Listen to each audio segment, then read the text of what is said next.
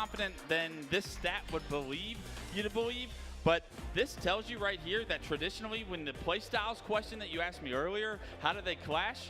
Well, apparently SSG rolls when speed goes up against a slower force. Like, absolutely, SSG speed has given Sentinels so much trouble in the past with a 16-1 map count. Can the new Sentinels change the storylines, the question going into this series? Do you think precision does enough in terms of a change to the way that a team can play? And for example, you know, I really do think that sometimes, even with one roster change, it does just completely put the whole team in a different balance, in a different cadence. So does precision do that here, do you think? I think it can. I think it's a possibility. You have a better chance of it happening now than ever. So I'm excited to get this match underway, but it's a lot to ask. And you're playing against the reigning champs, who we know to be the most dominant team right now at this point in Halo Infinite in 2024. So it's a big, tall ask from a very young kid. It's going to have to be an absolute team effort, and honestly, they're going to have to take a little bit more risks. But I'm not counting Sentinels out like the stats would show you to believe from that graphic. Indeed. Now, I've got to ask you, Tony, about the two in comparison. I know we talked about the series layout being quite a big factor sometimes for some of these teams. How are you feeling about the chances of Sentinels here? They have been tested. They're not bulletproof. We've seen the map count not quite in the favor, the way that SSG have that clean record. But do you think that's actually going to come into kind of an advantage for them, that they know what they need to work on, they know what has been tested and tried and what didn't work, change things up, and coming up against Space Station Gaming, they would be ready for them? Well, I think it's going to be tough. I think like there's certain maps and there's certain game types that Sentinels just don't want to see SSG on. So I wish I had the map layout in front of me, because, for example, like a Strongholds, I wouldn't want to see SSG on Strongholds if I'm Sentinels. But if I'm playing them in an Oddball or a King of the Hill, well, they were very good yesterday in both of those game types. And even though SSG are a darn good Oddball team, that's what I would want to see in a game number one, like we do right here on the streets. There you go, map one, which screams a lot to me in terms of Sentinels, in terms of their map count, currently on map ones as well. Anything else that this is now telling you about this matchup potentially and the way it could kind of have its journey unfold? Game 3 is where you got to look. This is the first time on the broadcast. We didn't see interference at all yesterday, and this is the first time it's going to be featured. Sentinels will have their best chance to create an upset against SSG because of the new map mode, because there's a little mystery. Maybe they have an opportunity to create some meta developing plays in that game specifically that keeps them in this series a little bit longer, because right now, that's where you're looking for Sentinels. Can we get to this game 5? Can we figure out a way to push this series farther? Because once it gets to a game 5, it's anybody's game.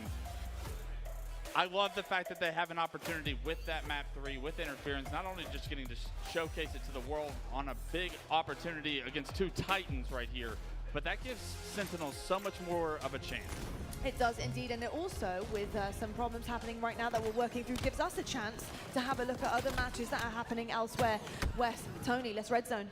Tony, you know the drill. We did this all day yesterday. Let's turn it back on, ladies and gentlemen. FaZe are in the winner's bracket playing against Native Gaming, and it looks like they have a 20-point lead here in round 1 of game 1. Native Gaming came into London thinking they would have to compete in the open bracket, end up going into pool play, and you know what? They did darn good. They made it out, but now you're here against a very good FaZe roster, 51-36. You kept it close so far in this round number 1, but don't allow FaZe to run away with it. Mekun getting a lot of pressure towards Commando. Frosty gonna win the 1v1. A big kill for Frosty to flush out the rest of Tram right there. Snakebite pushing up the spike stairs, able to find another kill. So numbers advantages heavily in the favor of FaZe. Snakebite makes his way right to the ball, as he typically does. One last player towards that Commando is gonna make him, gonna force him to drop that ball. And actually, Native, the reinforcements are here. They're gonna get the slays, and that ball being at Commando, where Snakebite brought it right to the setup of Native Gaming now. I feel like FaZe thought it was a 2v1 right there, but it quickly turned into a 2v2, one the Native were clearly ready for, so we almost gifted that ball to them along with the slays. But it's Renegade that somehow gets away with that camouflage. Some easy damage comes in, and they clean up on some McWin. APG, the final player alive across the map. Thought he was going to get 5 right there, but gets out with his life. Not for long. Staggered respawners and FaZe have all the information they need. They should know Native Gamers are going to be coming from this downhill area. Gilkey did do the jump towards Commando, so he is going to be behind enemy lines. Renegade knows he's there, though. Gets some decent shots as he forces him towards the trash location.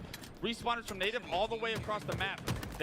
FaZe are doing such a good job right now, Tony, of staggering the respawners at Native. Look how aggressive Renegade is continuing to be. Joki really wanted to stay alive over towards that B side. Look at what they were able to create off of that first step, off of the staggered deaths. And now it's a double kill out of World 2 that puts a nail in the coffin, at least in that engagement, which might be the nail in the coffin in this round, because there's no one to be found. Round 1 goes to FaZe. The first nail of the series goes in round 1 towards FaZe right now. Renegade 14, 5, and 6 with 30 seconds of ball time. A good distribution between all of FaZe, something we traditionally don't see in oddball. It's usually one man doing the job. We know who that is. So a good job by FaZe to work on their oddball over this past tournament, talking to those guys in between tournaments. Oddball was the specific mode they wanted to get better at, and I really do think it's going to be a group effort in order to carry more points forward. So a good job by them to showcase that here early in this game. I don't know how APG was able to stay alive for so long right there. Great job buying time, and look at all that time that Barcode and Native Gaming are able to accumulate because of it. World 2 sits back with that Stalker, trying to do as much damage as possible, but with Frosty going down, and so is the rest of his team. That's a 3 down for FaZe. That should mean more ball time for Native. Royal 2 was absolutely slaying out of his mind yesterday, continuing that at 15, 5, and 5, and now better stat line than even Renegade at this point. They were trying to compete for camo, but APG able to sneak away with it. The big question is, what can he do? He has the Bulldog in his back pocket, and that's massive. He's able to spot Royal 2, deal some decent damage, and now he knows that the rest of FaZe is coming from the oddball spawn. Gotta love that play by APG right there. Do the damage. You know that player's going to back down and play their life. No need to stay looking at that angle. Take the other route. Look over toward the other cutoff. Be an influence on the map everywhere. Love that play by APG. It looks like it's going to work out for them. Momentary numbers advantage will favor Native Gaming as Yoki brings that ball back to the A-side setup. A 28-0-1 Native Gaming. Yeah, but here come FaZe. You're seeing Gilkey as the last player alive towards this side of the map. He's trying to play his life, but he's going to get swarmed and collapsed on. Renegade getting the kill, getting the oddball back into FaZe's hands. Let's see what they can do with this PD setup. Renegade with the ball at the moment. Meanwhile, World 2 staring down the barrel of a 1v2, which quickly turned to a 1v3 and back-to-back kills go in favor of Native as they're running through FaZe's setup at the moment, leaving Snakebite the only player alive here. Native back on the ball. Snakebite is going to be behind enemy lines as this camo comes up. Split spawners for Native Gaming as they're going to be towards purple. Mikwin does not know that Snakebite's here. He gets the jump onto Mikwin, able to take down that ball carrier. APG with the second camo of round 2 so far, able to sneak away with it, get his shield back. It's a big question of what he can do because he's down numbers and positioning and map control right now. He's got to be forced to make a play. We saw Renegade get so much value out of that camouflage in the previous round. Now we need to see APG do the same at the moment here. Renegade off the screen was able to take down one. Barcode goes right after Frosty, and now a rotation being attempted by FaZe, but shut down right there as that ball sits towards the B Street side, and Barcode's gonna steal it away. A great camo play from APG once again rewards his team back with the ball in hand. They're gonna bring it back towards the PD location, continue to build this lead in round 2. Over 30 points is what it should be by the time FaZe have an opportunity to push. That player across the street without looking both ways right there. APG gonna make you pay for that every single time, but that's World 2 with a big pick onto McQuinn. A lane now being open for the rest of FaZe to push through. A double kill by Frosty. Was that a bit of a cluster luck? Yeah, that was a double kill with a spike, something you rarely ever see, if ever, honestly. And a big nade by Frosty gets the ball out of Native Gaming's hands, and more importantly, keeps this round 2 at a 10-point game. With Native Gaming that were holding on to a lead for so long, but now FaZe are quickly starting to get into rhythm here and may just take the lead. Frosty, that nade, a little dangerous. He stuck his team. Oh gosh. Yeah, a little dangerous. Yeah, you just killed me, bro. 2-point advantage to one favor Native at the moment. Yoki wants to make his way toward the bottom mid side. And that Snakebite being chased away, and Yoki trying to advance that ball forward, but without the kill, they cannot commit to the setup. They cannot commit to this ball time, and that's World 2. From window to window, big kills across the board, but not clean just yet. There's the 3 down they're looking for, but then a quick cleanup for FaZe. APG going for his 3rd camo of the round. Frosty trying to compete for it. I think APG might have gotten out of dodge with that camo. Frosty going to play his life with the red gun here on B stairs. knows that players are going to be spawning towards his PD, but the flowers spot is not where he has his reticle placed, and because of it, he's going to get the jump from Barcode, and Barcode able to rip that red gun out of his hand, put it to use immediately. All 4 go down for FaZe. Camo is in Gilkey's hands, and they have another setup to extend this lead. Native, who struggled early on this season, have really been stepping it up over the last week or so when it matters most. They had great swim results against the Shopify Rebellion, and now are going toe-to-toe with FaZe in an oddball at 52-40, but as I say, that 3 down go Native. Dude, FaZe just read the camo play from Gilkey like a children's coloring book right there. Unbelievable pre-nades. Reveal where Gilkey is, knock him to half shield. That camo shoddy should have been devastating for FaZe in this round. It's negated immediately by their game sense. Shotgun is out here for World 2. And there's 2 players of Native towards the back C side that are trying to infiltrate the Ivy. APG is there, but he's gonna catch a bulldog to the dome. Multiple go down for Native Gaming. The only player alive will be Gilkey. He's gonna be able to get his shield back, but Renegade's actually doing a little bit of the optics track, grabbing the ball and rotating it away from where Gilkey is. Getting outplayed Gilkey is right now because of the heads-up play and rotation from Renegade. Now Native Gaming are looking to try and push up this cafe spot. They're able to get a couple of kills, but they still have work to do as FaZe are still near the ball. Gilkey doing that work, however, with a double.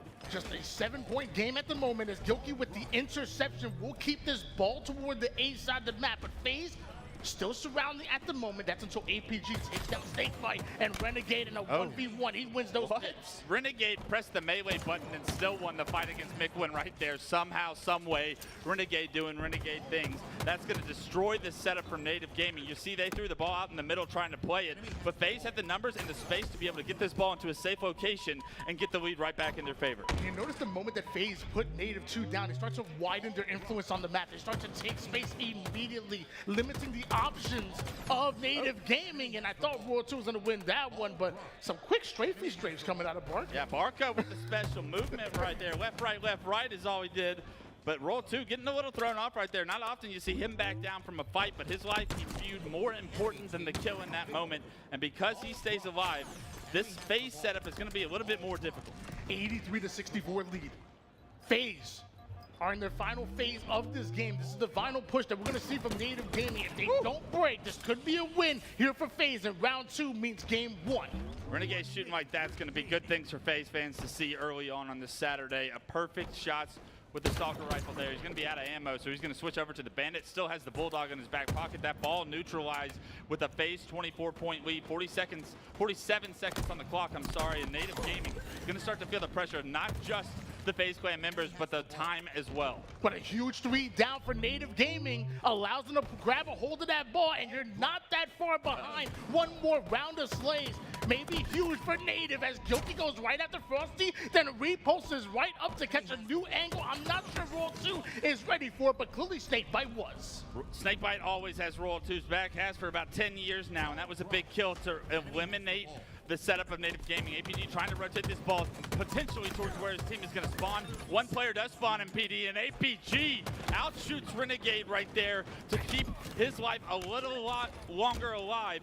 That off ball is now in a very difficult spot for either team to get, but that's going to favor FaZe as there's 16 seconds on the clock. 88-81 at the moment. FaZe have a slight lead here, and Native needs to hop on that ball. It's the final 10 seconds, and McWin with the camouflage is going to be huge as he advances the ball forward, puts the AR to work, but Frosty's going to win that one, and that ball's in no man's land. That's FaZe taking game 1. A questionable decision by McWin to not use the Bandit, but chose to use the AR. Misses just a couple of bullets from the spray, and because of it, Native Gaming will lose that game 1 of that series. Jumping now into the next series, Optic Gaming versus Proton. The action don't stop here on Saturday, and we're seeing the same map mode combination, but a much different team in Optic Gaming. Their oddball has been so impressive to me so far throughout this tournament. It's no surprise they're already up 1 round and 30 points in round 2. It's over a 30-point advantage coming in for Optic Gaming. Like you said, already done with round number 1, but Proton quick to attack this PD side setup. Trippy right back towards there, but it's not going to win that battle. Talik having the advantage, takes Trippy down, and then continues to put down damage. One shot, No problem. A lot of damage not being able to be capitalized there from Proton. You saw so many members of Optic knocked to no shield, but they all play their lives so specially that only one player goes down. They're going to get another chance at this opportunity to set up here. But here come the reinforcements for Proton. Quickly into the back of PD. Lucid gets 1.5 players. You have to think it gives Optic the opportunity to flush this player out and get the oddball back in hand. Optic almost halfway done with this round right now. Meanwhile, Proton Gaming literally have 1 point so far. Something is going to have to change for this Proton Gaming roster, and it may start with that camouflage that's coming up, and a kill on dead zone might create an avenue towards it. And you got to worry for Proton Gaming because when you see this map layout here, oddball being game 1, you know Optic were smiling at that, knowing that their first round in winner's bracket was going to go in their favor very early on. Unless Proton figure out a way to completely flip the script here in this second round, you know Optic are feeling confident about their position so far in game 1. Up 1 round and 40 points here in round 2. The Slays, not too big of a differential right now between Optic and Proton, but the score in the oddball itself is what's important to pay attention to. Optic dominating the rotations and the ball time so far. Newbie of the lobby, last shot gonna...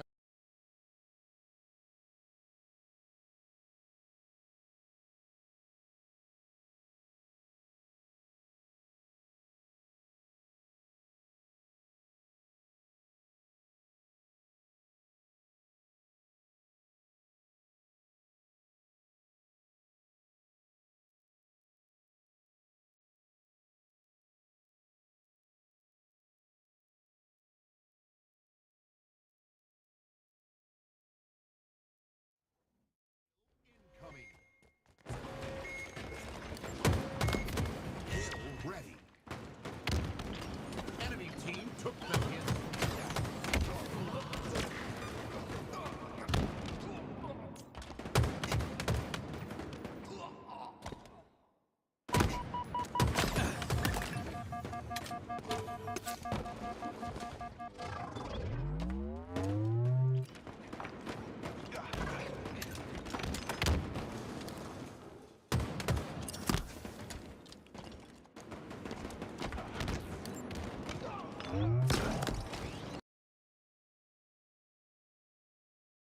4 go down. It's almost 70 points here for Optic Gaming, only 10 for Proton, a 4 down. A squad wipe is not what Proton needed at the moment. Now you are in a must-push situation. You have to win this next engagement, otherwise game 1 goes to Optic. Penguin dropping the ball, sorry, dead zone with the rename.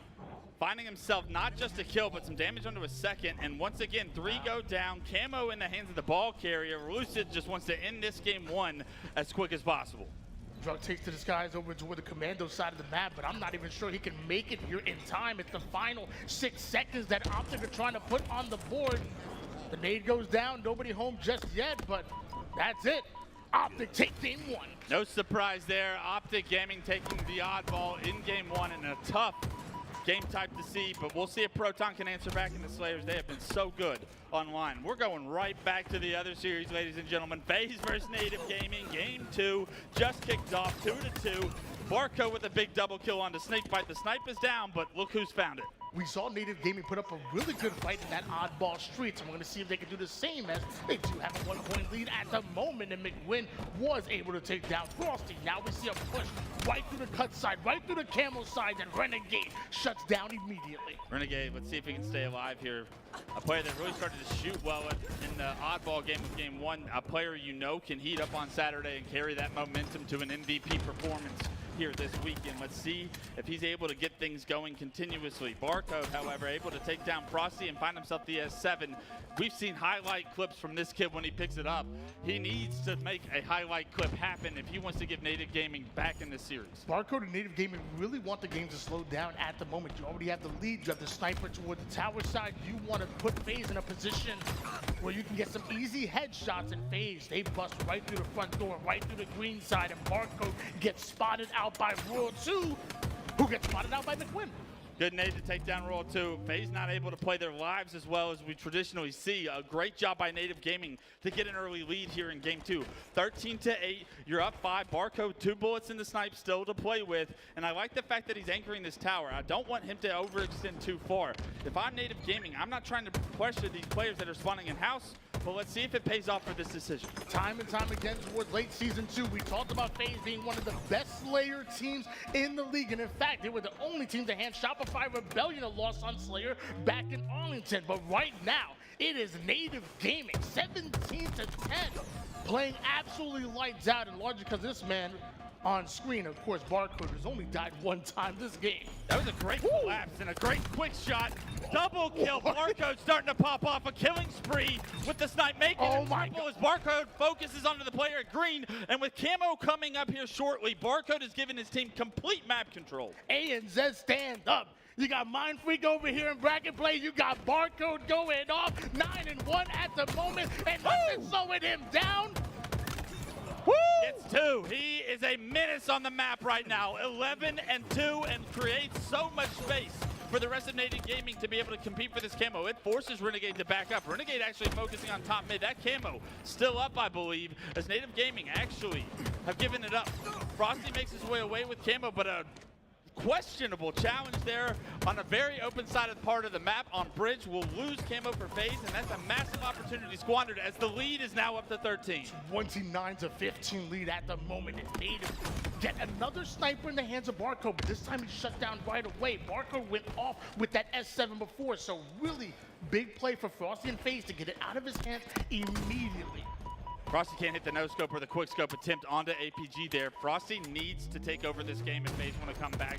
He's got the responsibility of the S7, and unfortunately, Frosty gets focused once again on bridge. They are doing such a good job of prioritizing Frosty as he goes onto that bridge. It's a double kill for Barcode in the kill feed, making another triple for Barcode, popping off here at 15-3. The man has 15 kills. The entirety of FaZe at the moment has 18. He is almost keeping up with the slays of FaZe by himself at the moment. Barcode has been activated. Native are here. 33-20 now. Native Gaming's game to lose. They should be able to tie this series up. If they can find ways to trade from here on out, they will be very happy. 34-21. The game gets neutralized right now. Roll 2. Trying to be aggressive on cuts. He spots Skilky, not able to hit the spike or the repulse, and he takes Skilky's nade to the face. It's APG chasing down that player toward the nest side, then even active listening goes right in to take down the one-shot snake bite. Now the awareness that Frosty's trying to push tower. Native has eyes on every single angle on the map. 37-23, they are moving into their end. Such a dominant performance here from Native in game 2 to get back in this series. Up 14 now. Everybody putting in some work. 9 assists from Gilkey. Make it 10 assists as he's been a part of a lot of Barcode's damage. But Barcode is really the stat to watch. 18-5. How far is this kid going to go? 9 more kills needed here for Native to tie up the series against your reigning world champions. Native playing so well on the live fire, but a very sneaky Frosty pushing the low ground towards tower side. Now it's roll 2 going right through C. Native go 2 down and FaZe push up, but McWinston gets away with camo. Yeah, 42-29, still the game not over, but Native Gaming in such a favorable position right now. The win conditions for FaZe are out the window. Mikwin sneaking away with this camo is trying to get behind enemy lines. He's going to try and get top tower, but Frosty reads him like a book again and takes him down. These camos maybe not the most effective, but you know what has been is the teamwork for Native so far. Their assists are out of this world. They got 6 kills to go. You have to find ways to close this game because you can't keep giving up lives to make this game reasonably close and give FaZe an opportunity. It was another 3 down for Native Gaming, but APG smartly is going to back down and try to play his life. While that happens, though, the spawning players from Native all get punished. That's back-to-back 3 downs. APG gives the team the A-side spawners. I wonder if they can bounce back through that. The room for error is so little for FaZe, and the double kill from Native Gaming is going to make that even less right now. 46-37. It's a 9-kill game, and a trade is everything you want to see as a Native fan as they approach the 50-kill mark even closer. Snipe in the hands of Renegade. Only 3 more for Native, and a missed body shot forces Renegade to back down and retreat towards his teammates. He won't be pushed. Meanwhile, McWin does get back smacked off the screen. A body shot from Renegade, a challenge from Gilkey. There's the final kill. Native have tied up the series.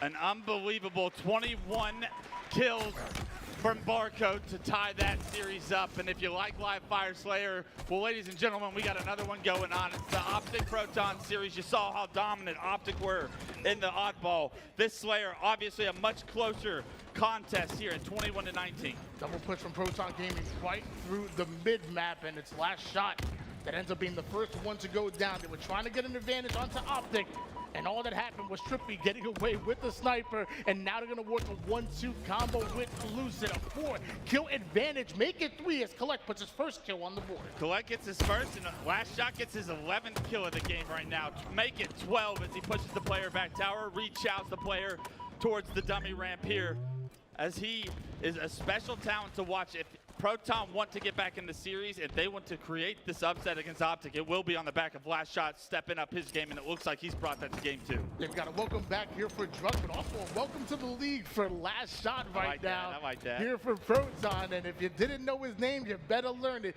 12-4, and a large reason why Proton are only down by 2 against a very good Optic Gaming, one of the best teams in the world, because of that man on screen right now. 12-2-4, but getting back down by one of the best to ever do it, and Formal towards that training. Lucid's going to find the first kill that could force the Optic push here. House is not where you want to be stuck, but Collect reads the push, hits the snipe, and gets the double kill onto Lucid to relieve all that pressure Optic had planned for Proton Gaming. It's a 2-kill game, snipe in the hands of Collect. As we continue to rotate towards bottom middle from It's the Last Shot's point of view, he picks up another kill to make it just a 1-kill game. Over that last minute or so, the game did slow down just a bit, but the moment Optic get that damage, they play through it. And the first 2 kills of that engagement go towards Optic, and that widens their lead as a player portals out for Proton, and Trippy backs down, playing his life. We joined this game at 2 kills. It is still a 2-kill differential. Make it 1. These two continuing to trade their damage, continuing to find their picks. It could go down to the very last kill. At this point, they've crossed the 30-kill mark, 33-31. Last Shot wants to keep Formal and Optic away from this A-side corner and winning a pivotal battle against Formal. Guess who? That's what you want to see. It's Last Shot bringing them back within 1 kill. When a camouflage coming up, this is an important point of the map. Watch out for this engagement. It could decide the game. Having a Barcode-esque performance here over on the other station is Last Shot, 15-3-5, but the camo up right now is as all eyes are focused towards it. Tall is forced to read the flank. He finds himself a double, but he's going to have to relinquish that space that they were creating towards camo. Not quite sure what's still happening with that camo. 3 members of Optic are bottom middle, and somewhere on this map, there's a camo player. 1 kill lead once again here for Optic. Lucid taking a different route to get over toward the sandbag side of the map. Not sure exactly what happened to that camouflage, but I do know that a sniper will be coming up. I also know that Talik has been having one heck of a game as well. 12 kills, 10 assists, but a Hail Mary out of Lucid. A good job to stay alive, keeping this game tied. 39-39, Lucid backs up, relocates front A. He's got Formal next to him. Snipe is going to be coming up, and you know both those players are so deadly with the snipe that they're going to try and take some space. Enemy We've already team seen nearing victory. Tommy Brady-like nade already. Now we're going to see some shots with the sniper out of Lucid. It's called Tommy Brady. What? No? The Hail Mary, Tommy Brady. Come on, I try to do a thing. Don't make fun of me. 42-40. Optic still have the lead, and now it's Lucid back towards the tower side. A killing spree out of Lucid. 43-41 Optic with the snipe in hands of Lucid. Take the lead by 2 once again. It's been a 2-kill game this entire time, but I feel like it's about to change with the snipe in the hands of Lucid. Traditionally, things do. Make it 3 now. As the body shot connects, the kill comes through. Repulses up high to try to catch the enemy team off guard. Nobody home just yet. Uh-oh. Back green side of the map and Collect. You better watch your skull. But it's Talik the one that gets a few shots onto Lucid, forcing the back down. Now tries to play. He knows that the rest of his team are pushing right through the mid side. Formal did take down Collect, who was Lucid's threat towards that top mid, and that's alleviating some of the pressure 4 kills needed, but 4 kills between them. Woosten not able to be a part of the combat loop going on right now, but he's got a flank on the Collect. That's a free kill for him, making it the 47 kill. You think it's free, but Collect somehow gets out of there. Woosten can't finish the kill, and that's got to be a frustrating moment. 46 to 44, a big kill opportunity missed. A body shot on the last shot's great, but no one on Optic is in a position to trade. Trippy is at green, however. Proton have no idea Trippy was crouching behind green, and because of it, he is able to finish that damage from Lucid there, able to capitalize it, making it 48 to 46 with the trades in house. Will that missed headshot cost them the game here, or will they be able to adapt? 50 to 46, Optic take.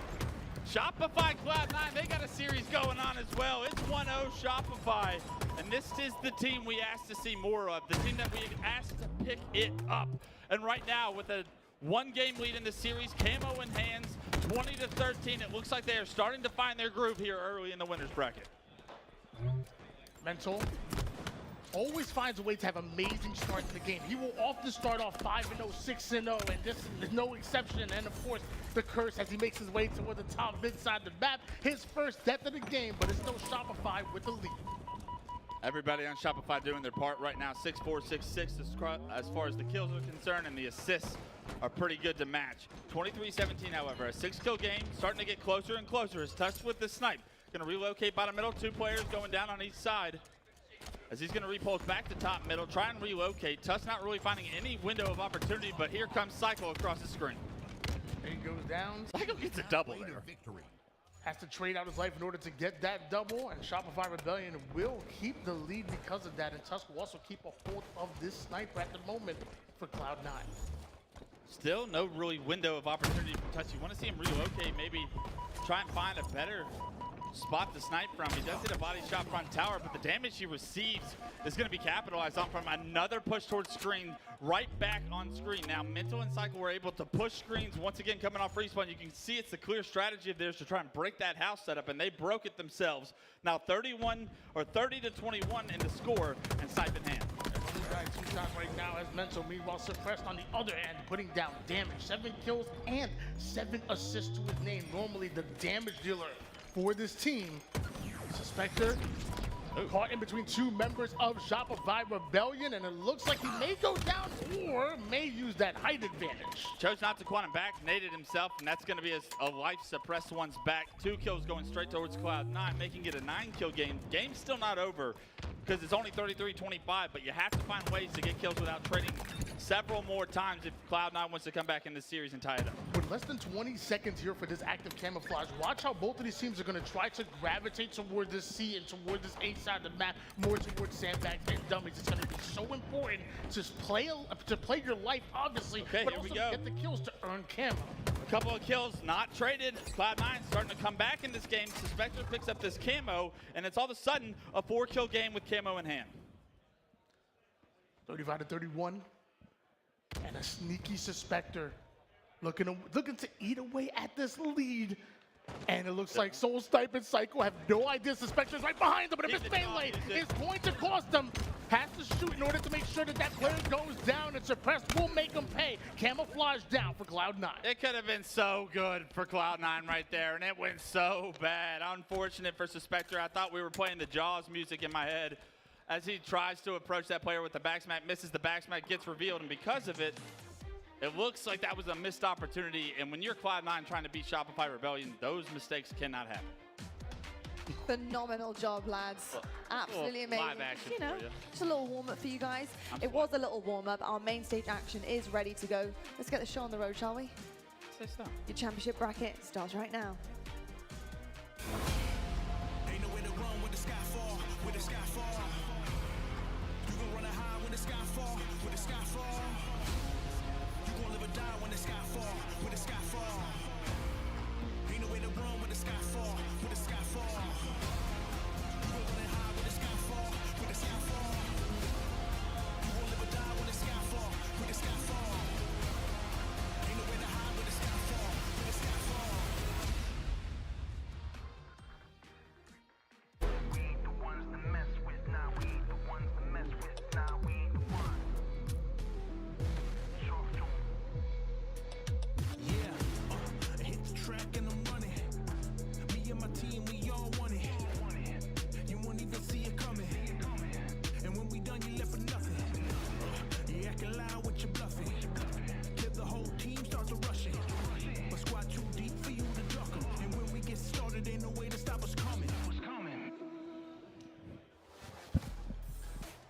Well, welcome back to the main stage, everyone, and it's time to get some more action underway, and that is the kind of response we were hoping to hear from the room in here, Andy.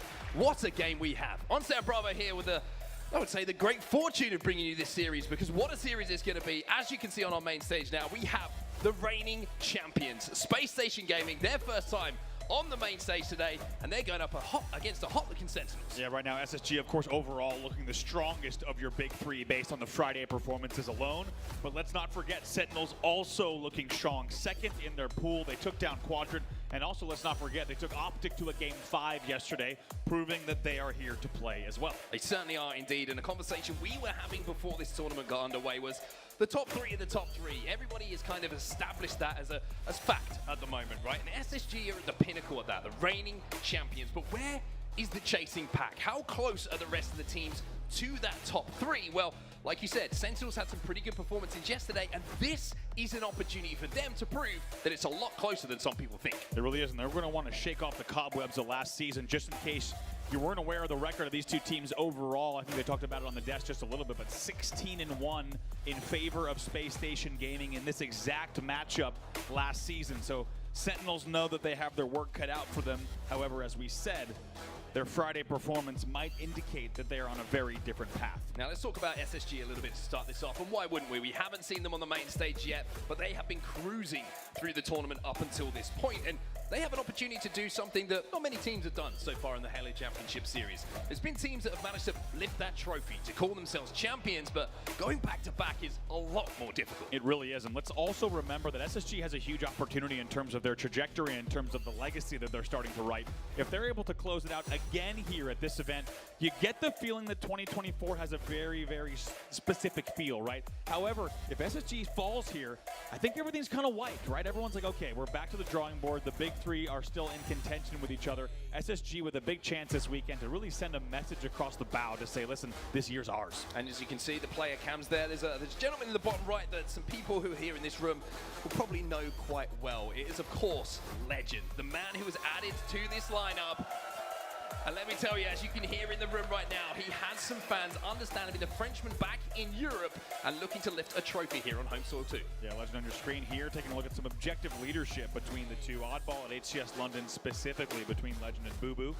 Very good numbers on both sides. However, we'll focus on Legend on the left side of your screen first. 1.58 KD, as well as 1.67 kills per minute. I mean, that kills per minute is exceptional, right? I mean, it just shows that he is such a proactive player, and there's been discussion coming into this tournament that really kind of shows what esteem he's being held in, right, in the Halo Championship Series. Not between, just fans and talent, but also players as well. Elamite was saying he believes he's the best player in the game at the moment, which is such a monumental title to hold as a player, especially with someone who's only been in one grand final. Right, and I think we should also remind everyone, we got to talk to Bound last event, and he said there was no team change that we were making aside from picking up Legend. He is the only player in the world that we wanted on this Space Station Gaming roster. And as evidenced by their result at Arlington, it was the right decision. He also added a lot to their Slayer performances as well, which is something that I know you would put in a lot of focus on, looking back at the games, looking back at the series from Arlington, and we're now getting to the point it feels like Slayers win tournaments, right? And we are seeing that series after series, final after final, and SSG have one of the best records in Arlington when it came to those Slayers. They really did. Slayers won them not only their series, winners bracket final series against Optic, it also won them the grand final against Optic, and with 3 straight wins to close that one out. Let's take a look at the games in this series. You might not have caught it in the pregame. Oddball Streets is your game number 1. Traditionally, a very, very strong Space Station game type. We then move over to Slayer on Live Fire, which is going to be a big key game type, as we said, if Sentinels wants to steal. But things get interesting, Mark, when we get to that game 3. Stronghold's Interference, the debut for us on the main stage with that map. Yeah, it's very, very interesting, this series. Like you say, SSG you would favor in game number 1.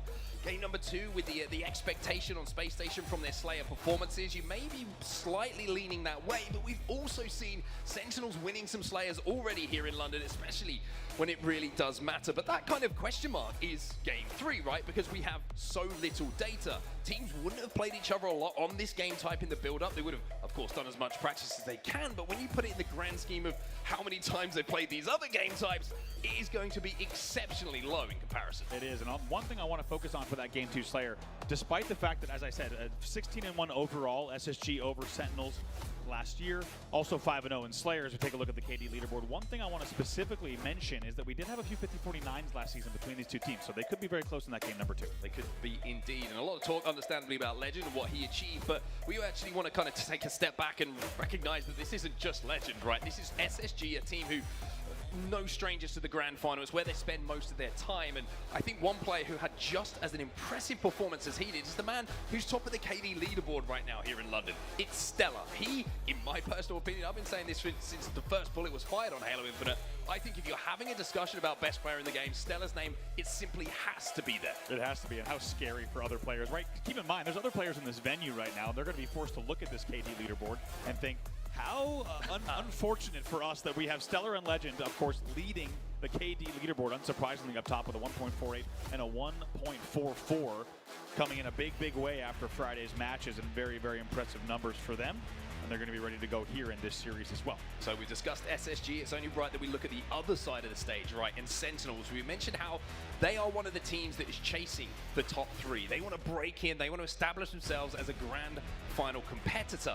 And they have made that team change. They have made the replacement, and Precision is now on this lineup. And when we saw this move made, we had a conversation, and both of us reacted in the same way. It's like, this is the player. This is perfect for the chemistry of this team. It really is, and I think you brought up a really great point about specifically his natural tendencies, right? The way that he plays the game seems like it really fits in well chemistry-wise. Yeah, 100%. You're looking at Precision, and you compare him to a player like Falcated. Falcated is usually the back guy, right? He's going to be cleaning up a lot of damage, picking up multi-kills, but Precision, he puts up similar numbers, but it's in a way that he's taking space on the map. He's always looking to move forward, puts himself in such good positions to get the first advantage in a 1v1, which just completely opens the map up. And I'm very excited to see how that man on your screen right there, Lethal, works alongside Precision, because I feel that there's a real budding duo in their natural tendencies and the way that they see Halo Infinite. Yeah, it does feel like this team needed some new blood, right? Some new energy, a younger player. That's exactly what Precision brings, and based on Friday results alone, there's a lot of things to be optimistic about, especially taking a team like Optic to game number 5. And really, they can put those memories to bed for Arlington, right? Write that off as a one-off event, and they can look forward to the rest of their season.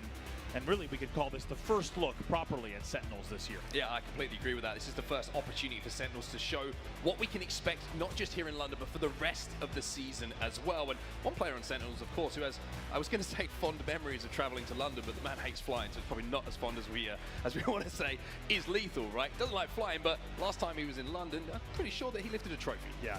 Man is no stranger to main stages. Man is no stranger to trophy lifting, and he wants to do a little bit of more of that this year, of course. As a reminder, that Oddball Street's really going to be the first one we get to see these teams face off against each other, but also, specifically, if Sentinels could steal that oddball, then things get even more interesting, right? That's when we start to say, okay, wait a minute, this series can go a very different direction. I think statistically, a lot of folks are going to be thinking SSG probably has that game number 1. Not necessarily easily, but certainly statistically has the likelihood of taking that game number 1. Then it might be Sentinel's opportunity to bounce back in 2 and 3. However, if they take game number 1, then all of that's out the window, and this thing will be even more interesting than we anticipated. By the way, shout out to 2 legends on the stage, coaching icons of the game, coaching these two, especially if you look at the Halo 3 era. Huge achievements for both of these players. Chig on your left, coaching Sentinels, and of course, Elamite Warrior, fresh off the back of a tournament win, coaching Space Station Gaming. I think this is going to be a fascinating series. You know, we talked about how Sentinels took Optic to that game 5 a little bit earlier in the tournament. Well, if they can do something similar, or maybe just get over the line against SSG, then the conversation has to be not just getting into a grand finals, but is this a team who might be lifting a trophy here in London? A lot of talk to be done, a lot of games to be played before we get to that point. But speaking of games to play, you can see the players look like they're loaded in, Andy. It's time for us to get underway here. Cannot wait. As we said, SSG's debut on the main stage here in London. They've traveled a long way.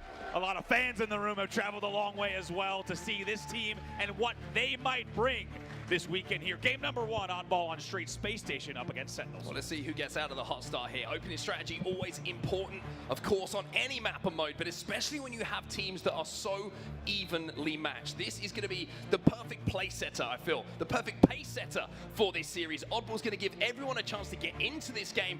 Let's see who can make the big plays. It really will. Keep in mind, yeah, this is not an Argyle CTF. This is not a slow burn here. We're right into game number 1 on your main stage. Welcome to day number 2 at the HCS London Major. First kills being exchanged here. Bound is your first to fall. We'll see if Sentinels can continue the damage off the back, and they do. It's an early 3 dead here for the side of Sentinels. Yeah, it looked like Space Station were trying to get an early grab on that oddball as well, just get it back towards that tower, but weren't able to quite do so. And by winning that early fight, you're going to see that Sentinels now have a good position on the map to fight for that camo, which is, of course, on that delayed spawn.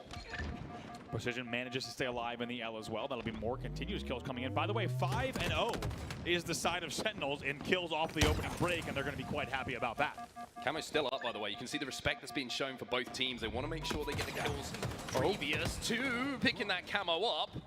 Precision, that would have been a big 1v1 win early on against Stellar, but hey, it's Stellar. It's a lot more difficult to do than any other player you go up against. Brings up a great point that you and I were talking about, Mark, and you kind of highlighted the fact that it feels like for Sentinels to take this series, they're going to need to really have some key individual performances coming out. If you take these 8 players in a straight 4v4, a lot of people are going to be betting on Space Station to take those 4v4 wins. We're going to need to see big individual efforts out of the players on Sentinels if they want to take this series. Well, the Shroud screen is keeping Eco alive for a little bit longer than he would have wanted if you're on the Sentinel side, but Lethal still putting down good damage here as he works in and around the cafe towards that oddball. And it seems like they're winning the majority of these fights on the pink street. Flanker's going to come in. He'll be dealt with as well. That was a momentary 3 dead here. Although one player is still alive to deal with, Precision does exactly that. And there's an opportunity here, a strong opportunity for Sentinels early to set up around that tower. Sentinels picking up where they left off yesterday without a doubt. By the way, continuing to outslay. They're now outslaying 16-6 in the game. Yeah, fantastic start for them here on the main stage. And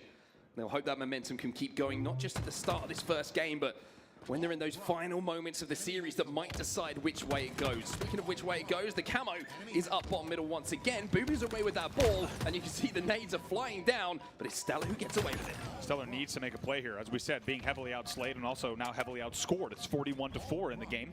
We'll see if Stellar can make a play here for SSG.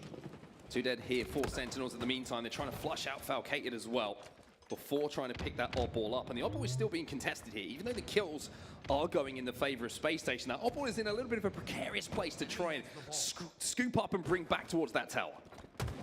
Camo will dissipate in the end. Not a huge factor, to be honest. They're going to try to make plays off of it, but it won't be easy. Precision with another kill as well. That will be 3 dead for SSG, and more damage coming in on Legend. He's not going to have any hope at bottom A. He gets taken down 22-12 in the kills category, and it's 49-7 in favor of Sentinels. Falcated also opening up with a killing spree of his own, and this is a hell of a start for Sentinels. It's a hell of a start for Precision as well. He's 6-3, but 9 assists alongside it as well. And this is why they picked him up, right?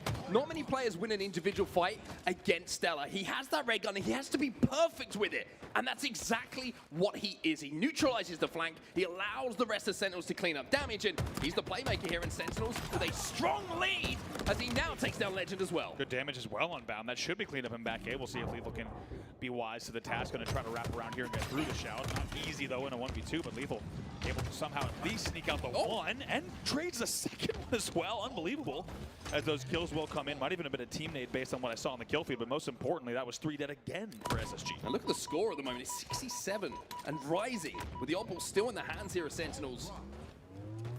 And it keeps on rising, and we're starting to get to the situation in this game where we're talking about round 1 going to Sentinels, and not really much of an answer. A little bit of a whimper here in round number 1 for Space Station. Killing spree again for Falcated. By the way, that's 2 separate killing sprees for Falcated in this game. That is very, very rare to see ever at this high a level of play, but they do it again. It was 3 dead for SSG yet again, outslaying 34-20 right now. Looks like they've got a call on where Bound is as well, and he's got the camo, but he's gonna, I was gonna say, he might be in a situation where he gets taken down without doing too much to impact the setup and the break the Space Station were looking for. However, he does come out of it, he does stay alive, and as that last player alive, has now put himself in a position to get his teammates up the map and stay alive with his camo. A little bit of deja vu, right? We just saw Stellar doing the same thing. Can Bound make a play here from the courtyard? Not going to be easy to do.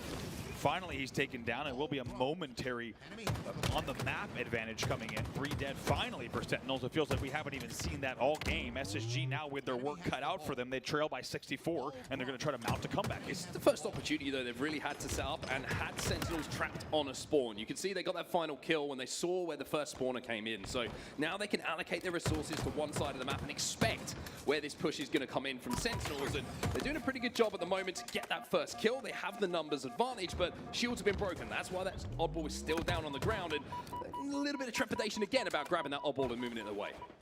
Bucketed falls as well. Precision was down in the moment. Now there's going to be continued bad spawn rotations coming in for the side of Sentinels. They're going to need to find a way out of this, and a double kill like that from Boo Boo is exactly how you do it. Great shots coming in from Boo Boo, and it is at the point in Halo Infinite where you're not just looking at one player, it's everybody on the main stage who can make a play to change the pace of the game. And now you're seeing Sentinels make that break thanks to the man on your screen with a beautiful moustache over his lip, and now he has that opal in his hand as well. I was going to say, you need a play to be made. Give the opportunity to the man with the mustache and the mullet. He hits the double, gets a third kill as well in the back.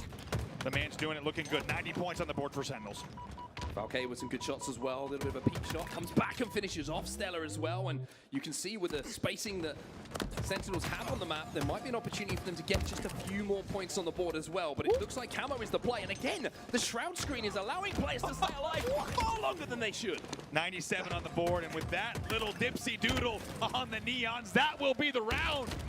Sentinels alive and well on day number 2. They will close out round number 1 of Oddball Streets, and you and I talked about the most interesting scenario of this series would be if Sentinels were to take game number 1. And my God, did they look great in the first round. We talked about how this series might be built around massive individual plays, little moments that kind of swing the balance. Well, round number 1 showed that, right? Precision with that play, Boo Boo with the play. They're the two that stand out as making the difference in those tight situations.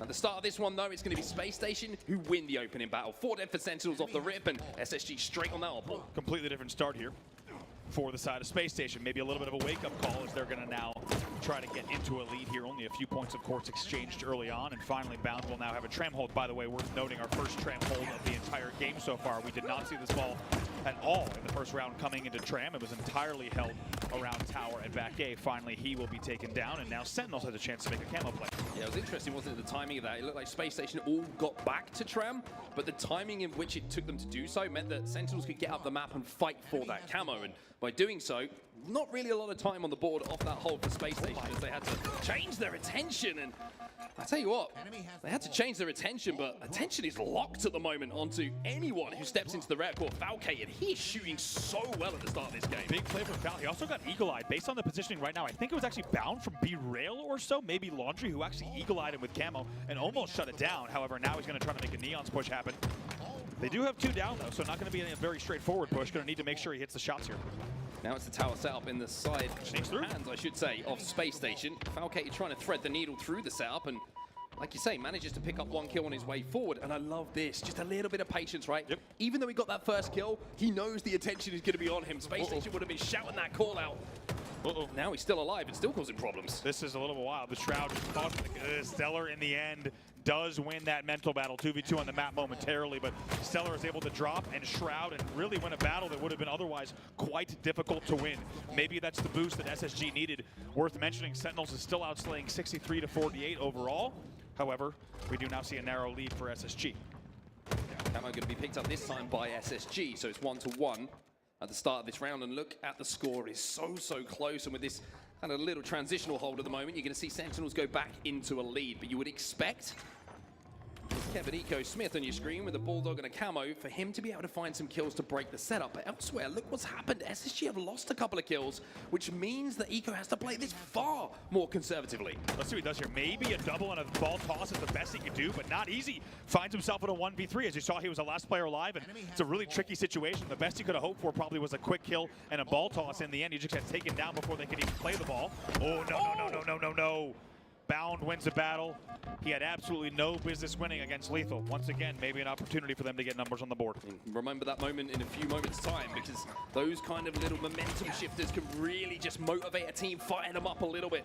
And a player like Bound does not need to be asked twice to find that momentum falling into his gameplay, as we now see Sentinels go down 3 again, and it will be SSG who go back into a lead here as Legend is crouching in this corner with that opal. Lethal not letting that impact the mentals, though. You see he wins a battle back A, just to keep numbers a little bit more interesting. If Bound had taken down Lethal the second time, this would have been a very difficult push, but already Sentinels is able to get the first pick off of the following push, purely because Lethal got that kill back A. And Precision immediately holding forward, and it's something I love about his gameplay. He's never afraid to engage, do damage, and look at this. He gets 1 beat down, he gets 2 shots onto another player, and it's It's cleaned up immediately. That's what they needed, Sentinels. A player who is not afraid to step forward and deal damage. It looks so simple on screen, but it's exactly what you said, Mark, before we got into this match. You do need a first man in. That's not easy to do against a team like Space Station. To poke in PD from tower side, hit those shots, then make sure you hit the melee as well on the door player. You pave the way for your team to push in. And off of that damage, off of the double kill as well, they will continue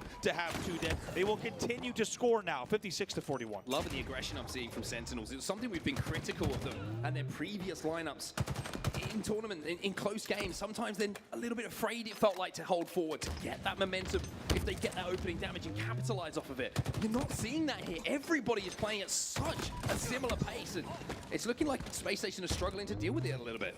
Certainly does. Right now, very good triple team coming in the back of the tower, but guess what? That ball is still played. Bound gets taken down by a perfect grenade coming in. Still a momentary man advantage coming in for the side of SSG. It will be a delayed 2 dead, continuing the spawn cycle as well. So off of those kills, you would think here SSG will take the lead in just a few moments' time.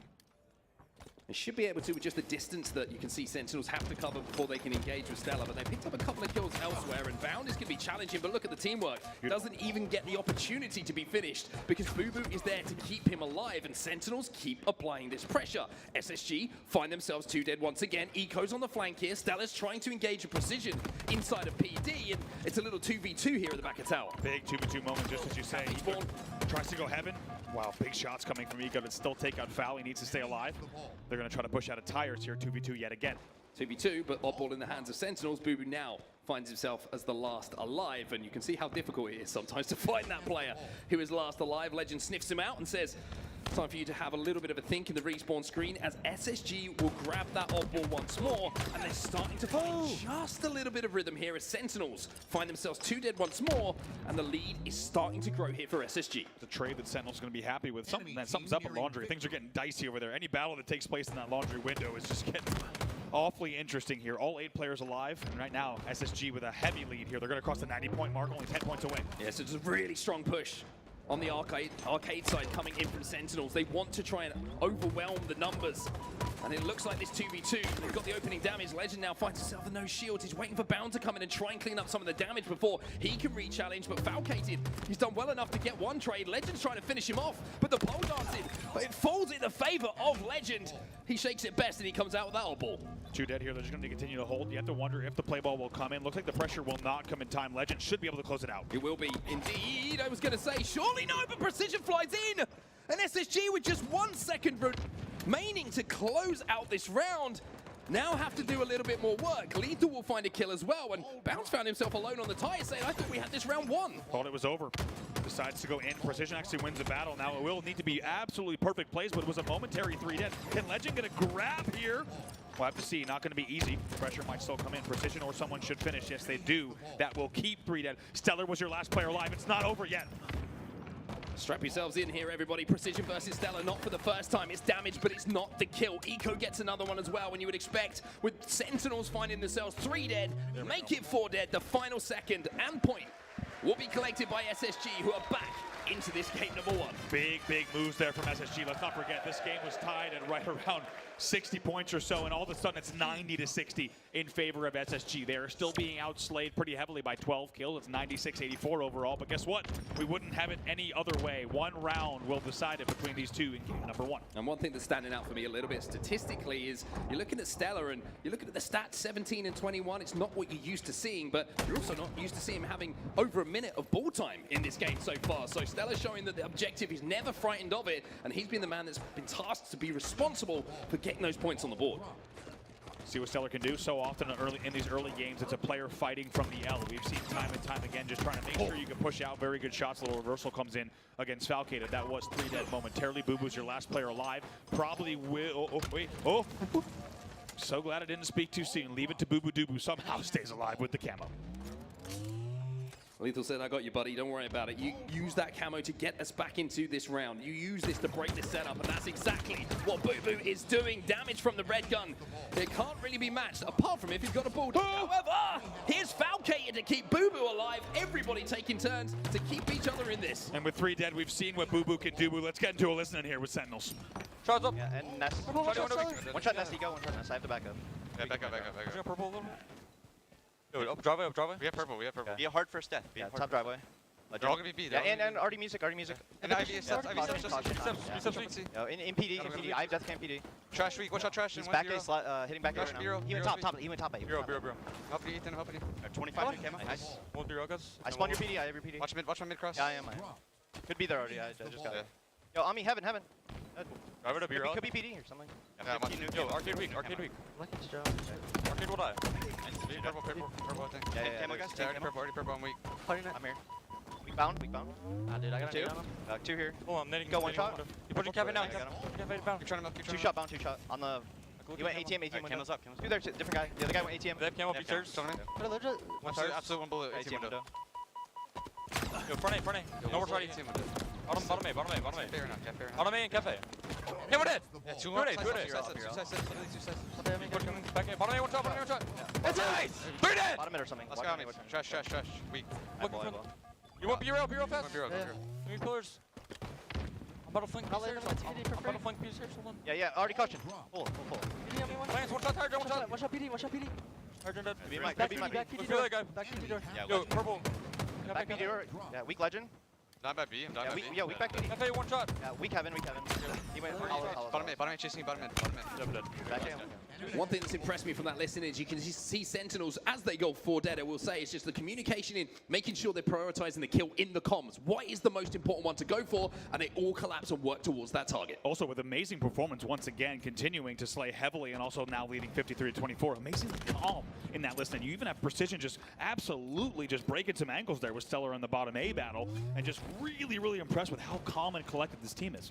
One thing we've got to keep in mind, though, is how many times do we see teams run the big 3 close, but when it comes to the big moments at the end of the game, that's where the difference is made. We might be seeing that again in this round number 3 here, as SSG have kind of started to just creep up on that score. It's just 10 points between the two teams. And this is getting to the dicey moments. This is where the 1v1s start to mean even more than they did a few moments ago. Yeah, just like you said, 2 dead there momentarily to Space Station, but these next kills over these next 3 minutes of play are absolutely going to be vital in terms of controlling the map, locking down as much time as you can. First kill does come in for Sentinels. It's a very heavy push coming in on the pink side here from Space Station. They committed 3 players to it. Bound is going to move and try and take a flank, but he'll be taken down as well. Excuse me, not taken down immediately. Finally, Lethal does. Last player alive is going to be Legend. It's 4 dead here for Space Station. And like I mentioned, when we came out the listening, Sentinels were the team who are 4 dead. It's a perfect break coming in from them. Respawn's coming in. Oh, Stellar just wraps the corner at the imperfect time there. You really can't blame Stellar. Just unfortunate he wraps caution at the exact incorrect time in terms of where the players were on the side of Sen. That will continue to be a killing and slaying advantage coming in as 2 will fall for SSG yet again. SSG under pressure here. You can see Falcade wants to take down Legend and take him down. He does. The PD is clear now. As Sentinels might be thinking about grabbing that ball and bringing it back to the safety of Falcade, who's up on heaven at the moment and looking for any information he can find. You have to wonder with B-spawns there if SSG should have waited a moment, right? They got a little bit of a gift there. If they just sat in music, they maybe had an opportunity to put together an even stronger push. Falcade with another kill, 2v2 on the map momentarily. 90 points on the board for Sentinels and rising. Last player alive, though, is going to be Precision, and he's no shields back tower. Legend looking to take this 1v1. It's a beat down, and Precision will actually win it, which now allows the rest of Sentinels to get towards him and fight for this oddball. If he does not win that, then SSG have great map presence, great map control, and they have a full setup they can work with. Here comes the push, not going to be easy. Lethal takes early damage, which is going to make this push pretty difficult. The 2 will agree to disagree, and they will shake hands and move away from the battle. 91 points on the board. This is do or die for SSG. They will need to hold at least 2 full rounds of slays. It could actually be like 3 rounds of slays before this one's over. There is no room for error. They get across the 50-point mark, and one thing to take away as Sentinels find themselves 3 dead from that is how careful the Space Station were being in that situation, knowing that if they just didn't prioritize a few extra kills and let one player slip through, that could have been the round. That's why you're seeing them be so careful about collecting that odd ball, making sure that when they have that ball in their hands, they have numbers elsewhere on the map to fight. Oh, it goes perfect Shroud. Also goes for the perfect rotate through the Shroud up into... Oh, Booba's wise to it. Booba knows someone might be in that corner because Lethal gives him the call out. And this could be the push here. 2 go down for Space Station. It's great patience coming in for Sentinels. Keep an eye on the kill feed. That will determine it. 3 dead. Legend, your last player alive. Legend last alive, manages to get one, but where is that oddball? It's in the hands of Lethal, and he's running away with it. He now brings it back to the bodyguard of Precision. He's trying to milk these last few seconds, but the break and the camo has gone into the hands of Bound. Not over just yet. Bound gets another 3 dead hit for Sentinels. Wow. Don't count them out just yet. Not just yet. They tried to get the perfect rotate coming in with the ball through tires. However, got stuck in courtyard, which really cost them. Now with 2 dead and camo control, this could be big. They could run away with it here with a huge lead if they pick up these kills on Neons, but it's an important kill that comes in from Lethal. So important to double up in that situation. Double up they do. Oddball is still down. It's a 2v2. Make it, excuse me, a 1v3 all of a sudden on the map. As Stella finds himself last alive. Falcated will find him quickly. The spawns are coming in tram though, and look at this. What? Bound, he has vision on that Oddball, but Sentinels are collapsing. Oh my God, you thought that the transpon was a favor. Take a look, Boo Boo's gonna grab it. That should be it. He gets the point on the board, and Sentinels will take game number 1 against your defending champions. And Boo Boo stands up and lets out a roar as well. You can see what that game 1 win means to them, and I think also, like we were discussing, means to the context of this entire series as well. SSG, such a strong traditional oddball team. Well, now they've got to find another way to win this series because game 1 goes to the team in red. Wow, how about it? We said the most interesting reality and timeline that we could be in was if Sentinels took this game number 1. They do it in 3 rounds with a hell of a way to start the tournament. And now we find ourselves 1-0 up over SSG going into what we called a pivotal Game 2 Slayer, but now it's pivotal in a very different way than we expected. Yeah, certainly is indeed. We mentioned how Slayers win championships. Well, maybe Slayers are going to have to do one here to win a series. I've got to talk about how good Sentinels were though, right? The one thing that stands out to me, and it's an obvious thing to kind of highlight because he's the new addition, right? But Precision's ability to win an individual as the first player forward to create space, just everyone else looks so comfortable playing off the back of that damage. Really did, and you saw some very, very key 1v1s, and we talked about it before the series even began. It was going to always come down to specific 1v1 plays that were coming in from the side of the Sentinels players, and I think not only did they look good in certain 1v1s and stepping up with doubles and triples, but also as a team, they really look like they're on the same page. I mean, think about the time where Boo Boo had that camo, right? A lot of the time, he's kept alive by Lethal. Lethal is then kept alive by Foul. All of these little plays show that people are watching each other, are playing for each other, and Sentinels look good in game number 1, but let's not get carried away here. It's game number 1, right? It's a big, big win for confidence, for the scoreline, whatever you want to say for the side of Sentinels, but as you can see, you don't win a series off 1 game.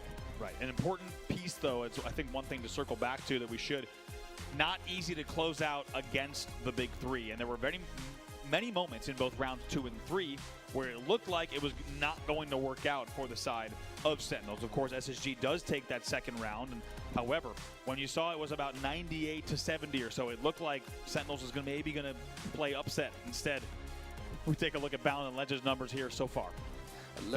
Good duo name. Yeah, it's a very good duo name. Whoever came up with that, put that on a t-shirt. I'd buy the shirt. Yeah, it's gonna sell. KDs, you can see there, both exceptional, as you would expect from the 2 players who lead the line for Space Station. But enough of the stats. It's time to get back into the action. And at the end of this game, maybe we can circle back to those stats and see if they apply to the final result of this game. We're heading over to live fire now. Slayer, 50 kills to win, and that S7 that's spinning so beautifully on our screens right now could well be the difference maker. It really could, and guess what? What a wake-up call for SSG, right? Coming in, undoubtedly confident coming into this event after their win not too long ago in Arlington, Texas, but now they find themselves trailing in their first main stage series of the weekend. Sentinels now with a lot of momentum. Can they carry it into game number 2? Well, Boo Boo's going to pick up the flank early. Falcade gets 1, Precision gets a 2nd, but Stella gets away with that sniper rifle. It's a great start, of course, for Sentinels, and it might be even better because not only do they get all the kills, they find Stella immediately, flood Stella, knowing his position, and get that sniper rifle back just as the camo pops as well. I love the speed of that collapse. Boo Boo goes straight to scoreboard. He wastes no time, and he hits perfect shots. They also had a 2nd player who flew scoreboard, so they were always going to get that kill. Let's keep an eye on power up here. Easy shot for the talented player like Booby Dooby to hit that one. But it looks like they might have to give up the camo in this situation. And now Booby's going to have to hit another shot. It's going to be onto Eco with that camo. Doesn't land the beat down, but the trade comes in immediately. That means the snipe's down. It means the camo is out of commission. And it means Sentinels keep that slender lead. Once again, very, very good buddy system coming in. Always you're seeing them travel in packs. And otherwise, those 2 battles that we just saw at Scoreboard and Rat Tunnel would be very different in 1v1s. As you just saw, they could have completely different fates. But we always see Sentinels coming in with the backup as well. However, as 2 fall, the game now just becomes within 1, 9-8 lead for Sentinels. Space Station trying to keep the pressure on. They want to pressure and make these shots with the S7 as difficult to hit as possible, and doesn't even get the opportunity to really pull it out and fire some shots without that pressure on top of him, Falcated. Space Station now tie the game up at 11 as they flood through the garage, and you mentioned packs. Well, they're hunting as a pack at the moment. See what they can do. They slow things down just a bit, and they really do well with the timing here. And speaking of doing well, Stellar with unbelievable shots from A-Plat. He'll pick up that kill as well. Now going to a narrow lead here at 14-12. Precision last alive as well, and you can see he's just had to run away. He's just trying to play his life at the moment. And a slender lead now goes back over to the side of Space Station. So they've done a great job, actually, of getting into a position to trade out kills, but also get away a couple of times to get that kill advantage back in their favor. Attention going to turn over to the power-up side of the map in around 20 seconds as well, because the camo will be popping once again as Lethal challenges Stellar and gets put on his back. Never a surprise, but my God, is Stellar shooting well. 3 dead momentarily. Legend is your only player alive. Here as things now come back within 1 kill between these two. Such a back-and-forth series already, as we get just about a third of the way through the game. Legend with the QT as well, so it has a little chance to overextend here to make the play. However, Lethal's watching that port. He's going to take him down as soon as he comes back through. Attention from the port back over to the power-up now. Camo still up. Precision and Booby pick up kills surrounding it. And off the back of the push, Space Station find themselves 3 dead. And surely the camo has to go the way of Sen. Yeah, back-to-back 3 deads, like you said. And they also will get the camo. Not only a 2-kill lead, but a chance to make that even more. Attention now turns towards top middle. Sniper rifle going to be coming up. You can see the Boo Boo. He's trying to clear a little bit of space out for the rest of his team. He wants to grab this one with the camo and make use of it. 21-22 now, as the kills come back in favor of SSG. Now 3 dead for Sentinels. See what Precision could do. He was your last player alive. Going to have to fight solo for bottom middle. Not easy to do up against a team like SSG. Now, as we're tied and Eco has a snipe, let's get into a listen with Space Station Gaming. Pushing it. Should be right. Yo, Two key. 3, red. I'm pushing right. Right, 2 guys on me. Yeah. 3 guys on me. I still have sniper, guys. I'm sitting screens. I'm on help. Okay, back small, 2 of them down. Okay, I might be. I can help. I have sniper. Go one. Yeah, back here still. I'm tapping. Yeah, back small. Okay, A-plat. I got one. A-plat, weak. 2 guys, cement, and big door. Cement and big. Raiden, come here. Come to me. Go tower. Make this game make sense, guys. Don't run around. Don't just run around. Spawn on camera. This is good. I'm leaving you top tower. I'm going this. Okay, sure. Okay, back B. He's trying to play for QT. Okay, wow. Trying to play for QT. And I'll help you guys. Kill Keydor. Can we go kill Keydor? Come on. Pushing Keydor, I guess. I'm gonna watch. Two bottom mid. Okay. Right weak. Nice. Right, one shot big door. Watch out, one small green. Like cement. Yo, one's nice. Okay, he's big. He's going mud, going to the combo. And there's one dice. Yeah, we play for tower again? Yeah, just sit top tower, Legend. Sit top. Mid weak. Watch out mid. Maybe you're Two guys mid, guys. This QT comes back. Nice. Top tower, QT. Created. Nice. Ammo 25. Last tower, I think. I'm in green, guys. Help Legend. Nice on this. I'm looking at some. That's 2 shots. I'm going combo. Weakness. Yeah, Okay, this witch. I died from this witch. Weakness. Okay, pillars going for them. Yeah, one spot. Two pillars. One's weak as fuck. 3 over there. Ammo I have a good death cam. That's right now. No, they are not. They are not. Ammo 3. Top mid right now, I think, guys. Top mid right now, I think, guys. Flank them, Norby. 2 top mid. 3 top mid, I think. Weak in AM. Cuts. 2 shot cuts. 1 shot cuts. 1 shot cuts and 1 kid. Watch us, Keydor. Watch us, crits. Open you, Dead. I have cam. Let's get fucked up. Keydor, weak. Kill him, bro. Alright, I'm going top A with Kemba. Okay. Just give us, like, info. Green. Check green. Absolute green. Pillars and green. Yo, I'm going top mid. He's in the tube, 1 shot. Good. He's absolute tube, jump. Desperate. I'm tapping with you. I can go cuts. Just bait. Desperate. Top tower, 1 shot. Dice weak. Top A behind you guys. Go bait. Okay, top tower. I'm cuts, got him. Sniper Cuts, you guys, top tower. I think I'm melee. Usually when you see a team pick up 4 kills around the camo, get the camo, it means the lead is only going one way, but Sentinels have baited them into so many plays here. Individual fights being taken, the Sentinels have won, and Sen after that passage of play, still have an advantage. They're up by 2 with just 10 kills to go. Absolutely wild to be able to counter the camo the way that they just did. It looked like Stellar was poised to make a big play from Sandbags. However, it's shut down yet again by Sentinels. However, just as quickly as we say that, depending on this 1v1, Space Station goes into a narrow lead now, 42-40. I was about to say, Eco got away, but he didn't. There was a spike grenade left on the floor there. As Sentinels now find themselves 3 dead. And I tell you what, if there's one man you probably look at your screens right now if you're a Sentinels fan and you don't want to see a sniper rifle with the hands off, it's going to be Stellar. With a 1-kill advantage, Stellar is poised up on top of this tower and ready to take some heads. 7 shots as well, a lot of ammo to play with, and take a look, 43 kills on the board. How fitting that he has 7 shots to burn in this sniper rifle as well. You and I, during the listen-in, talked about it. We took our headsets off for a second. You predicted at the 40 mark this game would go to a crawl after being a breakneck pace. And Mark, you called it perfectly. Things have slowed down. 43-43 here, all tied up. I feel like I somewhat redeemed myself after asking to go to Royal 2's POV yesterday, but we'll have to see if that's going to be the case. Precision gets that entry kill. Stellar can't quite connect. Uncharacteristic in this moment to see him missing these shots, and now Lethal comes in, gets that frag grenade to back tower, takes the snipe out of his hands, and might have just handed them the game as another kill gets picked up by Boo Boo. It's a summer camp classic. The buddy system prevails again. Now 47-44 on the board. 3 kills to go for Sentinels. Space Station needs to regroup here. They need to get numbers back on the map, but Sentinels want to try and hunt them down. They want to try and keep this pressure on, and why wouldn't you, as Foul gets the 49th. It's 1 kill to go here for Sentinels, not just to win this game, Andy, but to go 2 up in the series. And guess what? They can just bait camo here. A 4-kill lead at 49. That's going to be it. They don't even need to bait the camo. Sentinels takes game number 2. Look at Boo Boo! They close it out. Boo Boo exchanging some choice words across the stage as well. He was casting a spell or something. Whatever he was doing, he's going to hope it works. That's the joke. Whatever spell he's casting, we have supporting music as well. Incredible stuff from Sentinels in those final moments, though.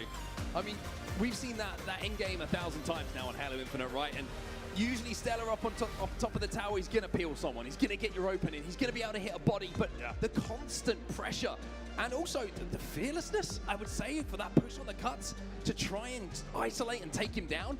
Sentinels are making plays out here. They are looking ballsy. 5 shots taken and no kills recorded from those snipe shots. And just like you said, Stellar trying to hold that angle on dummies. He eventually backs down, but it's a perfect 2 or 3-man push that came in from dummies up to C-plat and back tower. It's a perfect grenade from Lethal to close it out. And look at your scoreboard. I don't think anybody would have placed the bets this way. 2-1. Oddball Streets in favor of Sentinels. 50-45 Slayer on live fire. Let's not forget, with last year's roster, Space Station was undefeated in Slayers against Sentinels. This new team, Precision and what he's brought to this roster, clearly it's a very, very different team. 50-45 in game number 2, and we now could see on a wild card, brand new game type of Stronghold's Interference, potentially a 3-0 Sentinels win here against your defending champions if they can close it out. We'll take a look at some highlights from that fantastic game number 2. One thing to notice as well when you look at those scores, it's 2-1, so it looks close, but 2 of those rounds of oddball, especially the first one, was not close.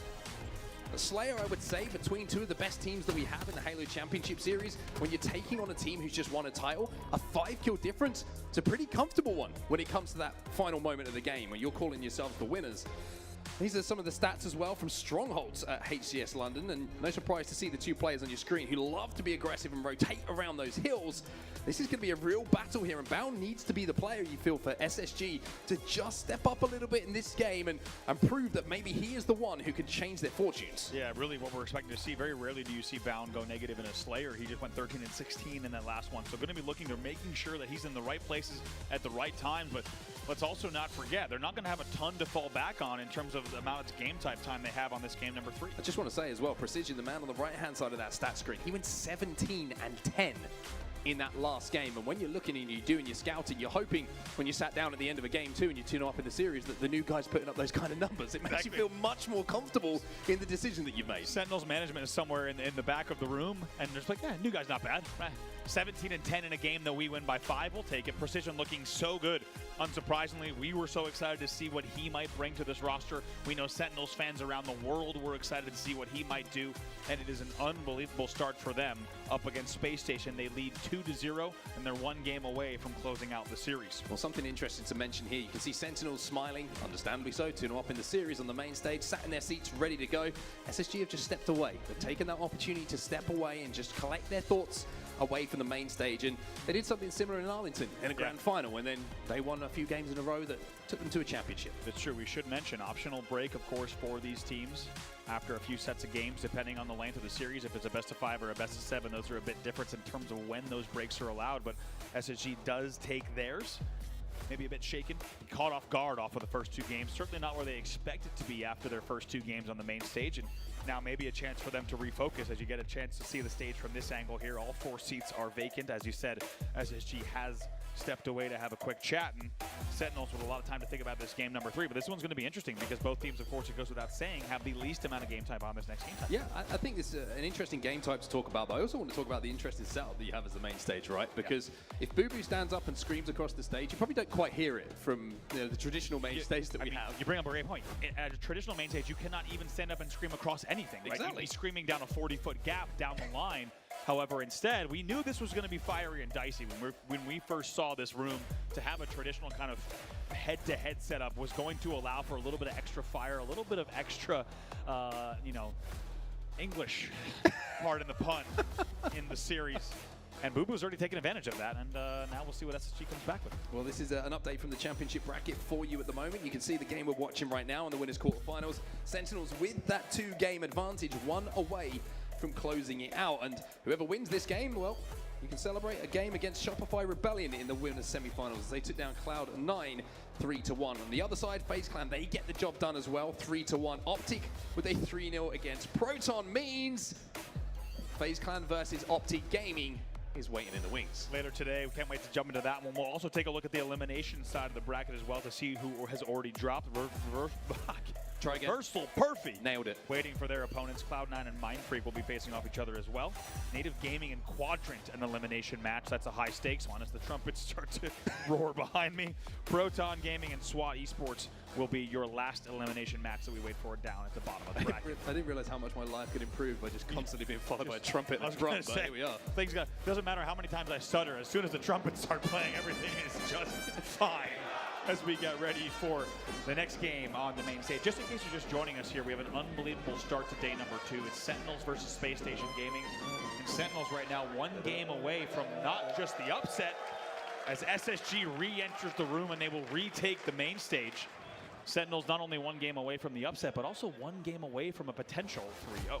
I can only imagine, by the way, the reason that was played by the fantastic trumpeter, which might be the incorrect term. That might not be the right term in 2024. Yeah, for our brass section. Was dedicated to me because I'm a big Arsenal fan. William Saliba song. So shout out to you. Thank you very much for that. Let's turn our attentions away from my brain. Just to make sure we can keep our jobs here, I want to also say the brass and percussion sections that are here present because we don't want to rule out the giant big drum that's also in the room. Pair of hats. There's a bit of percussion knocking about next to it as well, honestly. Big shout out to really all classes of instruments here today. Anyway, the break is over. Thank God for our careers. And, of course, everyone who's watching right now, because it means we can get back into the action. And it gives us a chance to talk about interference, right? It gives us a chance to talk about the unpredictable nature of this next game. Now, if you're sat on the SSG side, is that a good thing, or is that a bad thing for you at this point in the series? I would say it's a bad thing, right? When you talk about a team like SSG, at a moment like this, coming off the back of a championship and now being down 2-0 in this series, you probably want as much control and comfortability as you can find in a series. And the newest game type in Halo Infinite's suite of game types is not really going to provide that. However, they may be very, very confident on this game type, especially based off of the time that they've had on the rig, of course, as well. And I would say as well, traditionally, you're looking at a team who can get running on a game type. You're looking at Strongholds. Yes, it's a new map. Yes, it's got a few little different nuances to what we saw on Halo 5. Of course, the movement on Halo Infinite, very, very different. But it is a game type where if they get a triple cap, before you know it, they can start running away with it, and all of that momentum just starts to flood back to the side of SSG. Taking a look at some of the stats from this series, though, and I mean, you're looking at the two people you expect to be top of the kill leaderboard for this team, Precision and Falcated. Both play the game a little bit differently, but working together beautifully for their squad. Let's also not forget, if we also think about Halo 5 talent that has a lot of experience on running a game like this as fast as they can on the rig, names like Bound, Stellar, and Eco are fierce names in Halo 5, of course, and Halo Infinite is no exception. However, when I specifically think of strongholds on the rig, those are three players I absolutely don't want to play against. And then you also think of what Legend's going to bring to this as well. They should be looking good here in terms of the play style and chemistry on this game type. The question is, will Sentinels continue where they picked off in game number 2? Well, the team talk is over. Both teams are back on our main stage, and it looks like we're ready to get back into this series, and it's time for something new, everybody. Interference Strongholds is where we find ourselves at such a fascinating point in this series. 250 points to win. And of course, that overshield going to be so vital alongside the thrust and that snipe. Can't wait to see this. One of the big things, Mark, on this game type that you and I were talking about is there's a lot of nuances and nerdy ledges that you can find on this map. And when you add things like the heat wave, the overshield, and the thrust, there are going to be big angle breaking potentials in this game type. When you talk about the speed that's required, when you talk about the players that are in this match, kill immediately registered. Bubu's the first to fall. Well, this is going to be a fascinating game 3. And off the break here, you can see the space station, their opening strategy is going to be superior. The overshield is going to be on delayed spawn here on interference as well. So it's more of a battle for map control before you're going to see a battle for those strongholds. But a big win coming in here at A. It looks like Sentinels are trying to aggressively flip A early and switch those spawns over. Yeah, early BC hold coming in here for the side of SSG. However, they do find themselves 3 dead. Legend was your last player alive momentarily. Make it 3 dead.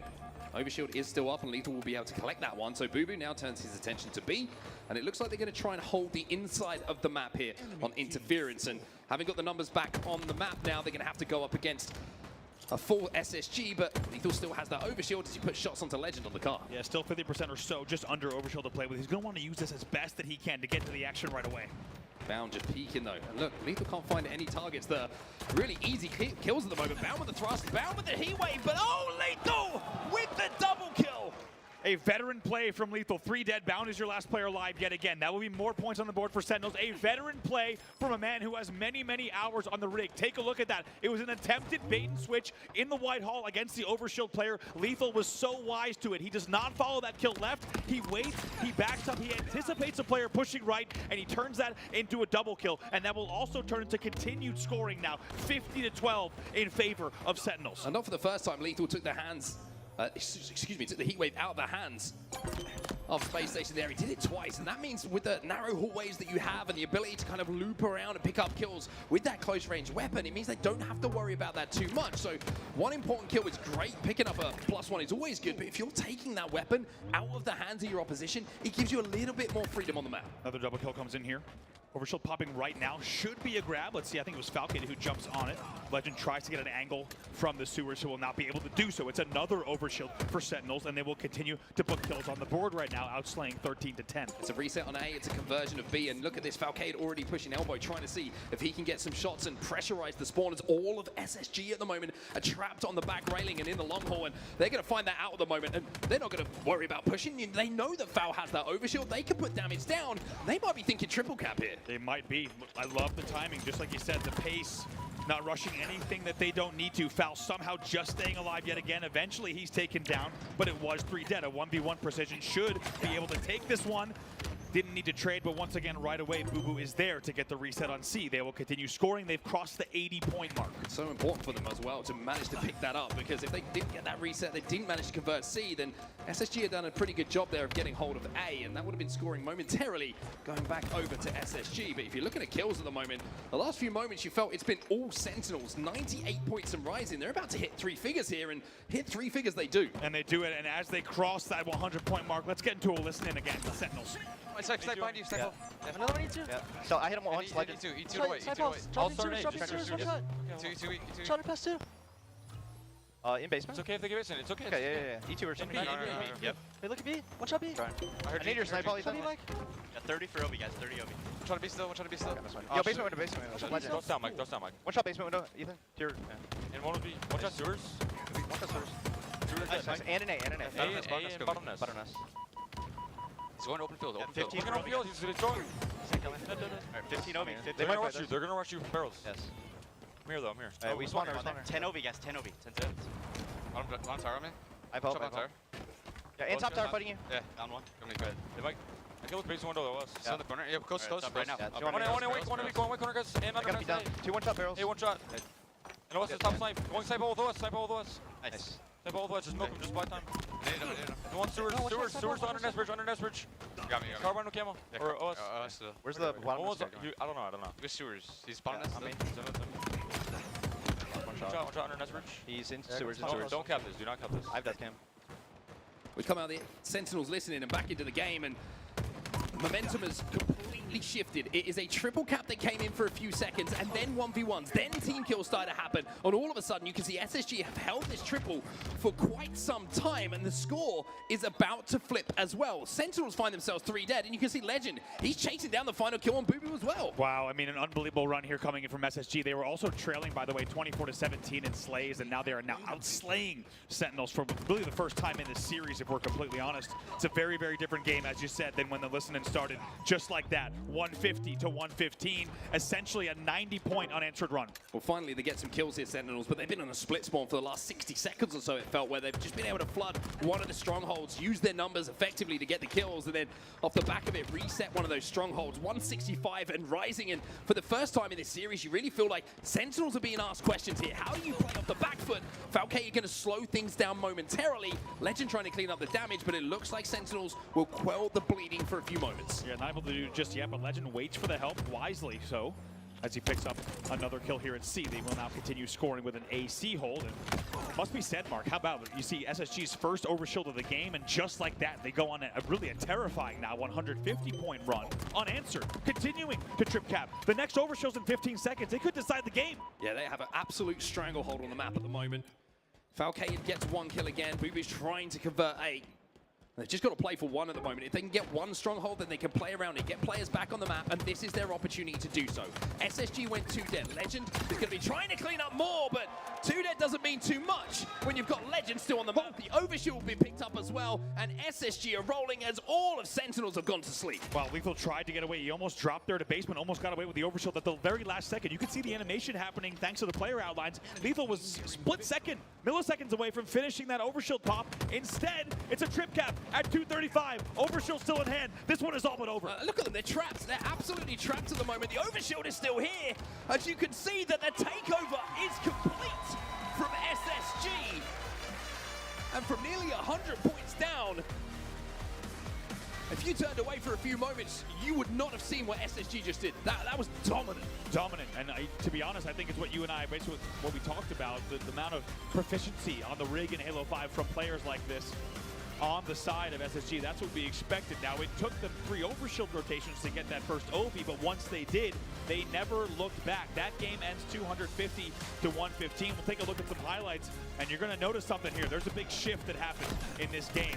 SSG just runs away with it. Yeah, you look at the individual plays at the start of the game, it was Sentinels who were winning those little battles, but the overshield, like you say, it was a pivotal moment. It allowed freedom on the map. It allowed SSG to take a straight 4v4 for the first time, it felt, without having to go up against someone. And yeah, just these little wins at the end of the game. Every single time that they picked up 1 or 2 kills, the split spawns, they were collapsing so quickly.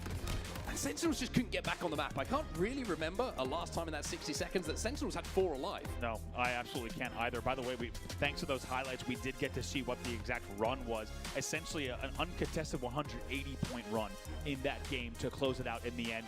250 to 115. Unsurprisingly, they will also outslay in the end, 43 to 34. So it looked like it might be a fast first series of the day. SSG says, I don't think so. They will send us to a game number 4 at minimum, King of the Hill on recharge, and look to force a game number 5 reverse sweep as well. It's interesting, isn't it? We were saying, you know, is this going to be a good game type, a bad one? Well, SSG have just shown that they know how to play that map and that mode extremely well.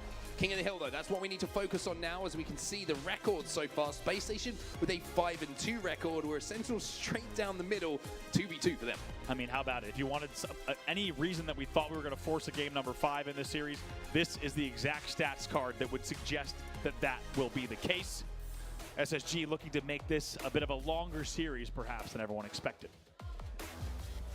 I want to know what's said on these breaks when SSG step off the stage, by the way, because whatever it is, it's inspirational words, and they just seem to come back looking like a completely different team. I think for Sentinels, though, you've got to put yourself in the headspace of, hey, we're still one up in this series. You know, it's still 2-1. We're still on the precipice, one game away from knocking SSG down to the elimination bracket and really making a statement here. King of the Hill, a game type that traditionally you would say, I would say the past for previous Sentinels lineups they like, because they can set up, they can move around the map, and SSG a little bit more dynamic, maybe not theirs, but with the way this series has gone at the moment, I really feel like this is just a straight 50-50. Exactly, I think all bets are off, and luckily I think Sentinels and their fans are also going to feel the same way. We've been talking a lot about historical stats between these teams, but let's not forget this is a brand new Sentinels roster that's coming in, and of course based on the first 2 games alone, they're playing, and even their Friday as well, they're playing a very, very different game. We're going to get it now into game number 4, SSG versus Sentinels. Sentinels leading 2-1, they want to end it here. SSG looking to send us to a game 5. Sentinels looking to close out. Camo battle going to be the main focus at the start of this game, understandably so, and it looks like it should be won by Space Station. The Sentinels find themselves 3 dead, but Boo Boo as last alive. He's going to challenge, and Stella has more work to do. Yeah, Stellar doubles right back in the end. That'll be traded out, though, so still no grab on the power-up just yet. We'll keep a very close eye on that. Big shout-out to Observers for also keeping an eye on that here. Picture it is grabbed in the end. Looks like a Sentinels grab. It will be lethal with the camo. All 8 players alive.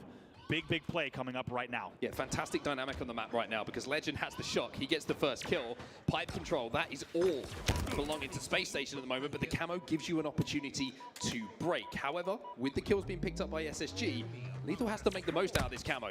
Gets the beat down, manages to not get traded out or take damage himself, and now he's looking for the second, and Lethal with the camo has broken. He's given them an opportunity now to try and wrestle back Pipe's control. You really can't ask for much more than that. Boo Boo now going to also try to get into the mix. This is not going to be easy against a player like Stellar.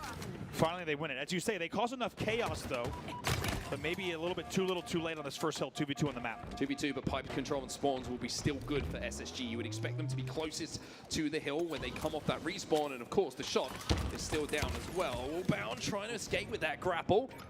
Not going to be able to do so, but should be able to at least get that shock rifle back into the hands of his teammates. Stellar will pick it up, and in a few moments' time, if he can hit a few shots and keep Boo Boo away, then they might be closing out this first hill. Precision, he's trying to extend this hill a little bit more. He's trying to milk his life, and he might have just done so. Yeah, able to stay alive as long as he can, but Lethal is your last player alive, and with that, that will certainly be the first hill for SSG. Boo Boo trying to desperately make a play at the end of this, but not going to be able to. Plays his life instead, gets that kill. But SSG go up by 1 here, and this is a different-looking Space Station Gaming. It really is. Sentinels let a few too many points get on the board there in that first hill. Yeah, I had a feeling that they were going to have a second life, but really, they left themselves no room for error in that first hill, and as a result, we will now see SSG leading 1-0, and you can't help but think it's a very different SSG than we saw before the break.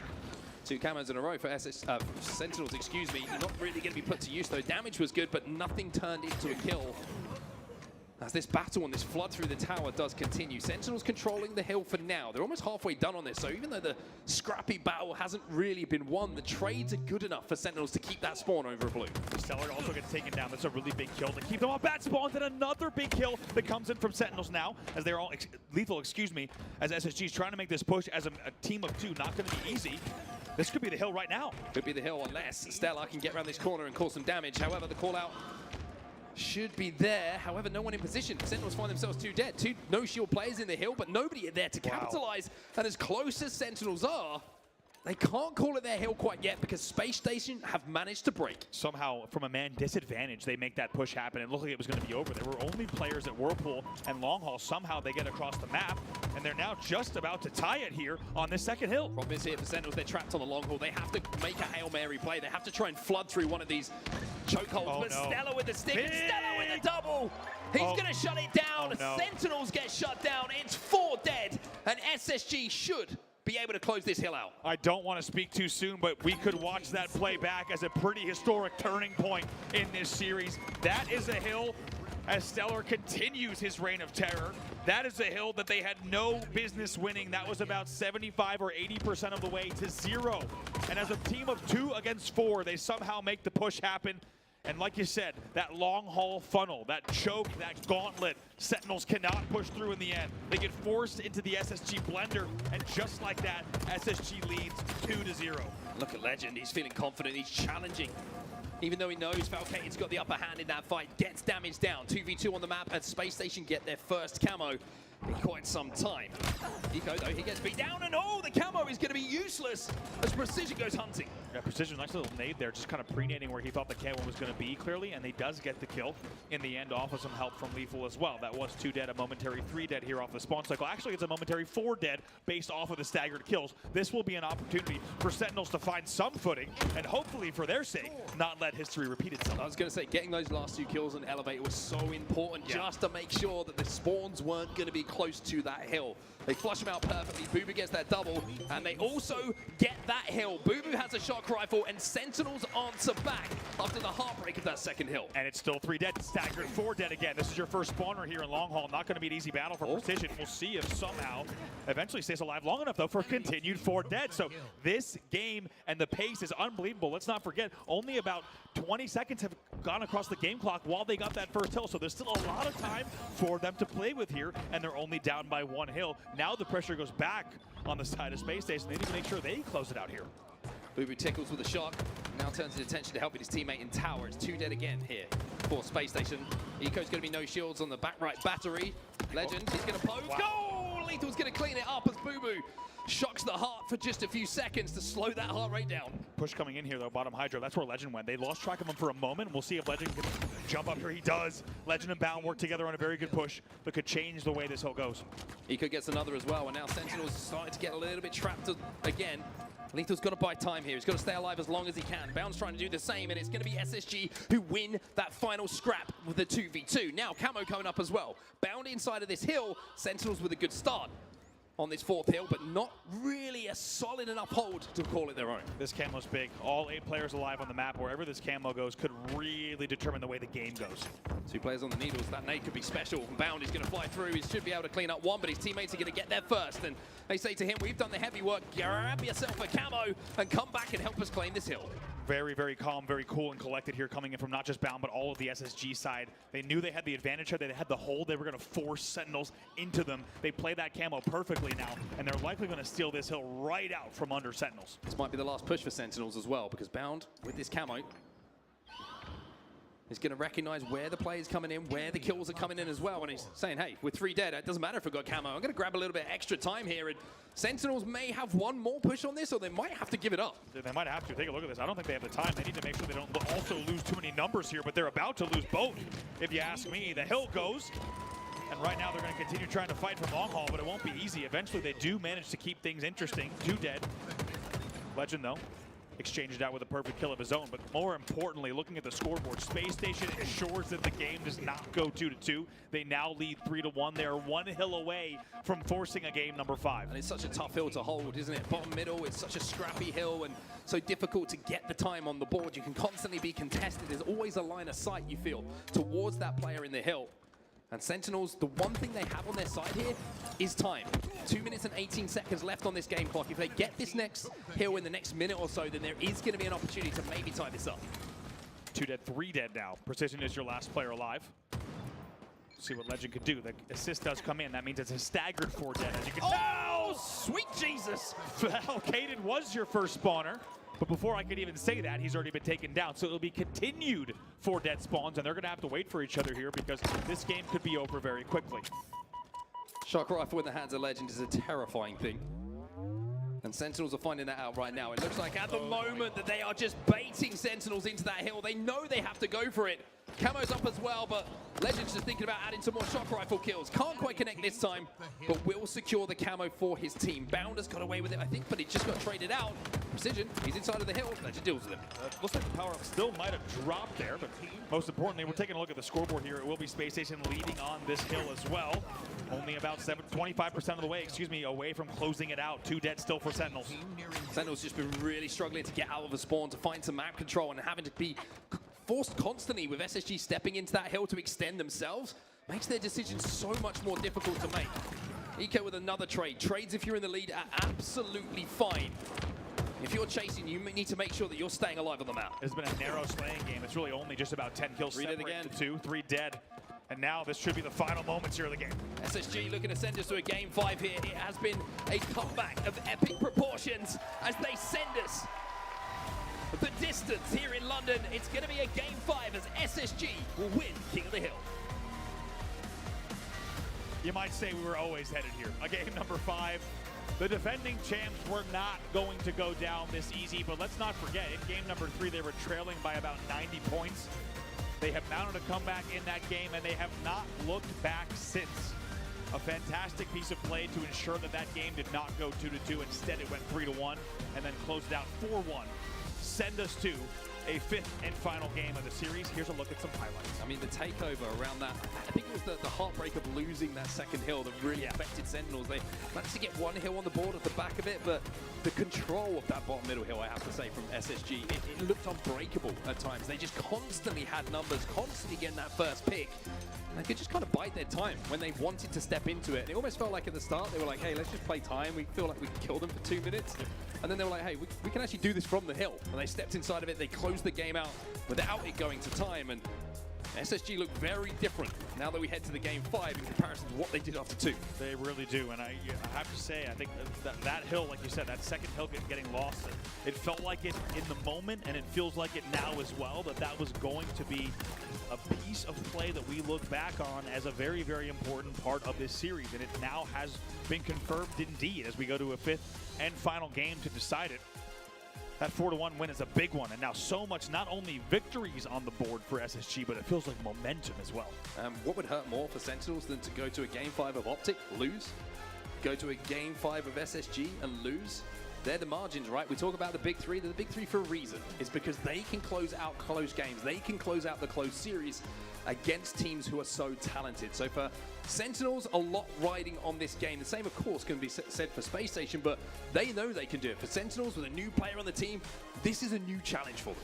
It is. We took a look at both of these two before the series started. They have now each tracked and clocked 2 games apiece to send us to one final game to end the series. Those two guys, no strangers to Game 5 Slayers. They're going to need to know exactly what they need to do to close this one out. But let's not forget, historically, we've seen a huge, huge margin for SSG and Slayers. But game number 2, it was a 50-45, a pretty convincing margin at this level, by the way. A 50-45 win for Sentinels in game number 2. Can they repeat and make sure they still close out the series, or will we see SSG complete the reverse sweep in game number 5? That's the question. Well, here we go then, London. A game 5 is in front of us. Let's get this thing going. One thing to talk out a little bit before we get into this, the difference between game 2 Slayer and game 5 Slayer here is the lack of power weapons, right? This is Aquarius, it's Arena, it's traditional. You're gonna have to rely on that DMR. This is gonna be guns blazing here. We'll see what Eco might be able to do. Overshield's still up. Looks like Legend thought about going towards it. He does. He grabs it as well, and that's going to be some early kills exchanged. 2-2 on the board, but a nice Overshield. Wow, a lethal somehow with unbelievable bleed-through damage there to make sure he gets that kill. And what we thought was going to be a momentary advantage for SSG off that Overshield slows down immediately. Sentinels actually goes into a lead. Little moments in series, little moments in games can change the fortune of who we call the winner at the end of it. And maybe, just maybe, that play early on for Lethal could be one we talk about as we get to the end of the series. Lethal picks up another one, but look how, again, the pace of this game is relentless. It's 5-5, and everybody is engaging, taking those 1v1s. But Stella has the thrust in that one. Very nice thrust there on the final shot to make sure to close that out. Now he and Bound will start to move together as a unit. Look at this from Stellar, not afraid, even though his shields were still flashing, not afraid to fly right back into the back of the base. They pick up the first 2 as they need to do, and just like that, it's a 2-kill lead. Precision trying to extend for this kill, manages to get it. Traded out immediately, though, by Bound, who has had an electric start to this game 5. 5-0 for the man on your screen right now, and it's because of that thrust that he adds the 6th kill to his tally. Double positive at the start of this game, 11-8 the score. Great score. Great start for them as well. 11-10. 12-10. Now, as we said, this one's going to be just as fast as we saw in the earlier games of the series, just back and forth with teams just flying and knowing the second a possible advantage opens up, these players are going to be flying as fast as they possibly can. 14-11 now. Sentinels have got a tough job here because the Overshield is coming up in around 10 seconds time, and they're trapped on the car side of the map. So they've got to make a decision. Do we try and fight across for this, or do we just play for the green gun that's going to spawn on our side and try and neutralize the Overshield that way? Space Station, you can see, they're not moving from this P side. They know they can control this and get that power up And with a 3-kill advantage, if you get that overshield, that could go one way very quickly. Precision trying to make something happen. He will trade it out in the end. However, it still should be SSG numbers on the overshield itself. We'll keep a very close eye. It is Legend. He does pop it, turns the 180, turns back again to make sure they secure this overshield, and he still has a little bit of additional shields to play with. Precision's flying in. Precision gets the trade, and I have to say, even though it was an overshield going to the side of Space Station, the way Sentinels rotated around and picked up kills just as it came up meant they had guns up. When Legend had that overshield, he wasn't able to impact the game as much as he would have wanted to, and Sentinels now bring this game within 1. Couldn't agree more. Precision leading the team in kills, also making sure he's there. Not only did he start that overshield battle with the top car jump up, he also flies in to trade the overshield out, just getting right back into the action right away. That keeps the game within just 1 kill. Bubu's got the heat wave as well, so weapons. Oh, Sentinels have got him.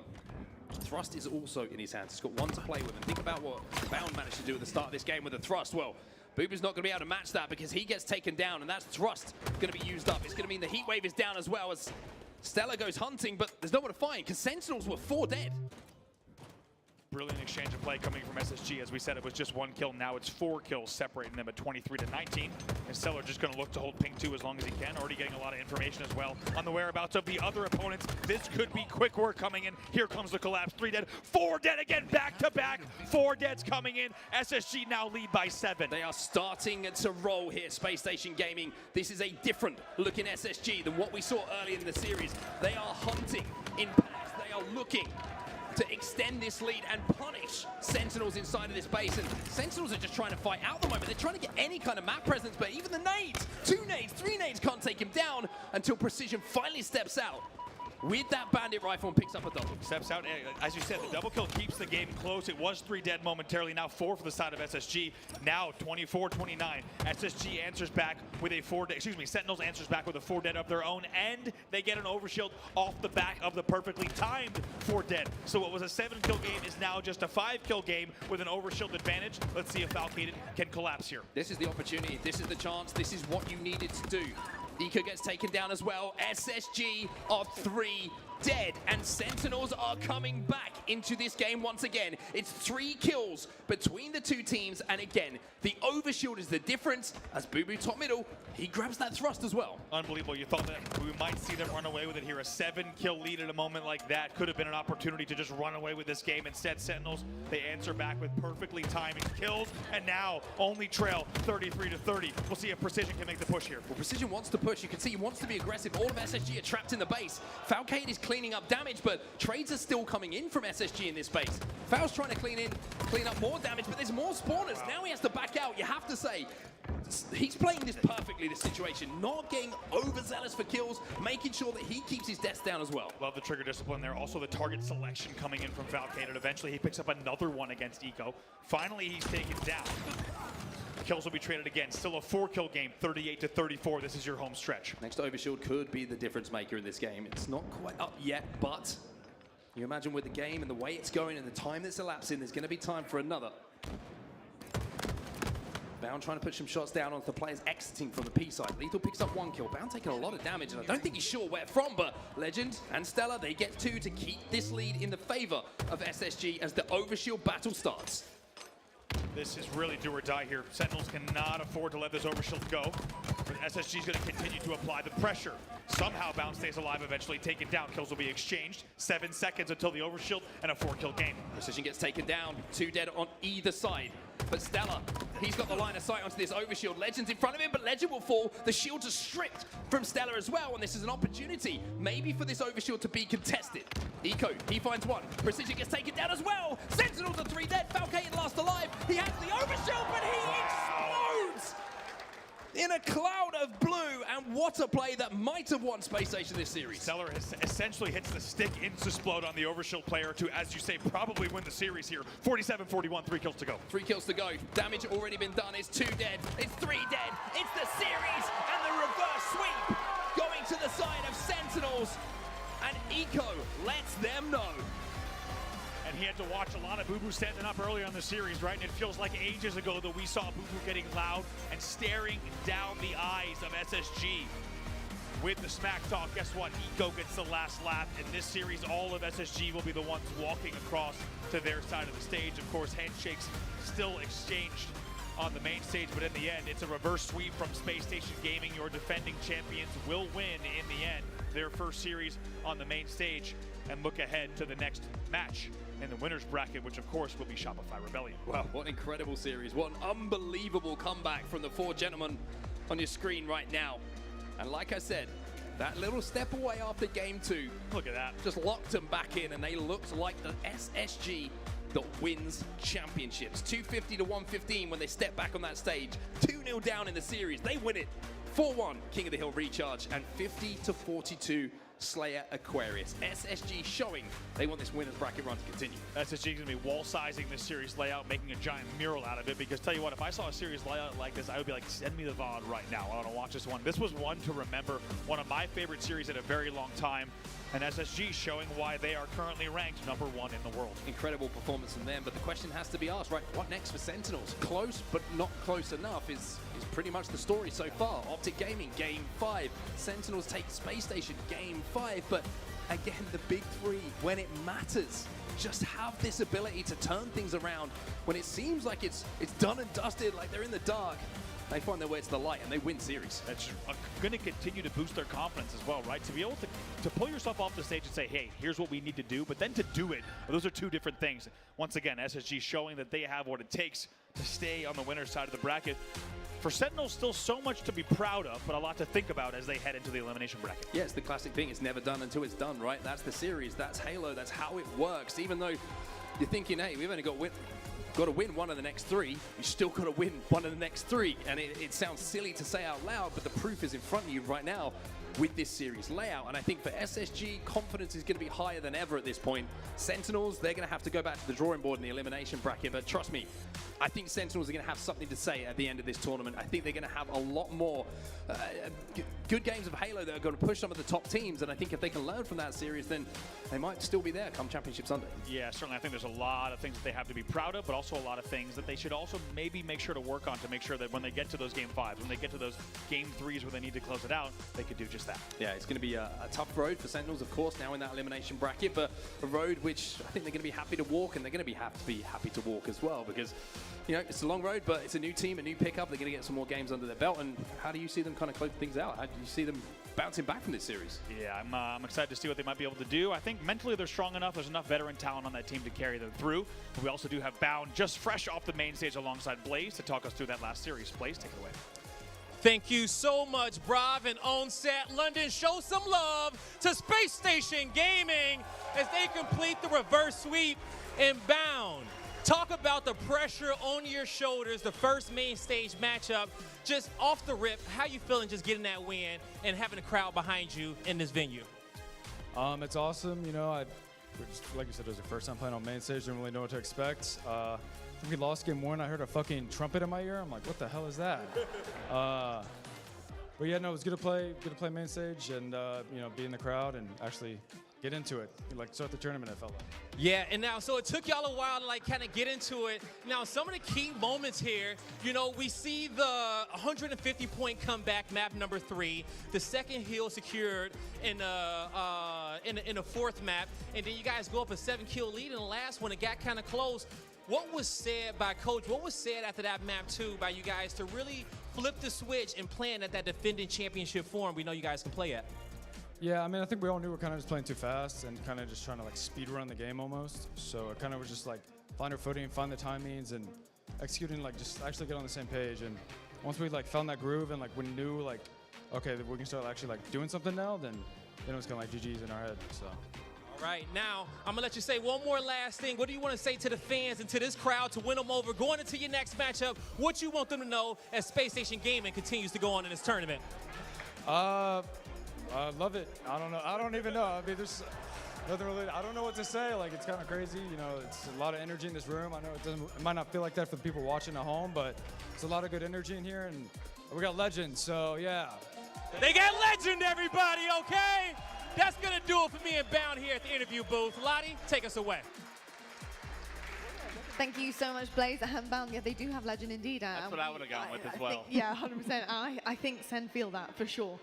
Wow, exceptional. Our first reverse sweep that we're seeing in such an incredible fashion. I think the first thing that comes to my mind, Tony, is the fact that we talked about, have they been tested? Space Station Gaming, they hadn't really in their pool.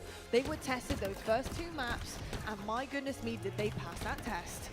They really did, and I guess we shouldn't expect anything different. They literally are the best team in the world right now, and somebody's going to have to knock them off of that top spot. Sentinels, they came close. It looked like it could have been a sweep at times, but then SSG, they do what SSG do. They certainly do clutch. I think for me, the biggest thing I just took away from Bound and what he said in the interview was the fact that they felt like they were playing almost too fast. We talked about the playstyle, the clash against Sentinels.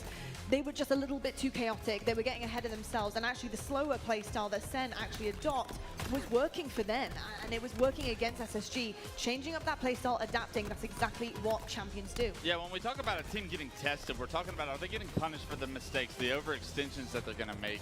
I think SSG probably were able to cruise through pool play a little bit too smooth and got used to doing things a little bit too fast, as Bound did say. So I think it was a good check bar for SSG to go up against an actual tough opponent in Sentinels, a series that they probably are lucky to walk away from, but they learned, yeah, we're playing a little bit too fast. We got to play more disciplined if we're going to play against the big dogs and expect to go back-to-back here at London.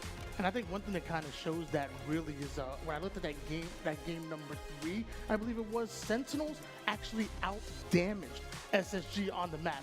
But it was really, we talked about before, not maybe taking enough risk, maybe being a little bit too reactive, because SSG were obviously the more efficient team within that. And obviously we saw what happened after game 3, game 4, and eventually that game 5. Yeah, that game 3 was brutal for Sentinels because of how punishing and how efficient SSG are in strongholds. We know this to be true about their other stronghold map mode, like Sweet.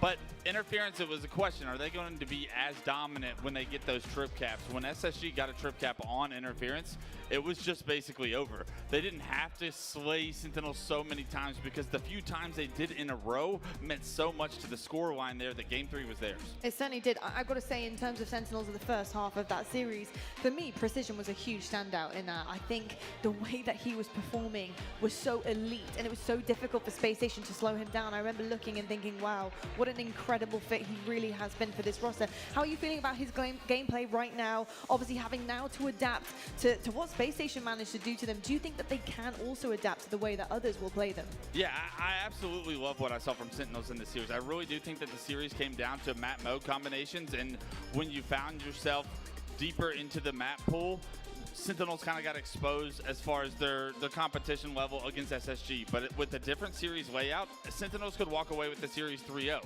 I think if Interference Strongholds wasn't game 3, it could have been a completely different story. Unfortunately, you don't get to choose the map mode combinations. You got to be good at everything if you want to win a tournament, if you want to win big series like this. So Sentinels will go back to the drawing board, elimination bracket ahead of them, but they can make an absolute run with the way they're playing now. I love that you brought up Precision, because there's been 4 impactful slayers that Sentinel's been in part of, and I want to read you off Precision's kill stats. Please. 17 kills. Even in that game 2 against SSG, 17 kills. Ooh, okay. And that game 5, we did fall a little bit short with 12 kills, but still, he is averaging the most kills per slayer.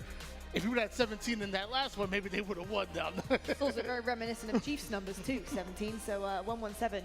Here we go, Precision. We'll see what you can do for the rest of the bracket. Speaking of, let's take a look now at the championship bracket, see where we are sitting. Of course, we've had a couple of results, coming in as we've been watching that winners semi-finals. And of course, we have Space Station Gaming looking so good here, going up against Shopify Rebellion, who did 3-1 Cloud9.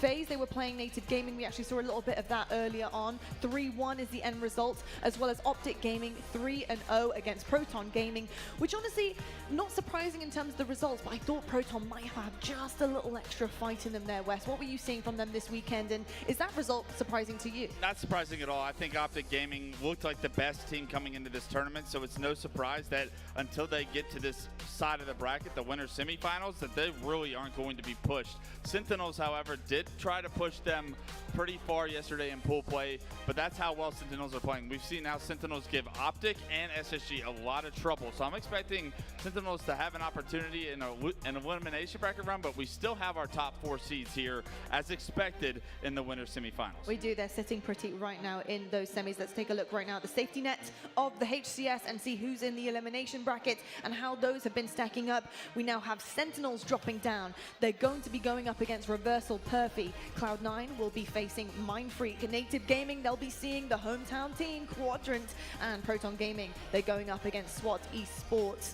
These are really interesting to me. I do feel like I could probably predict some of the outcomes here going forward into the next round, but that's where round 2 becomes really interesting, Tony. What are you excited about potentially seeing as we get into round 2? I'm excited about all the talent that we have down here, even in the elimination bracket early on. You know, we talked about Quadrant being by far the best team that was in the lower bracket. Now you have Sentinels joining them. Now you have Proton joining them. Even SWAT and Native have been very good within this tournament. This is a very competitive elimination bracket round 1.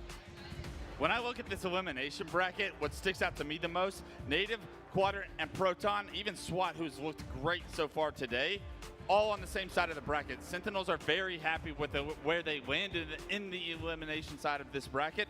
They're going to be able to go on a very smooth run, I think, at least to the elimination quarterfinals, as opposed to Native Gaming, Quadrant, Proton, and SWAT. Only one's coming out that far. Quadrant and Native is going to be a banger of a series, and then the winner will probably play Proton, who both have aspirations and ambitions of breaking into at least past the top 8, but one of them is going to have to fall short.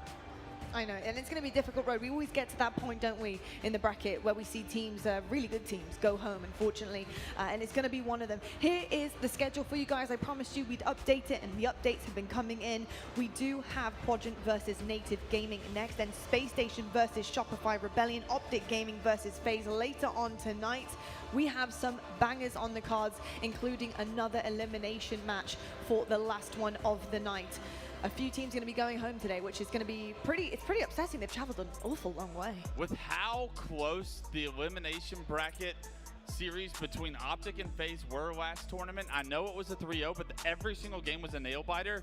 The fact that those two match up once again to end our night, it's going to be electric. I guarantee you FaZe are going to come in with a different game plan, and Optic have looked so strong, so it's 2 Titans going back-to-back. Certainly is. Well, I'll tell you something. I know that the drums and the trumpets will be coming out very shortly, because we do have Quadrant coming up next, going up against Native Gaming. This one's happening on the main stage. We're going to head to a quick break, and we'll see you on the other side. The HCS London Major is presented by AMD and by Streamlabs. This is the world's most advanced processor. In entertainment, its rendering speeds render other processors obsolete. It drives the future of autonomous driving, powers cloud services for billions, helps change the course of climate change, connects communities of gamers anytime, anywhere, and uses AI to accelerate disease detection and cures. We make the world's most advanced processors, but only with your vision can we advance the world. AMD, together we advance. Welcome to the stream, where our passions roll and communities get hyped. We don't just create, we create a scene. Some of us game, others want to break out. Some of us come to hang out, while others come to shout out. We may be here for different reasons, but what we all have in common is the need to share. Whether it's a hobby or a profession, it's definitely not a phase. This is our moment, because when we go live, it matters. It defines more than who we are. It defines culture and community. We're not just changing the game. We're building a whole new arena. We demand intuitive tools that make a powerful impact, that keep our creativity streaming, the vibes flowing, and our communities growing. Because in the stream, every view, like, follow, chat, sub counts. Streamlabs. Unleash your live.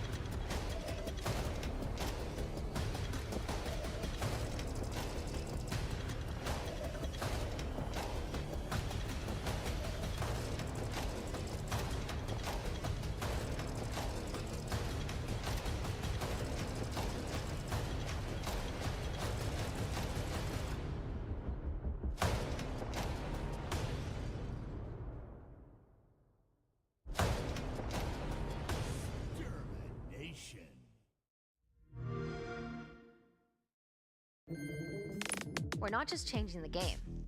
We're building a whole new arena. This is our moment, because when we go live, it matters. Streamlabs, unleash your live.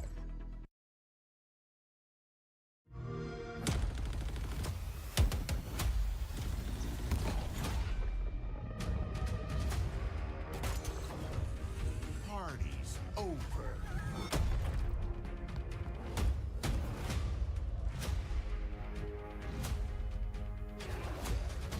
You belong to me.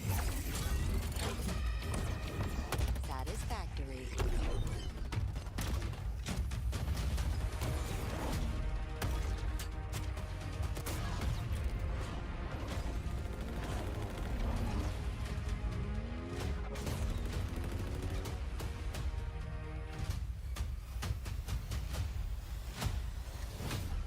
Special delivery.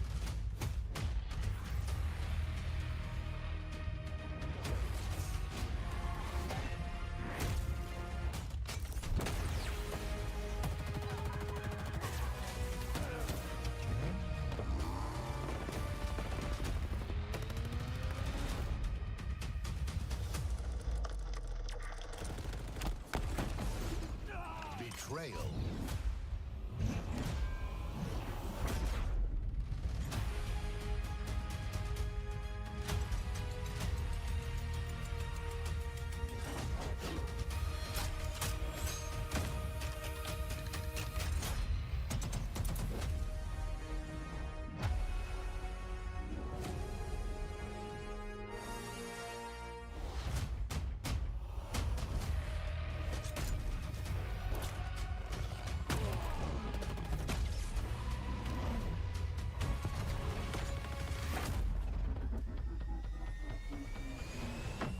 Combat evolved.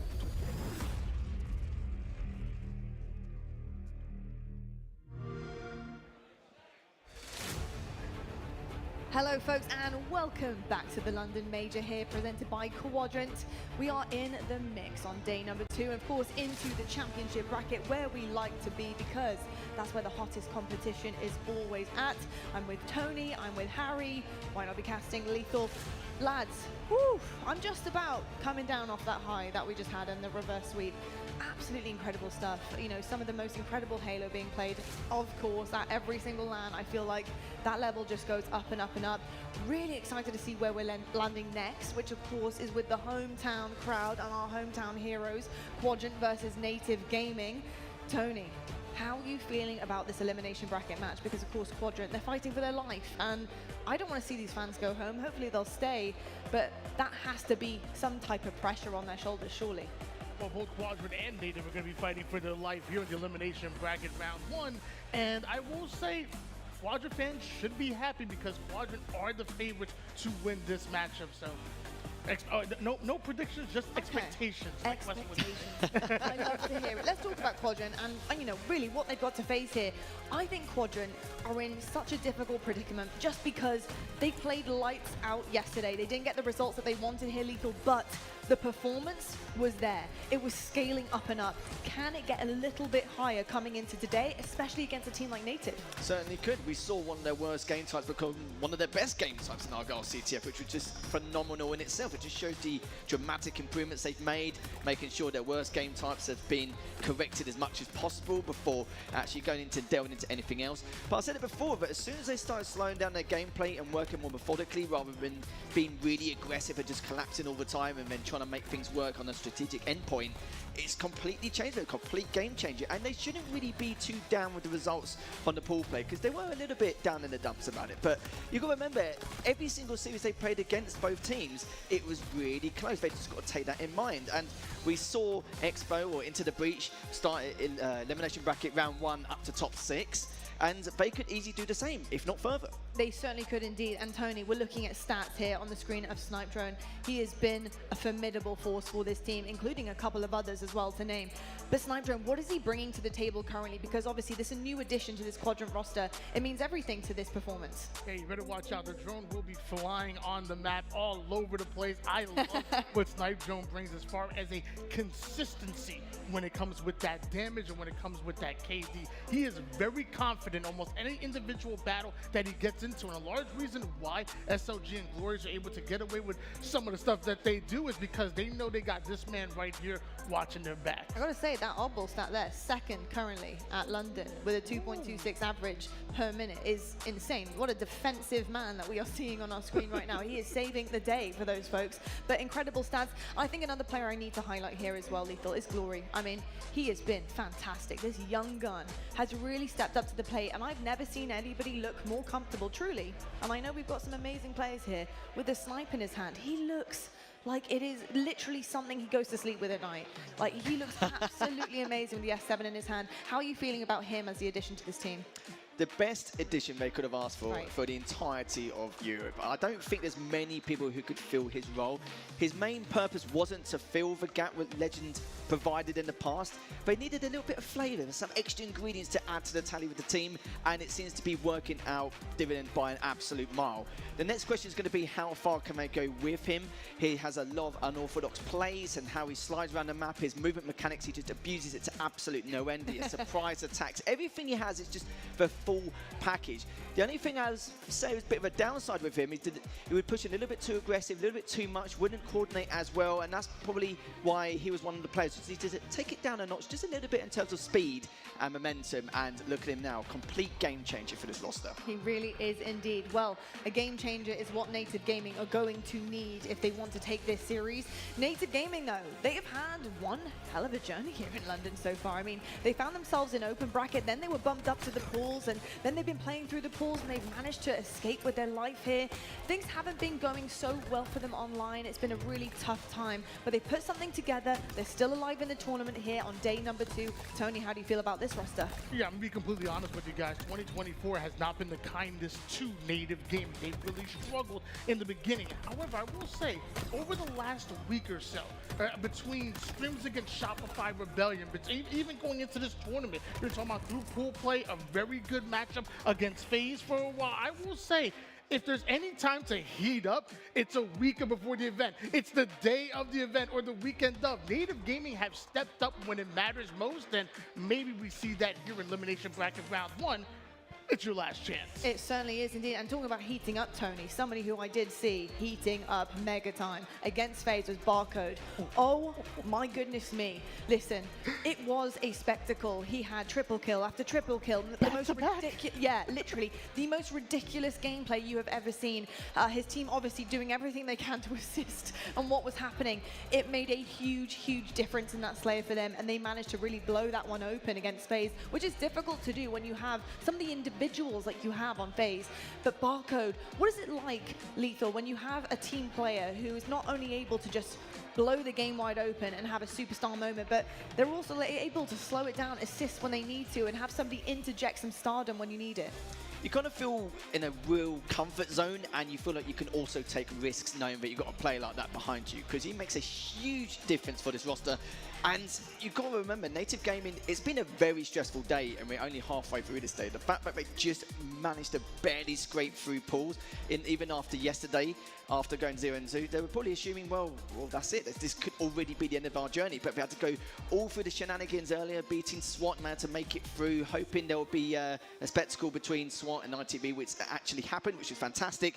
But they still need a lot more left in the tank. It's that stamina game. Normally I'll talk about that normally on a Sunday, but because of everything that's happened Saturday and all throughout the course of today, it's been stressful. It really has been, but now they can't really think about that now. It's all in the past, and this is going to be a tough matchup for them against Quadrant, considering how well they've been performing over the last 24 hours.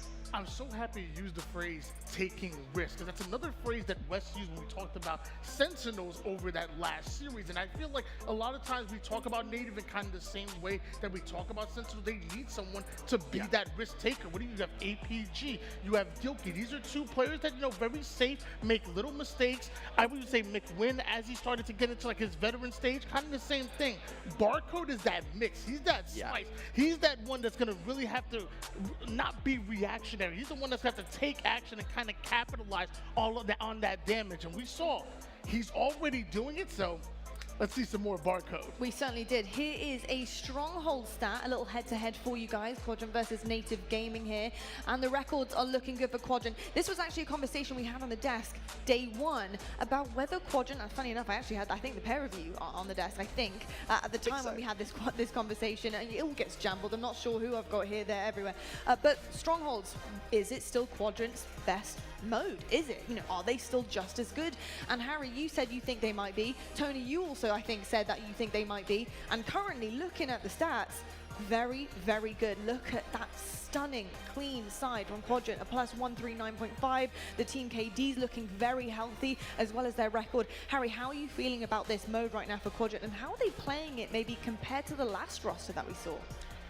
When it comes to strongholds with Quadrant, I know with the old roster, they were just incredible how they collapsed against their opponents. It's more their forking capabilities and the timing they did it at. And now, with this next roster, it's kind of like the same, but I'll probably say pushing to the next level, because I'm thinking about this game made more methodically compared to before, where it was all speed and pace and dictating it much as they can. But now they've got more strategic value, the likes of Glory, who is a huge risk taker, the entry slayer going into the game, but still somehow comes out on top in the KD department, which is just unreal to say the least. And Snipe Joe, we were talking about him earlier, and sometimes it's been a bit of a mixed bag with him in scrims, but on LAN he's just an entirely different player, kind of like how Lethal's been on Sentinels.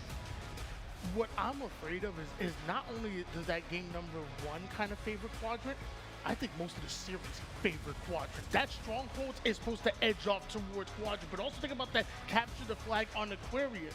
Native have not been very good at capture the flag. Meanwhile, Quadrant have stepped up their CTF so bigly, I would say, as far as this weekend. So this whole series, it's really favoring Quadrant. It certainly is indeed, and you can see here with our keys to victory, they all seem quite, I don't know, difficult to read, honestly. There's not much to really take from them other than some holes in the gameplay here and trying to fill those holes with better gameplay and better plays being made. I think for me, looking at Quadrant and what's missing with the Slayers especially, not having enough ice as well and not really getting those kind of final moments across the line, that really just show you how weak Slayer has been for them, because of course that game 5 is always that Slayer. And if they can't get a hold of that Slayer and play that correctly, they're never going to win that series, no matter how close it gets, with no matter who the team are. And obviously, we're only getting better and better as we enter the rest of the competition. That is a worry.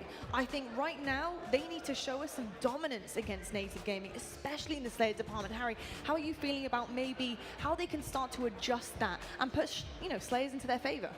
Well, we said it before, in terms of their Slay, or the TSs just in general, they need to prep for the items a lot better, especially with the power weapons. We've seen it before on streets where they kind of give away camo a little bit too much, and it's not just preparation, it's how they prep for it as well. We see some teams, like a great example being FaZe, they are one of the best teams to prep for some of these power weapons and the camo as well. We've seen it every single time without fail. You can see like 30 seconds in advance what they're going to do, what they plan to, in terms of the next steps on how they're going to try and push the team back in order to make it feel as uncomfortable as possible to push for them. And Quadrant need to try and do the same here. But you're right though, the key thing you mentioned is to show some dominance. We need to see an indicator of that, a flavour of that if we can. And if we manage to get that, then we can add a few more talking points to say, can Quadrant push it to top 8, to top 6? But if we've seen too many close series, then that is going to be the question mark. Because we did see at the clutch games they've had, they're going 2-11. They need someone to really break the ice in that department. I will say, with you making that point, I'm a little bit nervous now for Quadrant, and I'll tell you why.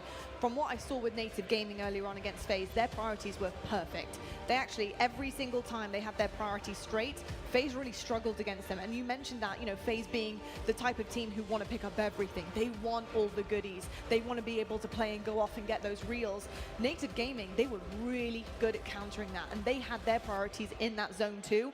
That makes me a little bit nervous that Quadrant might be out of their depth in that department, and we might not see a correction of that like we wanted to in this series. Tony, do you worry about that dynamic, considering how important power-ups and power weapons really are to the game? I do really worry about that about Quadrant. Like you said, not only important to the game, but very important to Quadrant when they have them, they're going off. And Native have an advanced understanding of when that timer goes off and you see that it's 20 seconds on the clock and you need to start getting ready for these power-ups, getting ready for these power weapons, they do not wait until it's 5 seconds left, until it's 3 seconds left. They have a plan A, plan B, and plan C from the moment that 30-second mark hits.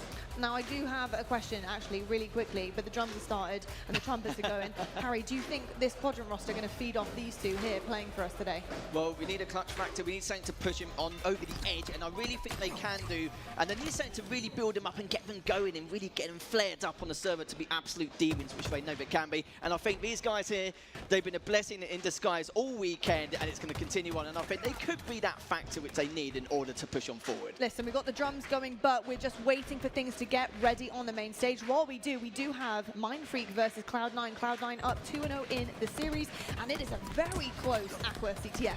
With 5 minutes on the clock right now, Cloud9 have an opportunity to pull off a 3-0 here, but Mindfreak, they're ready. They want to fight back, maybe pull off a reverse sweep. We already saw one this weekend. We certainly have done indeed. Scoopmaster going 15-12 so far, just trying to stay alive around top mid. At the same time, Suspector putting a lot of shots down, at least keeping him at the utility and fridge areas, but Plasma's got something else to say about it. Try and get utility control back if he can, and he'll get greeted by one member from Cloud9. It is going to back away, but this is exactly what you need to do. If you feel like you're not going to take that fight, it's going to be a 50-50. Go on in the defensive, wait, be patient, wait for the next engagement, wait for the rest of the team, and then push on forward. That really was some great defense coming out of Mindfreak right there, denying Cloud9 that hard utility side access, but they're still here towards the 50. That's going to be Septify, or should I say, was Septify. Plasma deals with it. Looking good so far, though. And Sabernator, though, 19-11. He's been having a field day so far. And Task going +4 as well. Make that +5. He drops down the car, but managed to stay alive as he's going to try and get back over to top car. And they don't have the numbers as of yet, so they're just playing it patiently until they see, or at least gather some more information. But good stuff for Mindfreak here to get that utility control. But saying that, though, Swayze has come round on the back foot with the heat wave, going to get bottom middle, maybe be able to get another to the tally, which he has done, feeding that kill feed. Cloud9 all free, well, free down at the moment, but now you can see Septify just holding the defensive, wait for the teammate to spawn once again. But I love this one, Swayze just holding top car and being an absolute nuisance, getting all the damage done he can, and trying to get utility control back. A little bit too aggressive for my liking, but he did a huge amount of work over the last 30 seconds. Interesting turn of events that we saw right there. 3 out of 4 members of Cloud9 were down, but the last player was Septify with the overshield, so he was able to buy tons of time here. But now Plasma pushing up, trying to make sure that he gets another round of slays. This could be a flag moving for Mindfreak. Certainly couldn't suspect it, just biding his time, waiting for someone to push on board, and that was a huge catch from a few shots missed here and there, but finally gets cleaned up, gets traded out. And I said it before in CTF, if you're not getting those trades, that's a flag gone pretty much, because we know how objective efficient these big teams are. As we're switching over to Tusk now, trying to at least regain their utility, but it looks like he should be able to. Nice thrust, nice shot from him, trying to find another, but it looks like they've just managed to bail. You sound like that reticle got you a little dizzy right there. It certainly did. Cleaned it up. Switch gears over towards Tusk, who takes flight, lands the people's elbow and finishes off Scoopmeister. A quick finish, though, coming out of Mindfreak, and now it's Sabinator and Septify that the responsibility of keeping this car side control. They want to get in the base of Mindfreak, but a flag is pulled. Interesting. Sabinator just trying to stay alive. Not much longer, though. That's going to be 3 down for Cloud9, and Scoopmeister now I'm going to push on, get Tommy in control, just trying to at least obey the situation and see if he can get any more damage done. And he does, and managed to help with one more. All right, then we're going to leave that one there on a cliffhanger. If you do want to watch the rest of that match, it is on another stream. Get your tabs open. But here we have our main stage action ready to go. Quadrant versus Native Gaming. It's go hard or go home. Let's meet your teams. Ain't no way to run when the sky fall, when the sky fall. You gon' run high when the sky fall, when the sky fall. You gon' live or die when the sky fall, when the sky fall. Ain't no way to run when the sky fall, when the sky fall. You gon' run high when the sky fall, when the sky fall. You gon' live or die when the sky fall, when the sky fall. Ain't no way to hide when the sky fall, when the sky fall.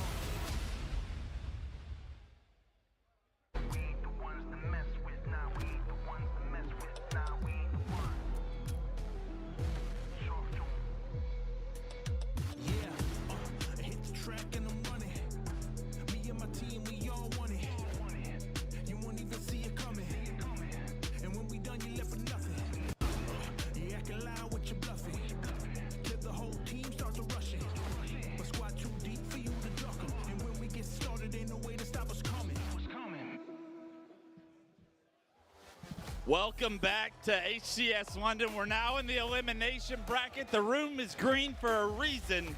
Quadrant have found themselves early in this elimination bracket.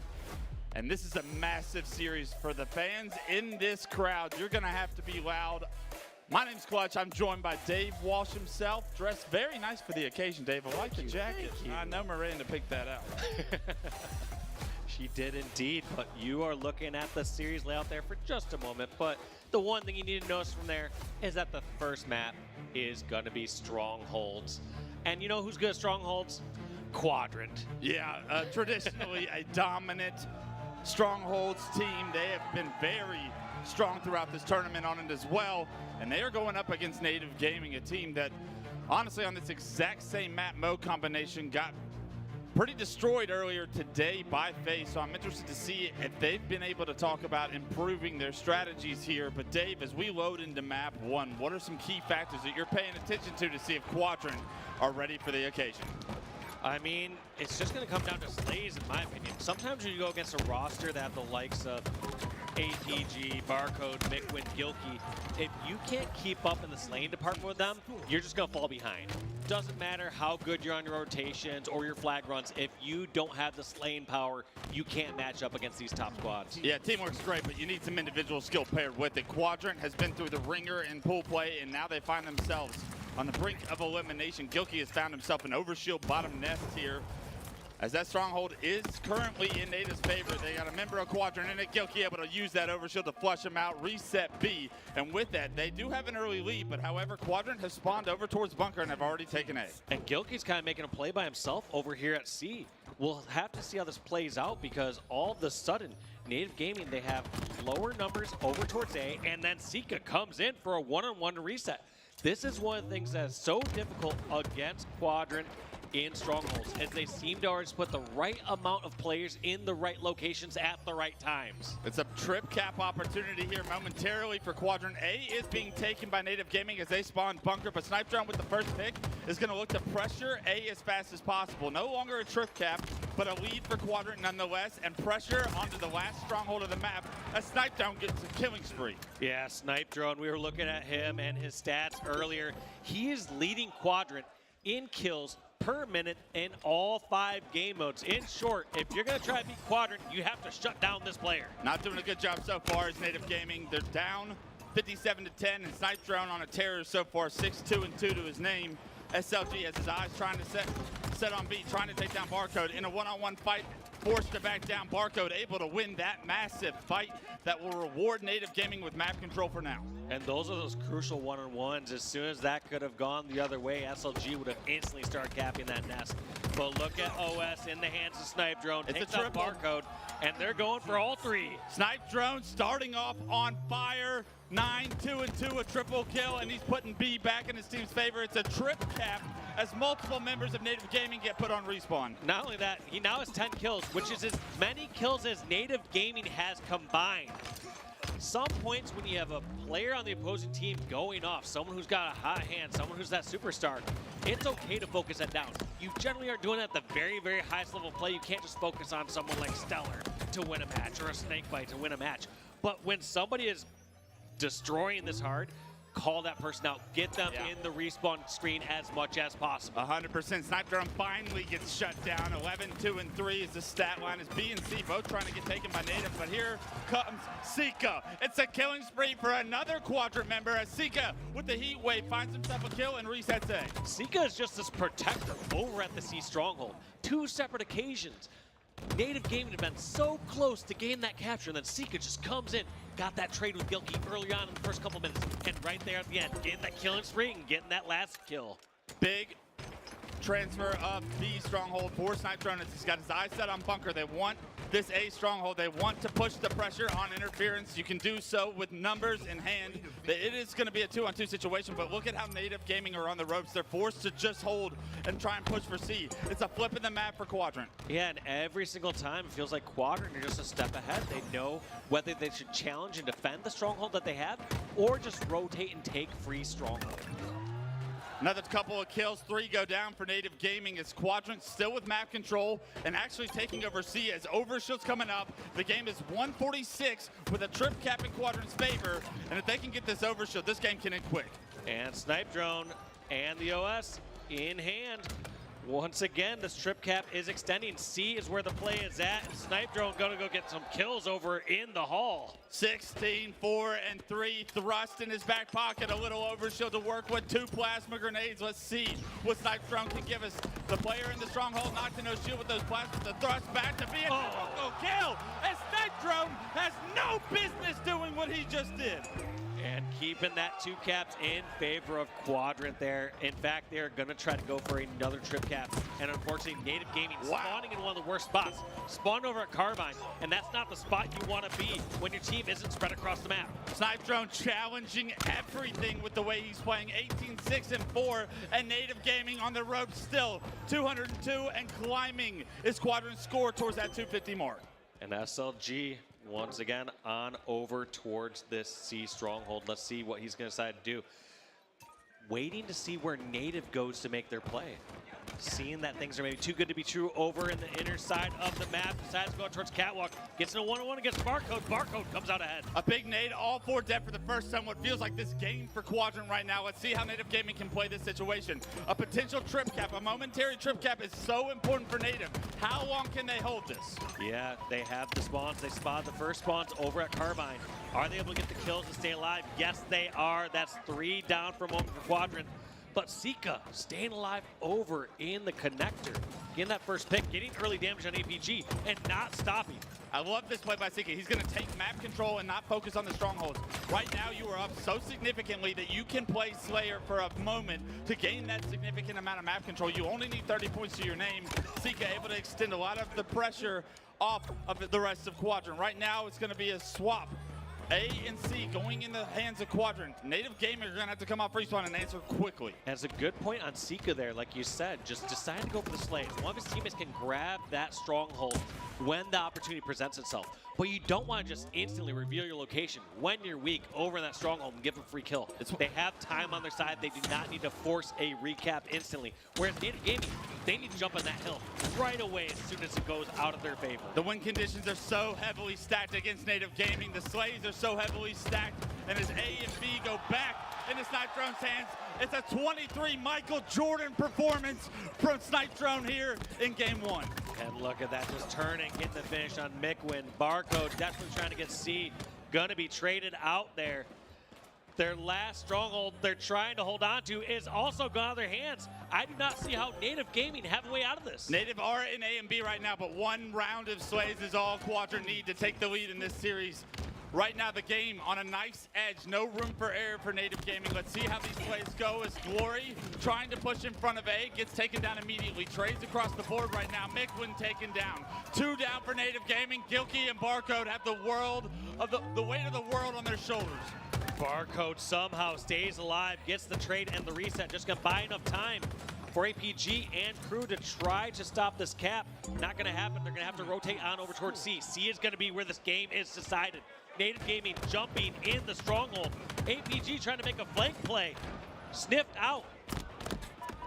Snipe Drone trying to find APG. Finally gets the kill onto him. It's a 360, but not kind of the ones you like to have. But in the meantime, the rest of Quadrant clear out Native Gaming, and they will win game 1. Huge performance there, especially by Snipe Drone and the rest of that Quadrant roster. Just looking so strong. We had questions were they able to hang in the slaying department? Question answered. Anytime it came down to one-on-one flanks, you saw so many times that Native Gaming would send over 1 member to go over towards the C stronghold and see if they can sneak over there and maybe get that cap. Every single one-on-one we saw going in the favor of Quadrant, whether that's a trade against Gilkey, whether it's that one-on-one Snipe Drone versus Mikwin. Every single play just seemed to go in the favor of Quadrant. You can see the confidence they were playing with once they got that significant lead. Once Snipe Drone realizes how on fire he actually is, he was willing to take every single pivotal fight. And I'm just looking at that scoreboard at the bottom. You just noticed that 23 points for so long for Native. It started off at around the 100 mark, goes all the way here to the near 200 plus mark of Quadrant domination there throughout the whole center of that game. That fight was just as bad as I remember it. As Snipe Drone picks up the kill, 24 to his name. An unbelievable individual performance, I'd say, from Snipe Drone. Actually gets 26, maybe 27 there at the end. Jesus, that's one of probably the kill records we've seen in the Stronghold, at least with that much time. But as this series is starting to unfold, backs against the wall for both these teams, elimination bracket, no room for error. We've seen what happens in game one. One player stepped up and started making plays. There is so much talent on that stage, Dave. Are you expecting individual performances to continue to dictate how this series is going to go? Or which team do you think is going to have to play more cohesive in order to have success here? I mean, to a degree, you're going to definitely see individual performances dictate how this is going to play out. But you got to give it to Quadrant here at the beginning.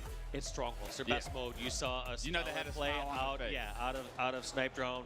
But as you get these Slayers, you've looked at how Quadrant have performed in Slayers so far this event. You know, I believe they are 1 and 3 in Slayers, or at least 1 and 3 out of the close Slayer games that are within 5 kills. So they're not seeming to close it out against all these top competition. And the one game type Native Gaming were able to take down FaZe in earlier today in the winners bracket was that Live Fire Slayer game where they almost staked FaZe. So you know, as big of a smile as Quadrant had seeing Strongholds was game one, Native Gaming are going, all right, let's get this Slayer out of the way, put it back to a 1-1, and we'll see what happens with the rest of the map modes along the way. Yeah, now I do think that if Quadrant are able to take this Slayer number 2, I think it's going to be disastrous here for Native Gaming. Yeah. But I do heavily favor Native Gaming here in game number 2. They get a chance to play at their own pace. They don't have that objective ticking against them. They don't have to charge across the map and do a flank faster than they normally would. They get to take their time, slay out at their pace, and I feel like they're going to be fine. You hear that, crowd? This is a must-win for Native Gaming, according to Dave Walsh, which means if Quadrant can get off to a hot start, if Quadrant can get to a lead and play from a place of strength and position, what that means is they could find themselves advancing here very quickly through the elimination bracket. A 1-0 lead for Quadrant, and this camouflage at the start of the game is going to dictate everything. And SLG getting 2 picks on Barcode and APG.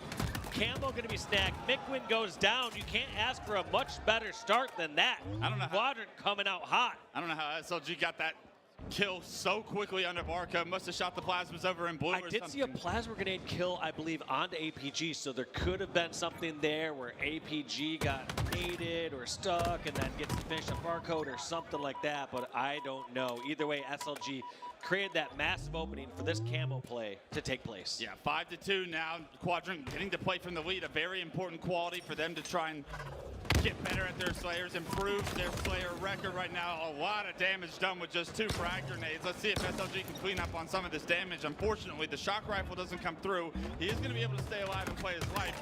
Finds a player weak over towards Elevator. I love the relocation there from SLG. Yeah, such a great play to divide and conquer. If you know where a player's at over in pipes or a couple players there, just reposition. Go join your other teammate at that fight. They are going to be scrambling, trying to fight over at pipes or batteries as you get a new person advantage across the map. Right now, 8-4 shock still in the hands of SLG. Mikwin, the only player in Native Gaming to get a kill. Gilkey finds one, but SLG answers right back with a nice headshot of the shock. Starting to waste ammo, but also wasting it on the APG. A nice body shot allows Glory to pick up a quick kill. Damage onto the players here. Blue stairs. That player's going to be able to stay alive momentarily as Snipe Drone continuing to the success from game one is 5-1-1. And look at that swooping in there by Snipe Drone, using that shroud to cover his teammate over at the trippy box, trying to keep his teammates alive and keep this 6-kill scoreline in their favor. We're starting to see that more and more. SSG was doing such a good job on streets of using the shroud to help their teammates rather than make a play themselves. I love seeing Quadrant adapt and evolve with their gameplay here. 17-8 Quadrant's snowballs continuing to roll downhill. Snipe Drone 6-2-1, but it seems like everybody on Quadrant starting to pick up the pace as well. Yeah, now we're seeing the game actually kind of slow down for the very first period. The rest of this time, anytime there was someone weak, anytime there was an opening across the map, you saw these players charging and keeping the action going. But now that it's fully slowed down, everyone was at full strength for a moment until Mikwin got picked off there. You saw, like I said, the pace really slowed down. But now that Mikwin was down, there goes Barcode. Charge continues down in the elevator, and kills trade back and forth. As these kills get traded out, players going to be more active across their map. They are going to notice that they have more opportunities that they can charge across without getting punished, and they're going to try to push their man advantage across the map. Anytime they have a 4-on-3, they want to continue to push and stagger kills as best they can. Well, it looked like a very difficult situation for Native Gaming to come out with a positive thread there, as they were all stuck in elevator. Actually results in them coming out dead even. A great job by them to somehow find a way to trade, but unfortunately Snipe Drone still on a tear, and Mikwin was his latest victim. And Mikwin also thought he had a frag grenade there. Knew that he was just trying to throw a frag grenade, banked up towards elevator, and that's just you know, a wrench in his plans, as he was not expecting that to be that type of grenade. I call that a classic Tony. He has no idea what grenade he's ever throwing. Mikwin finding himself in the why not be reckless category. That's not where you want to be. 26-18, Quadrant are pushing across the halfway mark now and have a significant lead still. Yeah, they're doing such a great job. They now have this 10-kill lead. I actually want to go to Quadrant, listen to hear how they're calming through the second half of this match. I'm looking. He's on me. Only last one. Come here. Weak. He's weak, stack. He jump stack with sisters. Stack with sisters, PG. He's stack one shot. But Mangler as well. Yeah, weak. One shot bottom mid, one shot top. One shot, two shady. One shot shady. One shot shady still. They're not going for it yet, bro. He's going on it now. Yes, this is curb sliding, stack side. On you, Mike. Camo is on us. I think he was bad. You're turbine, free kill. You turbine. One zombie pipes, one shot. Nice! She's on! I'm running. I'm gonna bottom tower, kill me. Camo's balanced right now. He's on shot, going top red from Camo right now. Okay. Camo's out. You're done. Camo's out, 5. Try to get out. Tapé. I'm still tapé. No, behind me long. Camo play for me. He's like C plat, I think. C plat weak. I'm tower. One shot sisters. 2 tower, one was in shot. He's nice stack. Nice. Watch out C plat to C box. Yeah, and bottom me. Can we keep bottom me? He's running out. He's tower weak. Hey, one shot on tower, absolute. I'm pushing this. One shot long. One shot tower. One more tower. Nice. Go. Triangle weak. Oh my god. Yo, Pike's weak, last guy. Yo, I'm going out long. Trap him. Only one. Two up. Quadrant pushed the lead to 11. SLG getting so much damage there over towards White and staying alive. Incredible decision making by all of Quadrant so far, and that's the reason they're up 12. And what I thought was going to be a slower paced game where Native can go at their own pace, be a bit more comfortable, has not been a luxury they've been able to afford.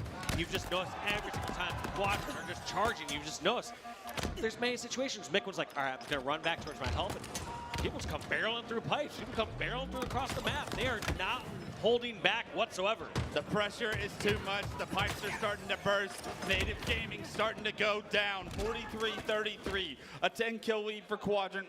Snipe Drone doing Snipe Drone things apparently as he gets his 15th kill of the game right now, continuing the pace from game 1. Yeah, most kills in game number 1. On pace for most kills in game number 2. We're going to have to see how they close this out, but this one's just going to be too tough. Native Gaming needs some sort of reckless play. They need to get 2 or 3 down, then charge and stagger kills. But one thing that's semi-nice on recharge is as your team gets fully wiped at some points, if you spawn an elevator, you get to slow it down a bit. It's really tough to collapse over and over again cross-map on this map. Right now, Quadrant having such confidence, rolling, picking up the pace, disrespecting Native Gaming for a reason. 49-39, 1 kill away from going up 2-0 against a very strong roster in Native Gaming. Pressure onto this player, top glass, and the teamwork will get the job done. Quadrant will take a 2-0 series lead here in the elimination bracket round 1. And that one's tough. I mean, I viewed this as a very close series either way, but I really predicted that Quadrant would take game number 1, and I assumed that Native were going to be favored in the Slayers. Look at this now. It's hard not to see Quadrant rolling with some momentum through the rest of the series, potentially one more game. Yeah, I really feel like this was always going to be a battle of momentum. Once these players start gaining confidence on either side of the stage, you know how far they can roll with it. You can see how game 1 has impacted Snipe Drone's decision making and how aggressive he wants to be here in game 2, leading the lobby once again in kills. And just every single time you'd see when Native Gaming would pick up the pace, when they charge around to finish off a one-shot, they'd get punished for it. There'd be players like Snipe Drone who's banking that grenade over in pipes, or that last one round the corner of bottom tower, and I believe it was Sika, who had shock rifle, just trading a one-shot teammate for a full shielded member of Native Gaming. Now, I know you said it was a must-win game for Native Gaming to tie the series up if they want any chance to win this series. You're still in it technically, right?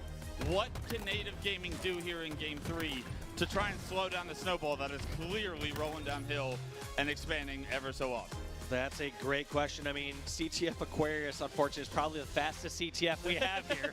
And I felt like speed of play has not been favoring Native Gaming. Generally, speed of play favors the team that has the numbers advantage and the ones that's charging around confidently, which is Quadrant at this moment. At some point, Native either has to say, we need to find a true way to play defense and slow it down and go at their pace of the game, or they need to fight fire with fire. They need to just start going across the map. Stop trying to be on the back foot, trying to wait for too much help. They need people to start treating it more like a free-for-all at some points and win their one-on-ones, not be afraid to charge out and challenge. As we look at the graphic on screen, it's a CTF Aqua, or a CTF stat, I should say, and it looks like Quadrant have struggled with the amount of flags that are being taken away, but the defense, once it's grabbed, has not been something Quadrant have struggled to stop. So although someone is in their base pulling the flag, they're not getting cast. What does that tell you about this team, Dave?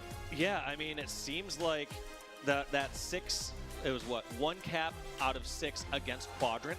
That to me says that either you're playing a map that's really tough, like an Empyrean or something like that, where some flags don't turn to conversions, right? Or it just means that this team does not worry about the initial cap, the initial grab. They aren't overly committing to that initial line of defense and saying, all right, that's okay if they get into our base. We don't have to commit and die right then and there. Seems like they give themselves some breathing room and then set up a counterattack to stop the flag run. Right, the idea might be more focused on the snipers or whoever is actually still standing on the map trying to deal damage to you rather than the flag carrier. Could be something like that, yeah. That would be the only takeaway without having to dive in deeper and actually watch their gameplay of what they're doing. Aqua CTF's the name of the game. There's an overshield bottom pink. There's a heat wave bottom middle, thrust top middle, but no real precision weapons to help dictate this series, Dave. Which team do you kind of lean towards when you think about a team where it's a map like Onslaught, a map like Aqua, where it's mostly going to be your utility starting weapon to find success? I mean, you looked at the last map there, and you've got to say on Interference/Rig, like, that's also a map that doesn't have too many precision weapons on it. It's all about collapsing and fighting. And the way Quadrant's playing right now, the way that they aren't hesitating, the way that they're taking every single fight immediately, and also just winning their fights, plain and simple. When it comes down to a 1-on-1 or even a 1-on-2, Quadrant are getting the damage in. It hadn't been many one-on-ones. We've seen one on the side of Native. That's got to turn around. With players like Mikwin and Gilkey on your team, you think that you're going to get the advantage in those one-on-one opportunities throughout a series. But Snipe Drone and the rest of the boys on Quadrant are showing that not only is their teamwork on, not only is their strategy on, but it looks like their shots are also on here. And as we approach a late Saturday, which is a great thing, because if you feel like you're on fire and you can consistently play like we've seen the first 2 games from Quadrant, you can go on one hell of a run. Yeah, they are priming themselves up for a great lower bracket run if they can continue this momentum and close this out. But you know, it's Native Gaming. You can never count out a squad like this. It is also CTF Aquarius, which is one of the faster CTFs. But at the same time, teams can slow down a bit. I don't expect this to be a 5 or 6 minute game like we were seeing in these last 2. I feel like this CTF Aquarius could last as long as those last 2 games combined. So, they have a shot. Yes, it's going to be fast paced, but they have their opportunity. Native Gaming need to step it up immediately and get back into this series. All eyes will be focused on that overshield that spawns pink 1 at the start of the game. An opening break is something Native are praying for to win at this point, Dave. Yeah, I feel like it's all eyes and Snipe Drone's hands that are going to be on the overshield at the beginning of this game. Let's see if that holds true. Mikwin trying to make an early play over towards Bomb Card. Gets a 1-on-1 and drops it to Snipe Drone. It's the same thing we've been seeing so far in Game 1 and Game 2. Snipe Drone wins his piv on the Mikwin, creates a lot of space and opportunity for the rest of Quadrant. And Glory, still alive, still in the bait, made his way into the base of Native Gaming, and they're going to try and get a flagpole. It does fall down to the box. It does look like a couple members of Quadrant are going down as APG finally has something to say about this series. I was going to say, you need people to step it up, and No one else on Native has a kill yet. APG has 4 slays. He's taking matters into his own hands, getting the kills on the board. I originally questioned, can Quadrant keep up in slaying department with Native? It's actually the reverse right now. Can Native step up and match the slaying power that we are seeing coming out of these Quadrant boys? Well, unfortunately, ever since then, 3 go down for Native Gaming, and all of a sudden the slays and the flags starting to go in their favor. The flag getting into the util closet. There is a player in Miquin bottom card that's going to try and delay this, but you're seeing Sika take the pink route. They're going to cut off reinforcements. That's APG. Perfect shots onto him. Barcode is able to get a kill himself, and 2 members from Quadrant are going down. As Sika's on the opposite side of the map of the flag run. These kills are great, but that flag is going to get returned. Yeah, Gilkey and Barcode putting up a couple numbers, because I was going to say another team, Quadrant here, might be playing their own version of Goose Hunt here in a little bit, but now that is out of the question. Every single player has kills on the board, but Sika has a flag moving. Oh, that was ridiculous. Sika's being ridiculous right now, running the flag, hitting the G side to bottom middle, already across halfway now. A couple members of Native still coming off respawn. That flag is going to get taken down with Quadrant lose 2 members. Snipe Drone is the one you got to focus on, the one you want to take down. And Insta Dave, that's your bread and butter. I love to see it. You know what? I love to see it. Gilkey in a spot where he was 1 shot, had 0 hope, but that insta mechanic, whoever developed that and popularized that, props out to them. But Gilkey getting themselves out of a sticky situation and stopping that flag run from getting too scary. All 4 down, though, for Quadrant for the first time in a while. Overshield down on the floor as well, and I hope I never meet the guy that made the instas, because good Lord, did you get me with a few of them back in the day. And I'm about tired of watching them. But that being said, an unbelievable one by Gilkey has given his team an opportunity to keep this 0-0 for now. That overshield gets squandered as it gets taken down. Barcode with a vengeance finds himself a double kill, and for the first time in what feels like forever, Native Gaming have map control. I also saw Barcode getting loud, barking a little bit. One thing I think about Barcode is some players like to be some silent killers. I feel like when I see Barcode play, the louder he gets, the more dangerous he's getting. That's when that's you know the first time I've seen some life out of him. That's when you know Barcode's starting to get in rhythm and find his flow. And when he does that, he can take over games. He's taking this flag back to his utility, making it across the bridge. It doesn't look like anybody on Quadrant's focused on him. That flag will give Native their first lead in the series as the crowd starts. As the crowd says, good job to both sides here. We are gonna absolutely let them know which side we're on at the moment. So first thing going in the favor of Native Gaming, and crowd meeting them with a quick boo. What does that do for your confidence right now for Native Gaming, Dave? You get your first lead in any of the games so far in this series right here, right now. Complete backs against the wall, must win game 3, 1-0. There's still plenty of time and a lot of Halo left to be played, but you got to feel a little bit better than you did 10 minutes ago. Yeah, the first time, like you said in the series, you actually have the lead. You are no longer forced to make a play to try even it up or get that lead. Instead, they can say, all right, what we're doing is working. Let's just keep this up for a moment. We don't need to force a flag run. We don't need to force a push. So for the first time, it's slowing down, but they also get, like you said, you have that confidence. You really don't have the confidence until things start working. It's a little bit easier to breathe, I'd say. As Overshield comes up, Glory is the one to put it into his chest. And right now, Glory trying to advance on the map. A couple of members of Native Gaming are going to run into him. Miquin with some great damage right now as they get a Miquin APG sandwich.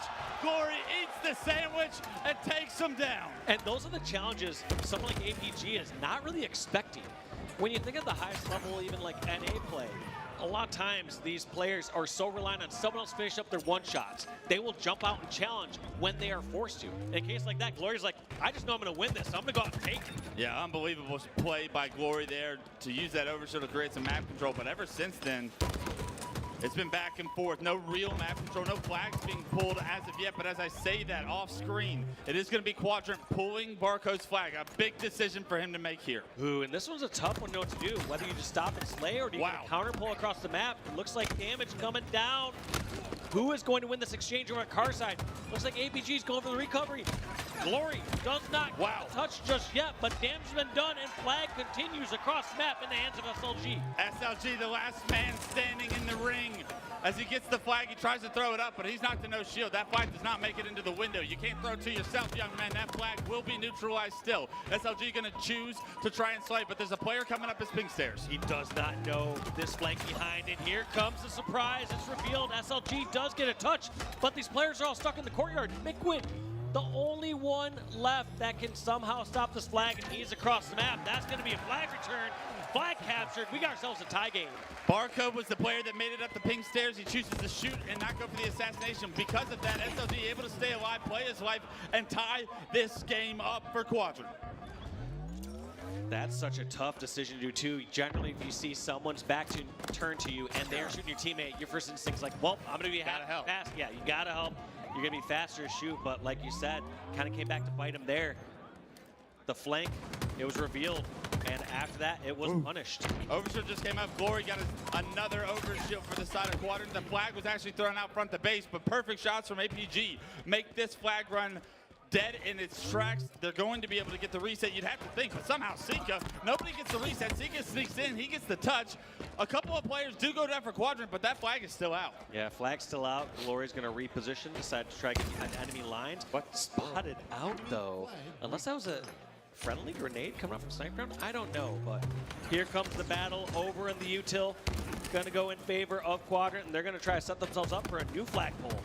Two players on the bridge trying to push across. Glory with some great shots, able to find that player down pink. One able to stay alive as well. Sniper Drone going to be the one to get the flag. SLG and Sika both pick up kills. Gilkey, the last player alive for Native Gaming. Mikwin spotted off in the pink, and Mikwin's going back to the death cam right now. Flag on the move, and where is Gilkey is the question. Behind the flag carrier, he's able to take down Sniper Drone into the utility. As he hops on the return, he's got to do more. He can't do more. SLG gets the kill, and trades will benefit Quadrant with their flag on their side of the map. It just feels like any time these members of Quadrant are dividing and conquering, they're just winning the fights. When it comes down to like a one-on-one fight there over at the bridge, granted getting the first couple shots on a player who's spawning there, or a one-on-one over in util, Quadrant seem to be coming out ahead in those exchanges. Last player alive for Quadrant in the utility, going to be able to get a touch potentially. Maybe the flag returns. It's actually a double kill for SLG. The flag does get returned, however, so a beautiful job by Gilkey at the start, but the rest of Native Gaming to follow up and return that flag successfully. Unfortunately, what did it cost? Complete map control and the flag being pulled again. They clear out Mikwin, though, from car side. That flag should be cleared to move across the util side if they get the touch, but looks like they opt to go towards bottom center with it. We're going to have to see if they're taking the too fast of a route here. Sika trying to push over towards courtyard, realizes that he cannot go get the touch. He will get finished off and decides to reposition util again. This seems to also be a strategy here from the Quadrant side, is they'll sometimes get a flag out, and if they feel like they can't get it, they'll push towards util, either set for a new pole or have a flank to help the existing flag run, which is still going across the map. Yeah, they're used to baiting the flag. That flag actually gets punched in off screen. And Quadrant now take the lead. Now the conversation of pressure on Native Gaming's backs and shoulders right now is starting to build. There's 3.5 minutes left in this game, and for the first time you find yourself down. Do you have the count? Do you have a life to play around? Don't have a lot of time. You know, 3 minutes is plenty to be able to get a cap out there, but you start to get more and more worried as this develops. From what we've seen thus far, it doesn't seem like Quadrant's going to make anything easy. Doesn't seem like they're going to give you an easy 4 down. Gilkey having to get a stick to get that touch out. Gets the toss out towards the courtyard, and Snipe Drone does not want to give that any chance of moving across the map. Goes for the recov and pushes back. Doesn't worry about the return. He hops off of it, because in the meantime, it was Sika that was pulling the flag of Native Gaming. If they were able to get the slays, that would have been a 3-1 lead very quickly. Quadrant did go 3 down, however. Gilkey back off spawn, back to top pink. He's got a lot of pressure coming up the stairs as he's able to get the stick. Beautiful job, Gilk putting these sticks to use this game, trying to get a flag on the move. 2 go down for Quadrant. Flag is on the move right now. And maybe a first to West, we might see. We'll have to see how long they keep control of this, but flag moving across. It's getting capped. This cap is going to go in? Yeah, absolutely. Nobody Quadrant in a position right now. But Overshield, like you said, Dave, coming up in 10 seconds. Native Gaming are coming off respawn. They have 2 members down. One's going to be up, but Overshield being up, Quadrant should have the map control in order to secure this once again. Quadrant getting this OS, and I feel like we've seen them grab almost every OS, every camo. I would say you're seeing 1 out of 5 at the most go in the hands of Native Gaming, and that's not an easy position to play from. 3 down for a short period of time. Are they spawning at Fridge? Doesn't matter. Seems like Glory's just going to pull it anyways and run towards pink 1. Continue to run us across courtyard. sometimes when that objective is moving so fast across the map, doesn't matter if you run at the same side the opposing team is spawning. Barco trying to delay this flag from moving any further, but the damage just been done. The teammates are nowhere to be found, and Quadrant are running this flag up the pink stairs as all of Native Gaming are coming off respawn. And this flag so close to going in. They make sure to secure it, but they have to be careful here. 3 members went down. This is counter cap territory. Can Native Gaming get the kills? Yes, they get the first kill in Glory. A grenade fiesta taking place over in the base there. I'm not sure how many people that damage it took down, but 3 down again for Quadrant. Native Gaming might get the perfect answer here by running this flag across the map. But they ran it util, and Quadrant spawned in their own util closet right now. Quadrant have stopped the flag run. 2 go down, Midwin in no man's land. Pink side the base, forced to try and sprint over. That flag is being returned. The Quadrant utility spawns will stop Native Gaming's cap. 40 seconds on the clock. Native Gaming have 40 seconds in their tournament lives to turn this around. And I thought Native Gaming had it perfect. The kills was the bigger question for me. It wasn't about where they're blocking the spawns or on the flag. I usually feel like they have that part down. 26 seconds left here for Native Gaming. Can they get the touch? Can they keep this live? APG gets the touch on it. He runs it towards util. Does he opt for courtyard or util? He goes towards util. Correct decision here. This time around, APG is going to get the flag into his own utility, but here comes Quadrant, the thrust from SLG, and the melee is going to make him an easy kill. 2 players hopping on this return. This flag goes home. Native Gaming will go home, and Quadrant will move on in the elimination bracket. The crowd goes absolutely wild for these hometown heroes at Quadrant Major here in London. What a statement against a squad like Native Gaming to do that in a 3-0 fashion. Game 3 is where they actually start to show some life. Other than that, let's be real, Quadrant were dominating. Let's talk about it, Dave. As Quadrant dominates this series against a Native Gaming squad with the likes of APG, Gilkey, and Midwin, champions across Halo. So much history. The talent that they just beat, the way they just beat them. Quadrant's elimination bracket run, what are you looking forward to seeing for them? How far do you think this train can go? I mean, I got to double check who they're going to be playing after this, because that's the bigger question is, how do these brackets falter? How, you know, what's their next match? It's the winner of SWAT Esports and Proton Gaming. I mean, I had Proton as my wild card, but if I'm seeing how Quadrant's playing here right now, that match is a toss-up if I've ever seen one. I know both those teams in that match is probably going on in the other room, so they didn't get a chance to see this series, but when they hear whispers of Quadrant 3-0ing Native Gaming, what do you think's going through their head? I mean, they're gonna, first off, they'd walk into it confident, but they will know it's the real deal. They've seen how well Quadrant's been playing so far this year, hearing how it's not just Snipe Round. Yes, Snipe Round's been leading the charts in kills. Was he top kills every single game there? Yes, he was. Yeah, it top kills like in it. all 3 games. Sika. At least games 1 and 2. Yeah. And then Game really 3 had felt. 26 kills, but Snipe Round just absolutely dominating there. I feel like if you go into that series and you're going against Quadrant, on one hand you want to say, what do we do to shut down Snipe Round? On the other hand is, well, even if you do, his teammates are just going to clean you up and then run the objective. The question I would ask is, what can you do to shut down Snipe Drone? Because nobody was able to take down Snipe Drone. It felt like every time we were on his screen, he was winning a pivotal fight. He was hitting perfect shots. Snipe Drone, the player of the series by far, giving Quadrant everything they needed. Yeah, putting up those numbers, but like I said, it's a team. It's a unit there. They play so well together. Snipe Drone is playing his piece. Another player who's been doing his piece is Sika. Blaze, you're down right now. Take it away. Thank you so much, Walshy and Wes. London, make some noise for Quadrant as they continue on in a tournament. I'm here with the beautiful Sika. My God, okay, talk to me about how you feel in this series, winning with the crowd behind you right now and staying in this tournament. It's probably the best LAN event I've ever played, just because of the whole crowd. Like, the support is amazing. Look at the French flag behind us as well. Nah, they make so much noise for us. The music and everything is insane. It is absolutely insane. With the crowd behind you, you top frag every single game to make sure you all have a flawless performance. You know, what was going on in your head, you know, as you guys had to go into series? How did you play so well? We just like built our confidence along the tourney. I know that we lost against Optic and Sentinel, but if you look closely, all the games were insanely close. Like every game we've lost so far have been winnable games. That's the thing. We told ourselves, sometimes you can get stomped, but we never get stomped. It's always close game. It's always in our hands. So like we have the confidence that we need to go all the way down. You know, we feels like we should be on Championship Sunday. We're gonna do everything we can to go. I know you guys are definitely going to do everything you can to make it to Championship Sunday. Now, we know with Quadrant, you guys used to be so known for your objective gameplay. And in this series, your objective looked really good. You know, having Glory on this squad, do you feel like you're almost back to form at the old Quadrant objective gameplay that we used to know so well? Obviously, it's different. We're trying to make ourselves a new playstyle because you cannot always have like two players similar to Chic and Legend. So we're adapting ourselves slowly but surely. I mean, we have only been a team for like 2 months. But yeah, David, Glory, is like insanely fast and he brings a lot on the table. You know, like he's very cracked as well. So our flags run are insanely fast. We're very efficient as well with the objective. So yeah, only good work. And lastly, Sika, I'm going to let you talk to these fans. What do you want them all to know as I let you get ready for your next matchup? Thank you, London!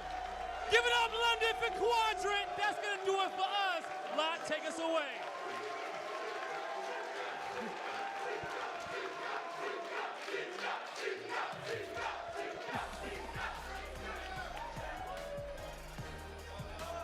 Absolutely amazing stuff. You guys are incredible. The Quadrant fans, they were out in full force. And rightfully so, because what an incredible series that was from Quadrant. I know we had a couple of things we were thinking, okay, there might be a few little hiccups here and there and a couple of worries that we might have had going up against Native Gaming. Well, I'll tell you something, I couldn't have been more wrong. I didn't have to worry at all. I sat back, relaxed, enjoyed the show that all of these guys were putting on for us. Incredible things. Tony, I have to ask you about that dominance of map 1. What an amazing, amazing difference Quadrant have been making, even against some of our world champion players like APG. Let me tell you, dominance was the word to use. At one point during this game, it was 59-23. Then it wasn't. By the time Native scored another point, Quadrant had 220 points. It was 220-23 before Native scored another point. That was absolutely crazy, and that set the tone for the rest of the series. I said Quadrant were the favorites. I said the series layout definitely favored them, and that game number 1, that was brutal. Harry, I don't mean to be rude when I say this, but Snipe Drone was out there just disrespecting his competition. The amount of just damage he was dealing, the slays that he was getting, Snipe Drone was just unbelievable. I couldn't believe what I was seeing with my eyes. There was just this cadence that he had, the kind of, I don't know, this main Slayer ability that he just kind of showed us here. I think there were question marks on his name and this roster and how he was going to perform. And I think a lot of people are now very shocked on how he managed to just do that to Native Gaming, which we have some incredible players on this roster. How did you feel that Mike played? It was Glory and Snipe Drone. They were just dumping ground, weren't they? It was just disgusting to watch, pure filth all around, and my goodness, it was just an absolute pleasure to watch it every single time. Each battle, every moment they knew it meant everything in terms of objective efficiency, and we saw it again and again. And speaking of objectives, the question we had about strongholds, that's completely out the window. I think we can confirm that it doesn't matter what kind of roster they're going to have. They seem to be one of their strongest game modes. And CTF, the stat line we had yesterday talking about the previous events and leading up to scrims in terms of their CTF performance, again, that's also out the window. This is an entirely different Quadrant. And with the crowd behind them and everything, honestly, the world's the oyster this event. Yes, you're in the lower bracket, but they can take it extremely far. And look at the stat line, like 1.82 for Snipe Drone. That's just unreal. Seeker 1.43. Nice to see him live up to his name a little bit more and be in that slaying department. And even the damage. I talked about Snipe Drone for the last 10 years in terms of his damage and how well he performs and how proactive he is. 17,500 unreal stuff from him. Yeah, 71 kills, and also it wasn't all front running. There was a must-win game number 2 in my eyes when it came to Native Gaming. Snipe Drone dropped 18 kills in that Slayer, so it wasn't just all front running in the objectives when they already were kind of having a crazy lead in that game 1. A lot of that was in an impactful game number 2, where if Native won that and got some momentum on their side, maybe things could have been different. But Quadrant, they literally ran with it and just never turned back. I mean, I've got to also say, I was very impressed on Quadrant's side, where, you know, they've got momentum, right? They're 2-0 up, and they're thinking, okay, Aqua Flag, this is going to be our bread and butter. It's going to be fast-paced, and we've got the momentum on our side. Well, I was impressed by Native Gaming being able to rally back. We actually saw Barcode getting a bit loud as well, which is always a sign of good things, you know, hopefully, you know, hoping for that reverse sweep. But Quadrant being able to shut it down, and it wasn't from lack of trying from Native Gaming. They had some things up their sleeves, some great spawns coming in also from Quadrant to be able to stop that util run, and things just kind of got out of control. But I do think that Quadrant right now are hitting a completely different level. We saw that in pool play, Harry, with Quadrant, and I really do feel like this 3-0 sweep, this clean run from them, is some really good signs for things to come pushing through this elim bracket. Completely agree. I did say both those series they played in pool play, they were extremely close, nothing to get upset about. Yeah, sure, a couple of them were a little bit upset, and I was just talking to a couple of players and I'm denying about it, but you just got to let them know and remind them, you know, you're against some of the top teams in the business.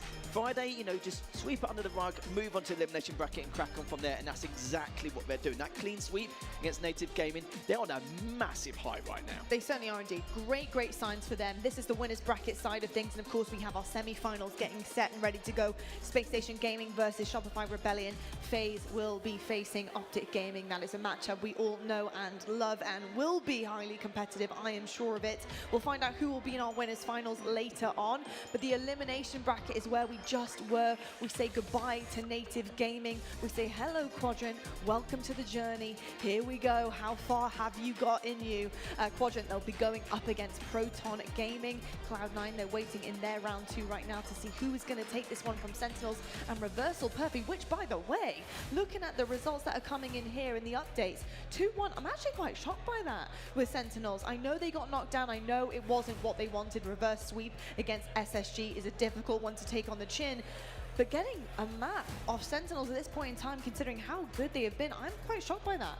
Yeah, Reversal Perfy have been known to kind of upset teams during some of the online qualifiers and during the open series, but this is LAN time, and when you think of Sentinels, think of, again, a team that's trying to break into and be consistent as far as the top 4. So it's a big win coming from Reversal Perfy, but, you know, you still got to finish it out. It's elimination bracket time, and by the time this weekend is done, nobody's going to think, oh, Reversal Perfy took a game off of Sentinels. They're going to think, did you win?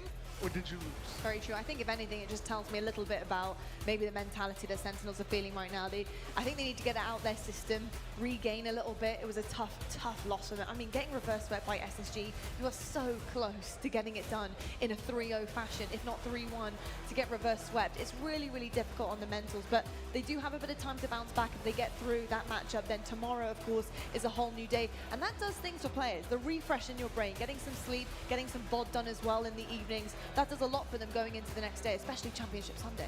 It certainly does. It's just due to the fact that against SSG, they were this close from getting top 6 guaranteed. So at least give them some breathing room going into Sunday. But now, sure, they're going to be quite demoralised. Of course they are, but they've been round the block quite a few times here and there, haven't they? Let's be real. They may drop a map here and there just to kind of recover their mental, as you already mentioned previously. But I still think they've got the potential to do it. I feel like this team is still extremely strong and feared, and I think anyone who comes up against them should be worried to a certain degree, considering how well they performed against SSG, because if they play against like that again against any other squad in the elimination bracket, I'd be scared. I'd be worried. I think I'm scared for everyone at this point. Looking at the level of competition, it's pretty damn scary. Let's take a look at what's coming your way for the rest of tonight. Next up, we have a winners semi-final. It's going to be Space Station versus Shopify Rebellion. After that, we have another semi for you. Optic Gaming takes on FaZe, and then we have elimination quarterfinals to end things off. Somebody's going to be going home. We'll find out who will be playing a little bit later on. We are going to head to a quick break, folks, but when we come back, we have another amazing series on our hands. It's the underdogs, the big underdogs, who are looking to really take this one home against Space Station Gaming in this winners semi-finals, and we'll see you guys on the other side. The HCS London Major is presented by AMD and by Streamlabs.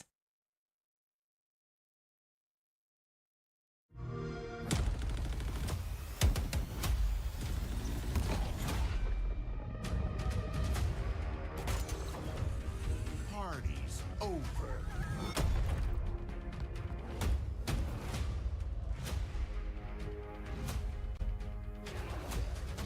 Belong to me. Satisfactory.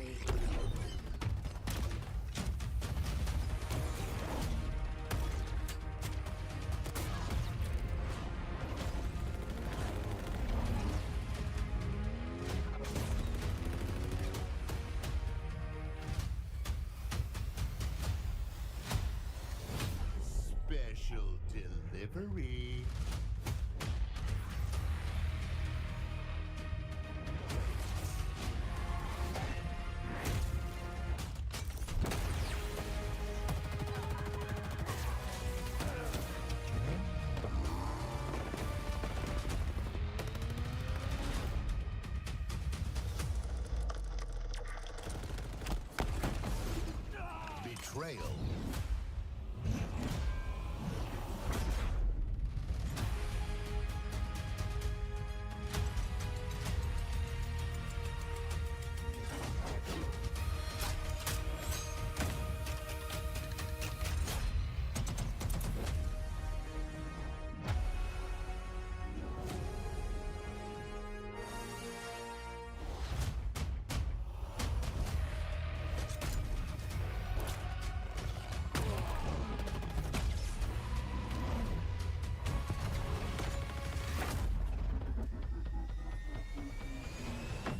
Combat evolved.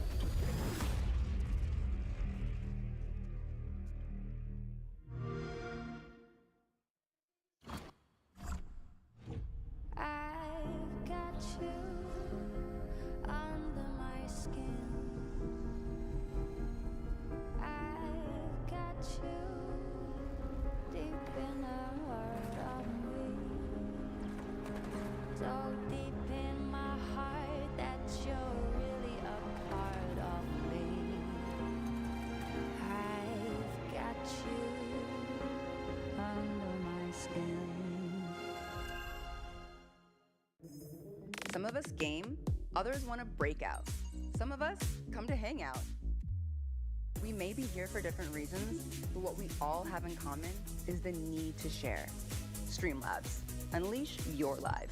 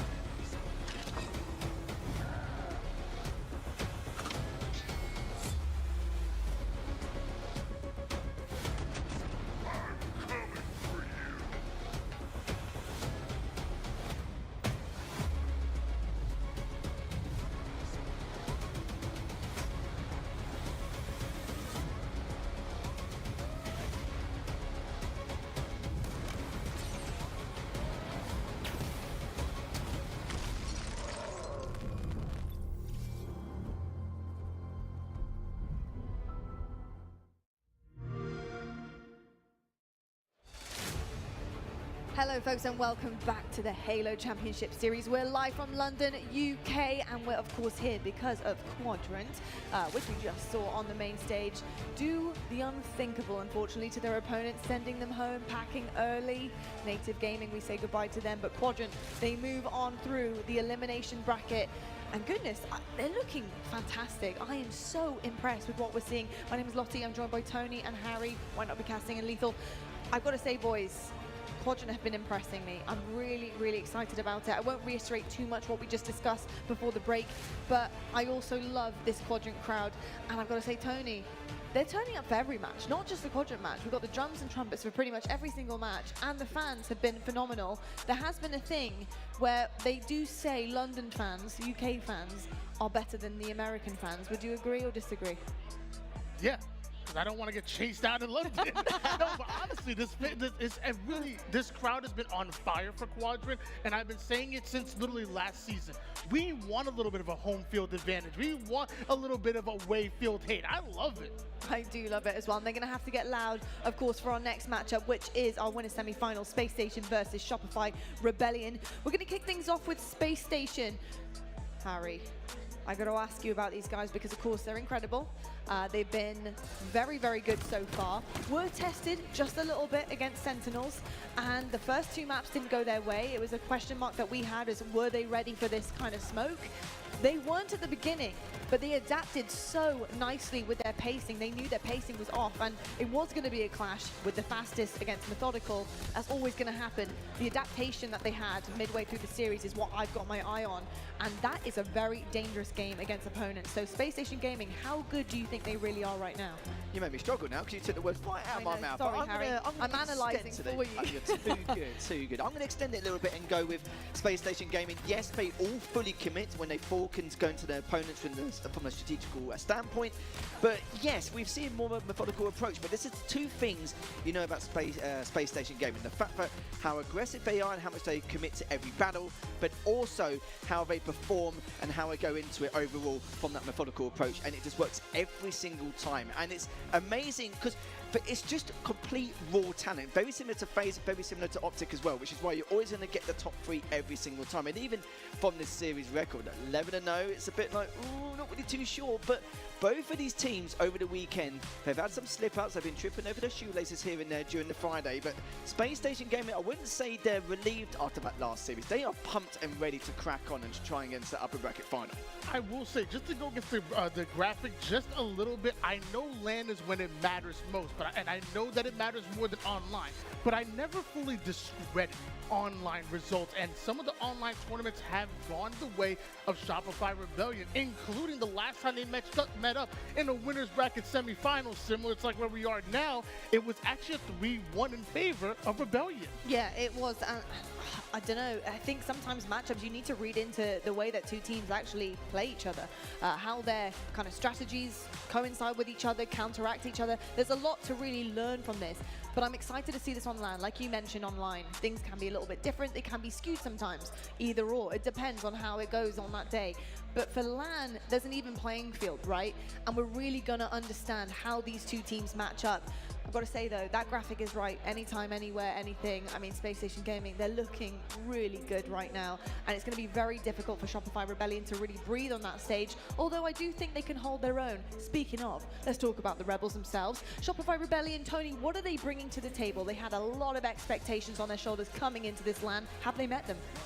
They really have, and I will say they have, we use the word tested a lot. Right. They have been tested a bit and maybe haven't had the cleanest road up here to the winners semifinals, but at the end of the day, it's about getting here. It's about the destination as opposed to the journey sometimes. And they are here, and they are 1 game away from making it to the winners finals, and that would guarantee them a top 3 placing. Shopify Rebellions are here. They just happen to run into what might be the best team in the world. They might just have done that, unfortunately for them.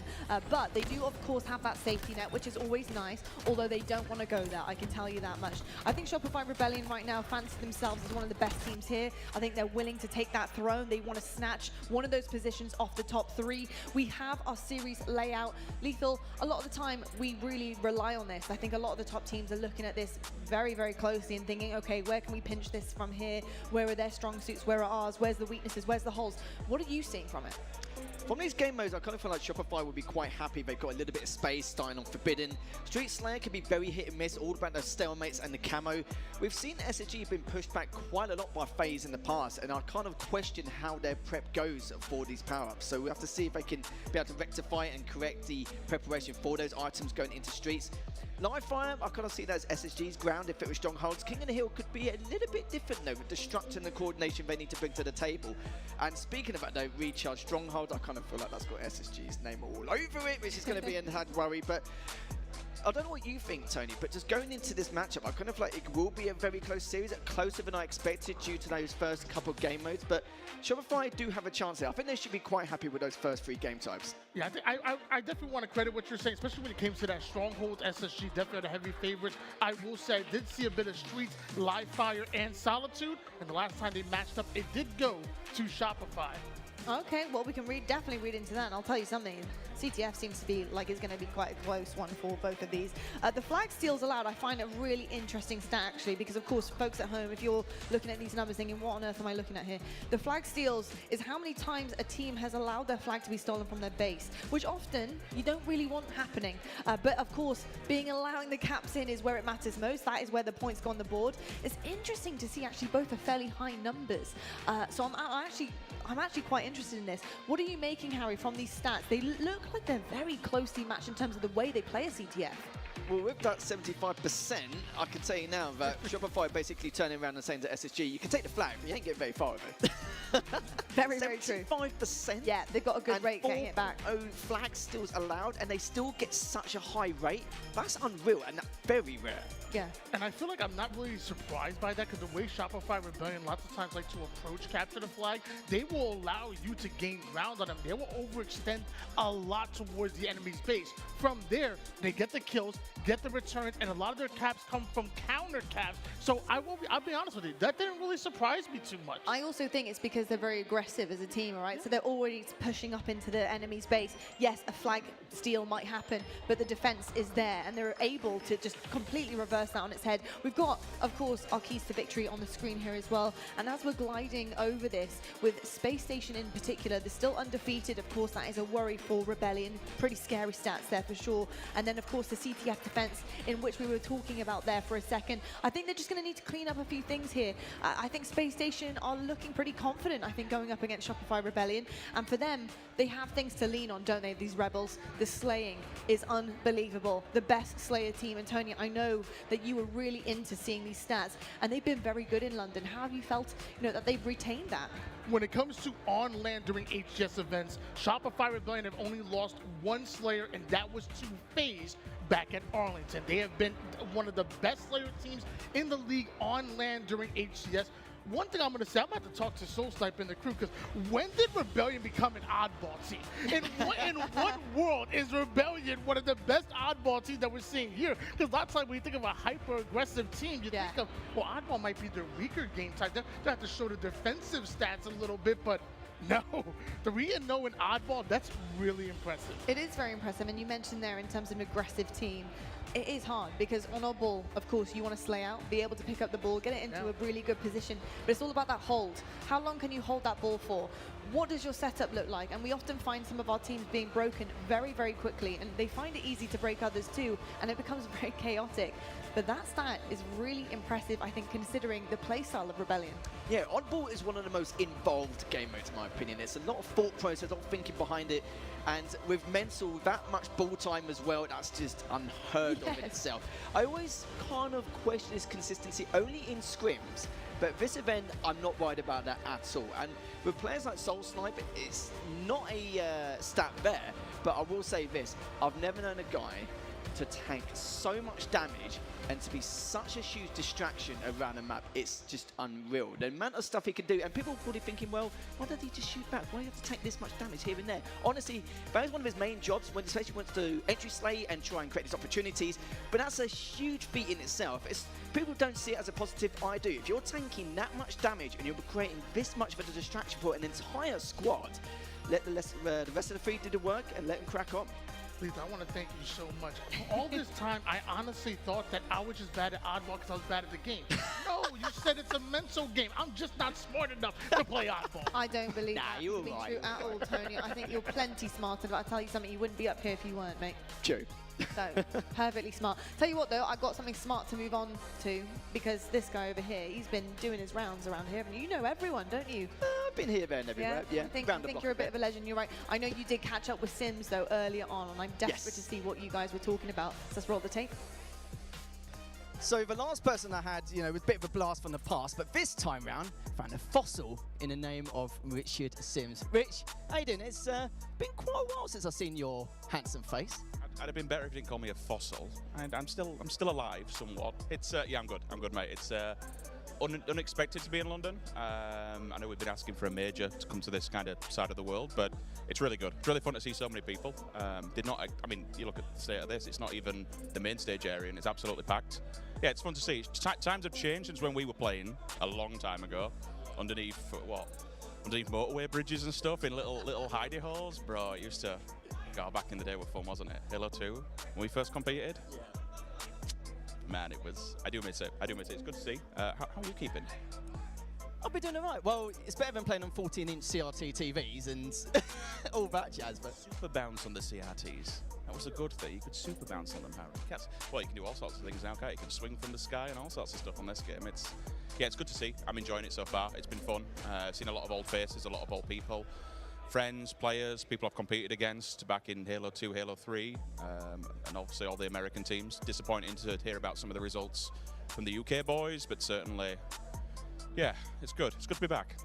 I can tell you've had a cheeky grin on your face like literally the entire time since I first saw you yesterday. So always good to have you, always good to see you. Now, you probably, I don't know how much you've been keeping up with the scene, but in terms of like who you think is going to win, in terms of predictions, what's going to happen, is there anyone you've been keeping a close eye on at all?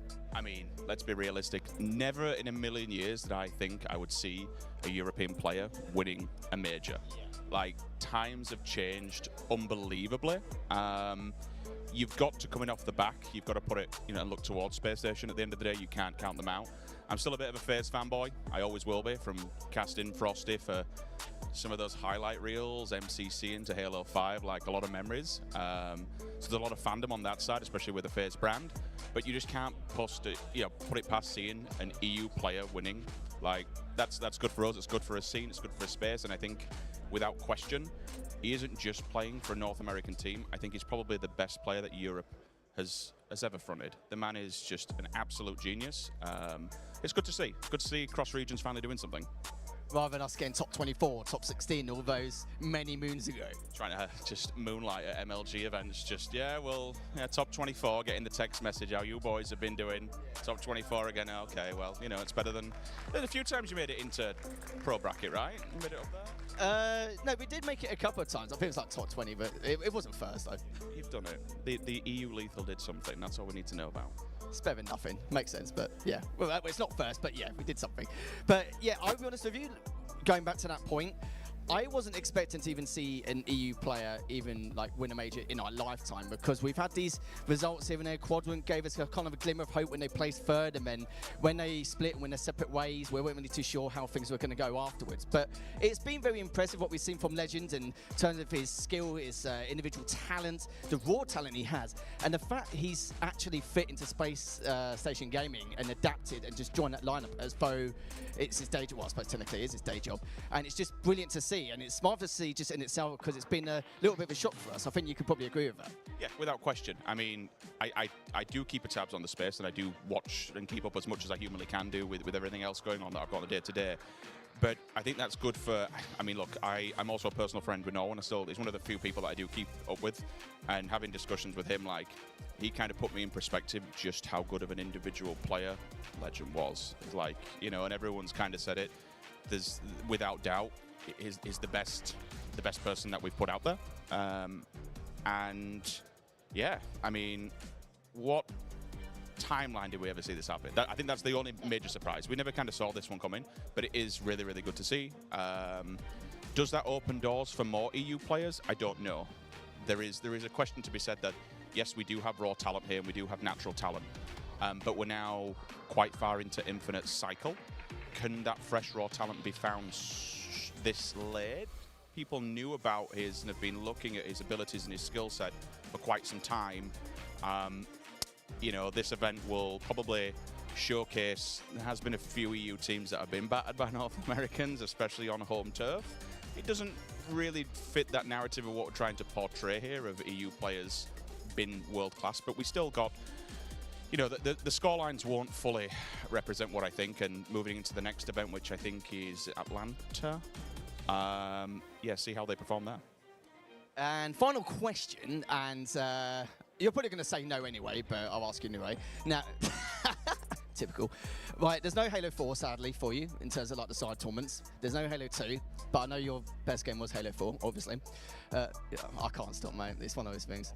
Halo 3, you think about dabbling in the 4s or anything like that? If there's a 4s event, give me a sniper, stick me on narrows, I'm happy. Halo 2 is where, it's where we met. swear we've had many. Me and Harry have had many battles on Halo 2 and said many a word that we can't say on air against one another. Yeah, if there's a Halo 3 event, I'll chuck myself in. I'll happily play. Always a pleasure to have you back, and if you want to come back any other time, then feel free, pop down, say hello like you've done today, and pleasure just to be in your presence once again. Absolutely fabulous, aren't you? Love you too, love you too. Anyways, we've got plenty more to come anyway. We've got all this bracket action going through the limbs 1 and 2, and coming the upper bracket underway with these feature stations as well. So make sure you tune in to twitch.tv/Halo and on YouTube/Halo as well. So until then, we'll catch you soon. Tell you what, that was so wholesome, Harry. That was so wholesome. And you are right at the end there. It is a pleasure having Sims here. I mean, it is. What a throwback having him around walking. I just love it. I just love it. I've missed him so much. And I'll tell you something as well. What a beard he has. His beard edges are straighter than some of the shots on the main stage, which is pretty impressive considering how good our players are. But that beard is perfection. It's unbelievable. Sims, for folks at home who don't know who Sims is an absolute legend. He's been in the scene for the longest time. Sorry, that is not an old man reference. Sorry about that, Sims.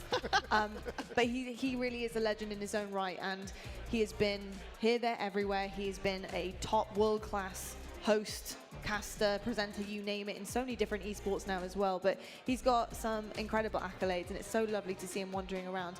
I was just thinking about some of the memories that I've had with Sims, and he's been there since I started ever in esports, so I'm like his little sister.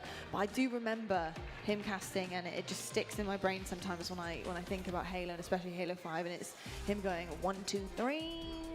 That's literally stuck in my brain since 2018, literally. That is literally him to a T. It's that voice it'll stick with me forever and ever. Have you guys got any memories of Mr. Sims? Too many. Maybe too many bad ones, but nah, it's all good, all good. No, one of my closest friends, one of the best people to hang out with. I've known him for nearly 20 years now, which is just ridiculous. One of the moments being all the times he used to rage at TSG3, on those 14-inch CRTs, and he's back again to annoy me as usual. So even when I'm working, he's annoying me, but it's fine. I'll accept that. You've grown up as a caster, haven't you, Harry? A little bit. You get in there now. A little bit. I just need a bit more. Short, but you get in there, big man. Just need some healers and I'll be all sorted. Exactly. I mean, look, he can't stay away from the limelight. He absolutely can't. There's a camera here. He's sniffing it out. Tony, have you met Sims before? Yes. This weekend. Actually, today was the first time I got to meet one of the legends of this game. And so many plays that I think about when I started Halo 5. So many plays that I think about that were in Halo 5's history was him making the call. So it was actually really cool to meet a legend in the game, and I was a little starstruck. I know. Just a little bit. It's hard not to be. It's hard not to be, that's for sure. It's lovely having him here. I also love what he said in your interview with you, Harry, about, you know, European Halo and the kind of standard that we're now setting in these next generations, and obviously seeing legends come forward, having to move to North America, being picked up by a team like Space Station Gaming, and not only that, but then winning his first major in his debut with this team. It was such a historic moment. And you think back to maybe, you know, some of the days I actually said on the desk not that long ago, where European Halo was never considered a threat, right? You know, it was like, oh, cool, we're going to play them, nice, real fast, whatever. And that is not the case anymore at all. And I'm loving this coming forward from Europe. And obviously the other regions too, but Europe has really put their mark on things and their stamp. How does it make you feel thinking back to all the memories that you've had in Europe and being a player yourself and then seeing these new generations come up and being a force? I'm still shocked even now, and I think it's great that in the European scene we've got such good role models for the scene, because you've got to think about it now, like, you know, back when I was playing, I've got to think about all the players coming through Halo 3, like the Buck Twins, who they came up and took over, and then they started doing really well, and then we've got the players from Infinite now taking over, taking their roles. So I think being a good role model, especially in that department, is very important, just to give not just the European scene, but any scene, any continent, it doesn't matter. Just to let them know and let them just try and pass on the torch, so to speak, to show that, you know, if we can do it, you can definitely do it and some. And that's what the European scene have done, because ever since the very beginning, in Halo 1 and 2, we'll get like top 24, top 20, and then all the Halo 3 Reach players will get top 20, top 16. And you can see it's been getting better and better over time. There's never been a decline. There's always been an uptrend and an improvement. Like you've seen it so far. We had third last year and Legend winning the last major. So another great example. It really is indeed. It's absolutely incredible. And obviously, Tony, for you, in terms of your experience with European Halo, you know, what were your impressions coming into, especially this new title, Halo Infinite, and how the Europeans have been playing and growing as the seasons have gone on?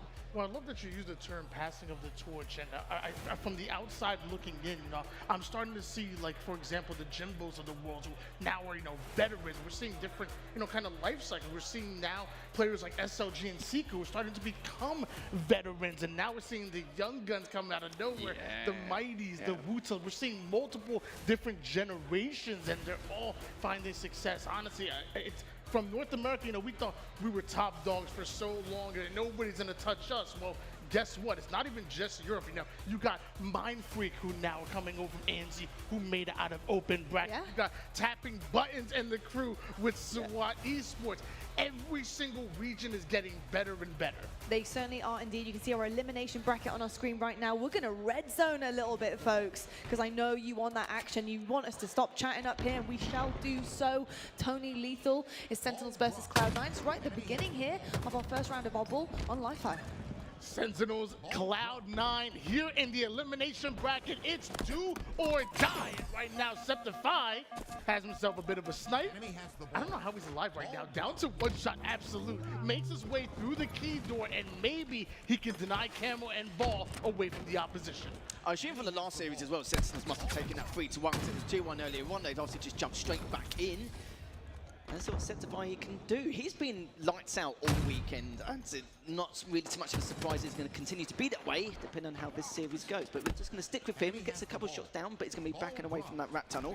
But keeping hold of that snipe, extremely important to at least try and break this improvised setup, so to speak, as he's just biding his time. Does get shot, but still, you can tell the Sentinels don't really want to take a fight with him yet. But good coordination coming up from Cloud9 here. Going to push on forward, but does manage to get away. Good assist coming out, and now going to be pushing on once again. But this is very clean, very well coordinated from Cloud9 so far. To see some of the decision-making come out of Septify, and look what it leads to. The moment Suspector dives towards the rat tunnel, wraps towards Sad, works a 1-2 combo with him, and now look at him over towards the nest side, hitting headshots with that sniper. This is what you want to see. 21-2, though, still in favor of Sentinels. 21-2 in favor of Sentinels so far, still very early on. Decision, we've been talking about him all weekend long. We're going to see exactly how he's going to come up trumps here. Was going to go through cuts, but decides not to. Don't blame him in the end, considering the circumstances of that position. But just playing it very patiently, very slow. He knows that there's a couple of people around the corner. Just a matter of how he's going to try and approach this. Decides to push on forward anyway. Will he actually be able to get behind him? Managed to get one. Looking for that double, but doesn't get it in the end because the QTs can actually make it so it goes right back behind B. But this is good though, again, just playing it very patiently, and managed to almost take him down, but he does in the end with a beautiful nade. Killing spree to boot, and you can see in the state department already going 7-3, and it's just popping heads left, right, and center. Patience, not just a key, not just a virtue, but a weapon that Precision wield at a master class. What you just saw was crazy, and it leads to all 4 members of Cloud9 that go down. And Sentinels thrive because of it. Like, here comes Suspector, here comes Sad. They're not giving up just yet. Still though, Suspector manages to stay alive. Enemy has the ball. As they have a pretty damn good setup right now. Numbers on in their favor, but the push is coming very soon, I can assure you of that. There's a thing about that rotation around B, but Sentinel's already trying to adapt and go around big door straight away, and didn't actually get to play ball it or get the chance to even get it out, but it doesn't matter, they still got numbers still. They just need to push around. Septify has been taken down. Managed to get a couple of shots on anyway, so managed to get one. Gets a bit more damage done, just need to try and collapse it, and that's exactly what Cloud9 are doing around behind Nest and C, and Septify adds another to the kill feed. Bit of a collapse coming in from Cloud9. It was the rest of the members of Sentinels that hold them off, so now it's pure firepower that's going to win it. And he tries to repost the ball off the green side, but it's actually caught by Septify. What an interception, that ball still on the map. They desperately needed that. They're still 45 seconds behind. Again, still early days at the moment. As Suspected managed to get one. And adds another one. That's Tusk for the snipe. It's just going to hold top tower until we can see exactly what info he's going to be given. Managed to get another. Managed to get the double in the end. It's huge. They're coming out, but let's see if they can push on forward. Still a 2 down for Cloud9. Must hit another going towards B, but at least he managed to get it playable. 59-26 in favor of Sentinels at the moment, but it's Tusk with 2 shots left in the sniper, making 1 body shots, then finishes precision off with the bandit. Multiple falling now for Sentinels. This is the opportunity that Cloud9 were not just waiting for, but are creating at the moment. They need to catch up. They certainly do. They're trailing behind. They've caught up a little bit, but gap is still ever so sweet here for Sentinel. Tusk finally gets taken down. He valued his life pretty well there with the rotations he was making around C. We're going to stick over with Falcator going 10-7 currently. He's been putting a lot of damage across the board from what we've witnessed so far. Finds a couple around Nest, gets a few shots in, and at least a bit of map presence going. But you've got top mid, you've got the collapse coming from the side as well. It's going to be pretty difficult, but he's trying to do everything he can to try and be as proactive as possible to keep him at bay. But the aggression is coming out so strong here for Cloud9. Yeah, you saw Precision and Lethal, the first ones to go down. And like you said, Cloud9 decided to get aggressive and grind forward. Now a rotation with this ball, but first it was Tusk, then Septify. Sentinels might be snatching this ball right back. Certainly could be a suspected mandate to get another 2 down now for Cloud9. Again, just feeding each other info, just trying to keep an eye on bottom mid, waiting for that collapse once again, trying to wait for that fork rotation coming forward. Still though, Lethal's been taken down. It's going to be 3 down now for Cloud9. There's Boo now just trying to hold top mid, and we're going to see what happens later on in that series. We certainly will indeed. We'll leave that one also on a cliffhanger for you, but if you do want to catch all of the action, they're on different streams. Get those tabs open, tune into your favorite teams. But of course, we do have the main stage action to get to as well. Right now, it's a big game for both of these teams. Shopify Rebellions versus Space Station Gaming happening right now.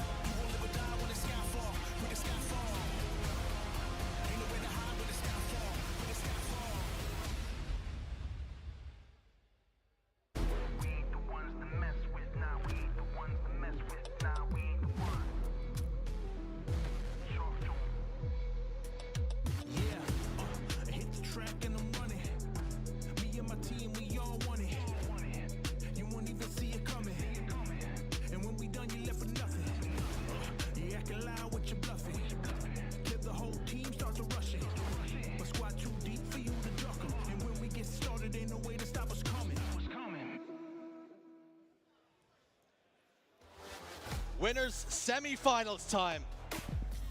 Win this one, admission to the winners finals, and a chance at a grand finals, and a guaranteed top 3 placement for one of these 2 teams.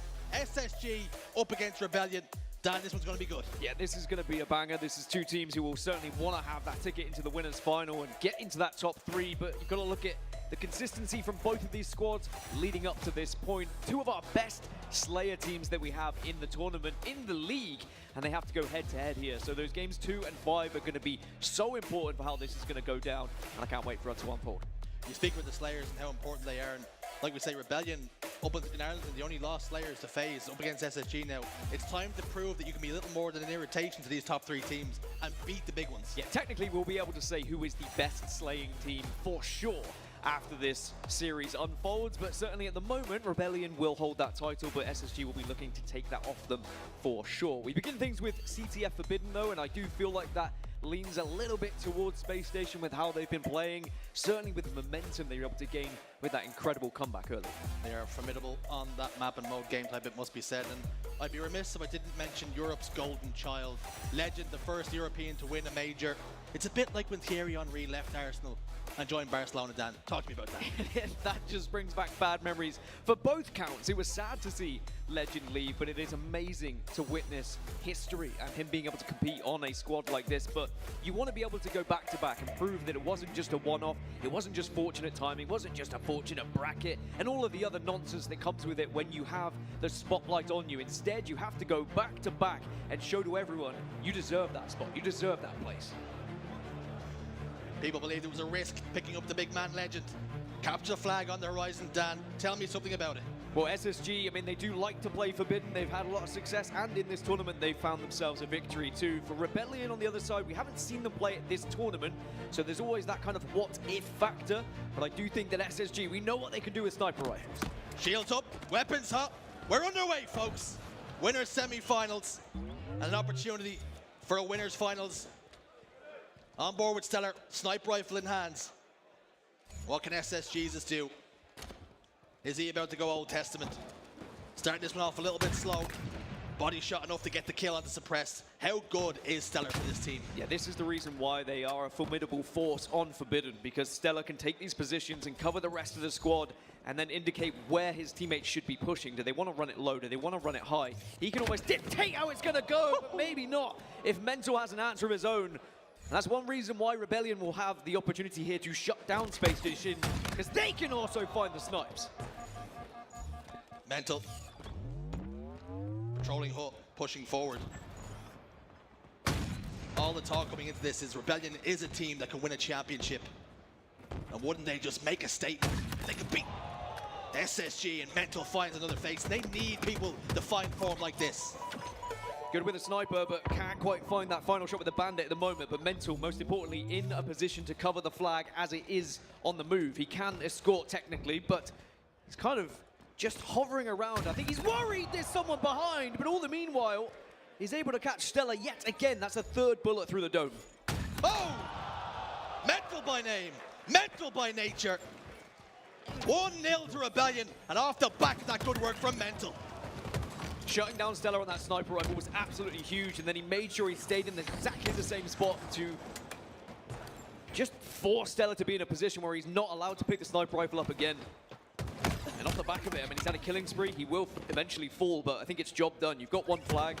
Now the team can start to take very aggressive forms of attack here if they would like to.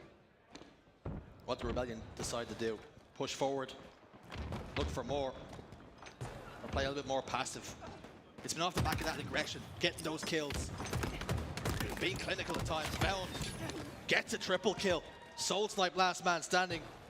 An opportunity for SSG to push forward. Legend in a 1v1, he rarely misses, and he does it this time. Oh, Overshield doesn't quite get popped, and that's a big kill for Cycle. I think the important factor, you have to know when you're going up against Space Station that anyone on that team can pop off, and individually you have to try and match them in every single way. But denying them the chance to have advantageous positions with the likes of the Overshield, with the likes of the sniper rifle, has to be your focus. You really have to out-objective them. And that's exactly what Rebellion are doing at the moment. So much firepower on this team. It's frightening. So much firepower in this lobby. They're going toe-to-toe here. Rebellion off to an early lead, but happy to play this a little bit slower. Sniper rifle up now for both teams. Eco in the underpass. There's a little bit of poke damage. This Sizzle Stick might get the job done. It doesn't, just about. Cycle able to get his shields back. As he pushes forward now, has a sniper to play with. Swing and a miss on one. Loses his life. Mental, he's got the wig wobbler once more. A little bit of pressure on Mental to hit some shots just to stop the attack that's going to come through from Space Station. So to see how they navigate what is going to be an attack now from SSG, let's jump into a listen-in with Rebellion. Nice, nice. Should be around our base. Top left legend, top left legend. Okay, okay. OB in 20, OB in 20. I'm Alright, I think our base is clear. I don't know where that guy went. Yeah, they're Sam. OB in 15. Air flag created. Air flag. They're sniping their back flag. Sniping, you speak really quick. Still there. Yo, he has 2 bullets back left. Or back left flag going. Listen, OB4 guys. OB3. OB3. Nice shot. And the guy, yo, sitting on the plat. OB guys, still OB. More coming, guy. They're sniping the Mohawk. Yeah, on Billy. Damage. Alright, I think, yo, one probably OE, guys. Okay. Guys, I'm going to window. One window. I saw. The window, I have a kill. I just finished the podcast. Yeah, more. Hey, we get a poke. Where's the last guy? He's sniping in the little hole. He's in the rat hole. Oh, he's gonna OE. He's gonna OE or he's gonna go back? I vote. Yeah, another guy OE. Not the door rat. We got 3 guys coming back. Stay alive, Donnie. Stay alive. Alright, are theirs. No, they came back. They're snipe, guys. They're snipe. Nice. Fucking go. Nice. You're dead. One on Donnie. I saw Mohawk. Yeah, he's sniping. He's one shot. The back one, the Mohawk. I can't run it, That's fine, it's fine. One charge, Mohawk, dead. Well, Space Station is struggling to keep up with Rebellion at the moment. Great control that we're witnessing, and it's how they are all working together to make sure that flag moves without being even contested, let alone being stopped by Space Station. Typically, SSG, a team who is very good at stopping flags from being pulled in general. On average, only 3 per game, but 2 have been pulled and 2 have been captured. So now SSG need to find more of a way to actually find some offense here, because every time they try and make any sort of flank, Rebellion are wise to it. Something that was telling in the listening communication was calm and composed. It wasn't frantic. They're prepared for this occasion. They've worked on it. This is where they belong, and they're trying to prove it. Mental now, a couple of shots down. Got 2 players to contend with. Eco's going to get him down to no shield, but Mental again, every single time there's a piv, it's a Rebellion man coming out on top. Right, so another flag moving. 4 dead. Stella's going to be the first one up, and now if Rebellion do exactly the same thing where they're able to cover the players and take them off spawn, distract them from that damage, and this could be easily a 3rd flag, SSG now have to OV. Mental pushing this one on, driving the flag forward. Will receive a little bit of contention. Cycle's going to keep jiggle peeking. Legend gets a kill. Eco another. He's going to try and force this one home. Is Mental and gets it. Rebellion take the lead in this series. Tried as they might did, Space Station, to keep up with the pace the Rebellion were laying down, but they just couldn't match it. And it really was all stemming from that sniper rifle engagement we saw right at the start of the game. Stella losing out. And in the end, it was just a nice run of a killing spree to give them that first flag. They just positioned themselves so successfully to cover every single angle. And Space Station were kind of spreading themselves out. They were a bit sporadic around the map. One player would go down low, one would try and OE, one would go over top middle.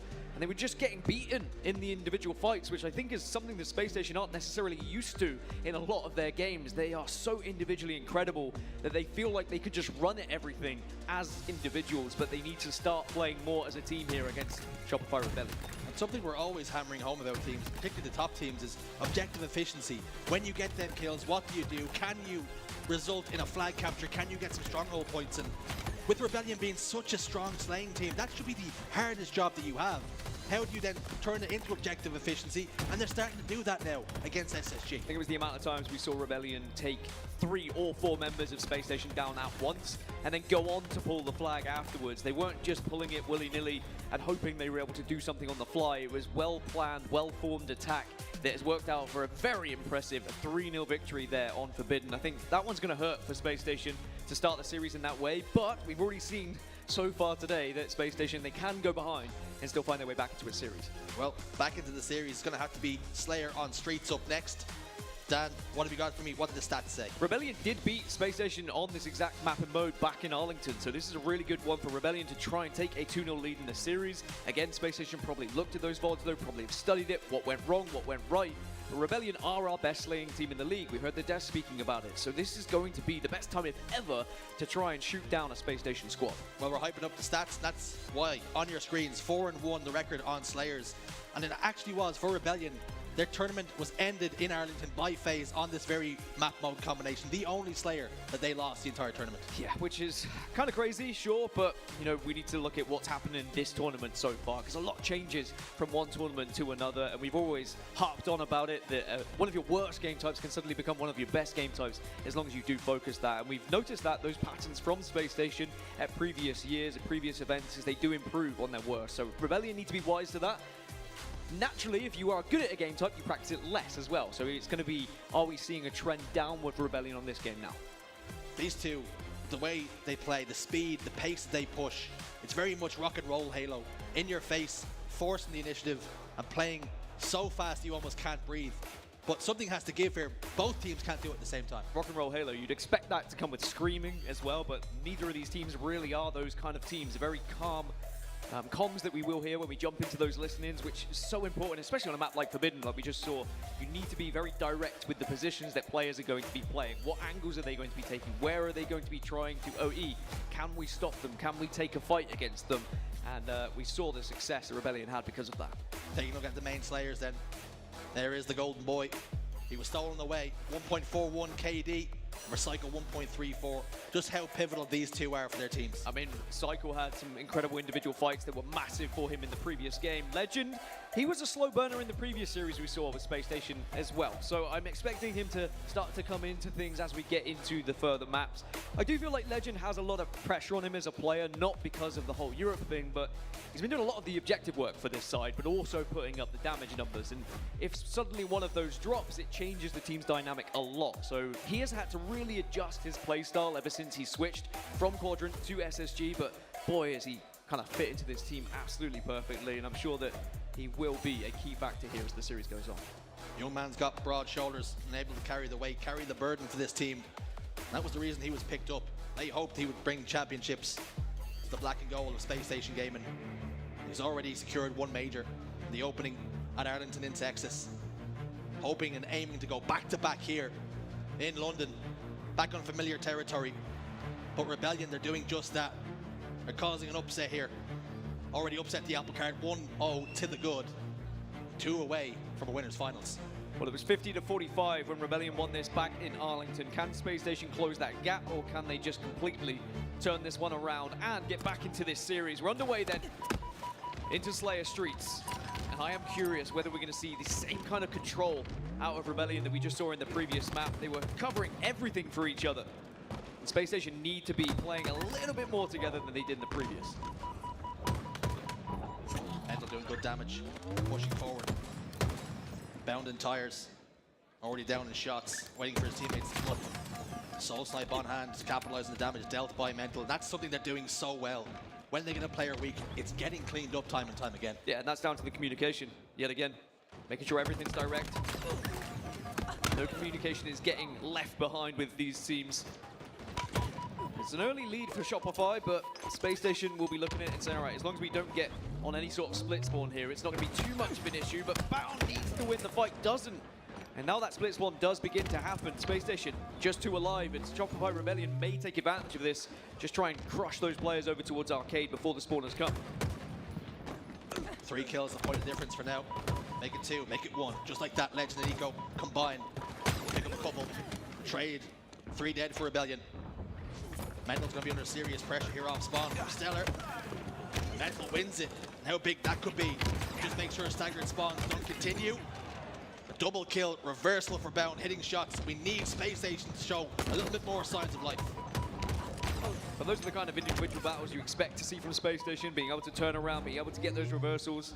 Once they start to get flowing, that's when they start to scare their opposition and really start to feel their way into the map with some confidence.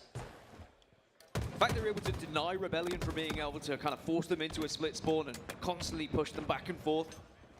And they're very quick off their spawn to try and find those areas to not allow Rebellion to push up and take too much space. Space Station just limping into this map number 2. This is only a matter of time before they awaken the beast. Bulldog from Psycho does massive damage, gets a kill as well. Stays alive, down to no shields. Heads up towards Tram now. Teammates are getting kills around him, and Nico's desperately trying to survive, doing damage, trying to get the kill, and Cycle gets another. They're getting all the kills, they're doing all the damage. Suppressed has the camouflage as well, and Space Station are being pinned back every single time they spawn. Well, this lead is starting to get concerning for Space Station.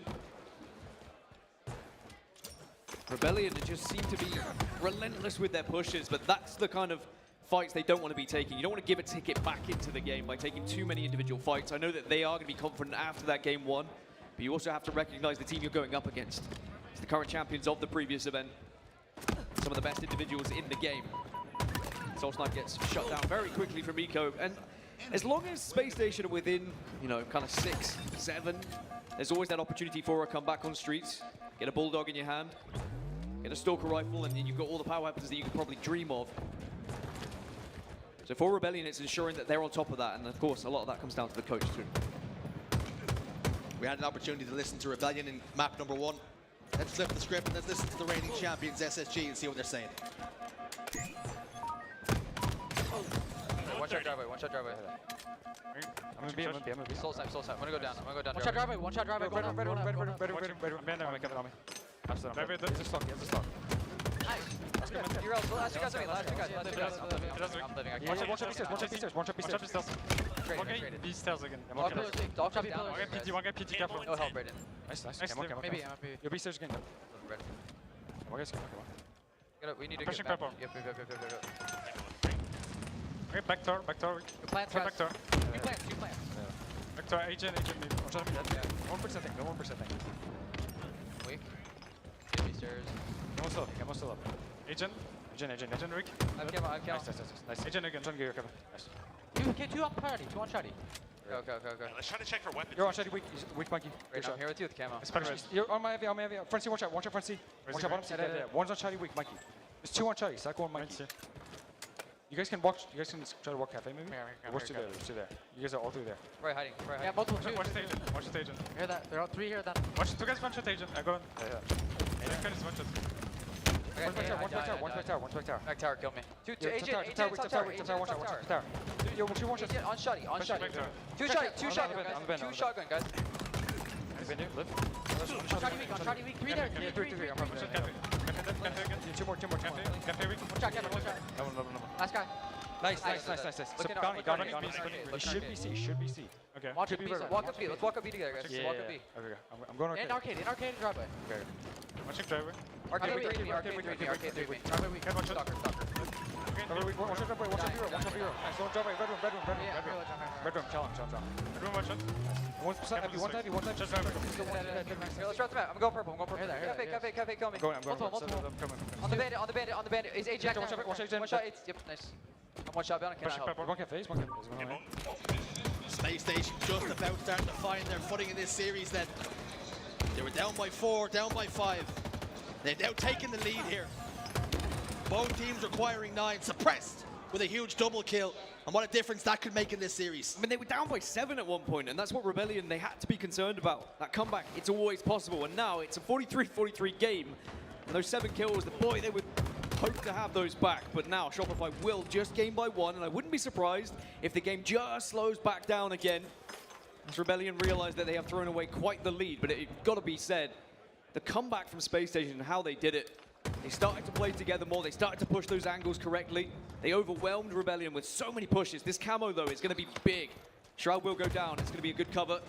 And Rebellion, they get the first chance to actually make a play and try and take a big advantage with a 6-kill game. Opportunity Rebellion. Suppress has gotten another kill. 14 kills. Leading his team, leading the lobby right now in Slays. And Cycle has an opportunity to make a play. 2 players in front of him. They're spotting out the camo player. Soul Sniper's there though to get Stellar, get the pick. Bound tries to close the distance to eliminate the problem and finds a solution. 4 dead for SSG. 1 more kill required. 1 more, and it's just going to be finding those spawners, calling it out. Where is the last player? And they see him, they've heard him, and Soul Snipe gets it, and Shopify Rebellion find themselves 2-0 up against Space Station and 1 map away from getting into the winners' final and solidifying a top 3. Player standing up, taking a brief break. Sentinels found themselves in this very same position. Booba exchanged words across the stage, but ultimately it was SSG who had the last laugh. Rebellion will have that fresh in the memory. They cannot make that same mistake. Yeah, I think one of the big things for Rebellion is they've not given SSG that kind of extra energy, have they? They've not been shouting across the stage. They've not been trying to get in their heads. They've been doing all of the talking in the game by dominating at the right times. And sure, they'd be a little bit frustrated that they were able to let SSG back into the game, into the way that they did, in the manner that they did. But it doesn't matter at the end of the day, as long as you get that victory.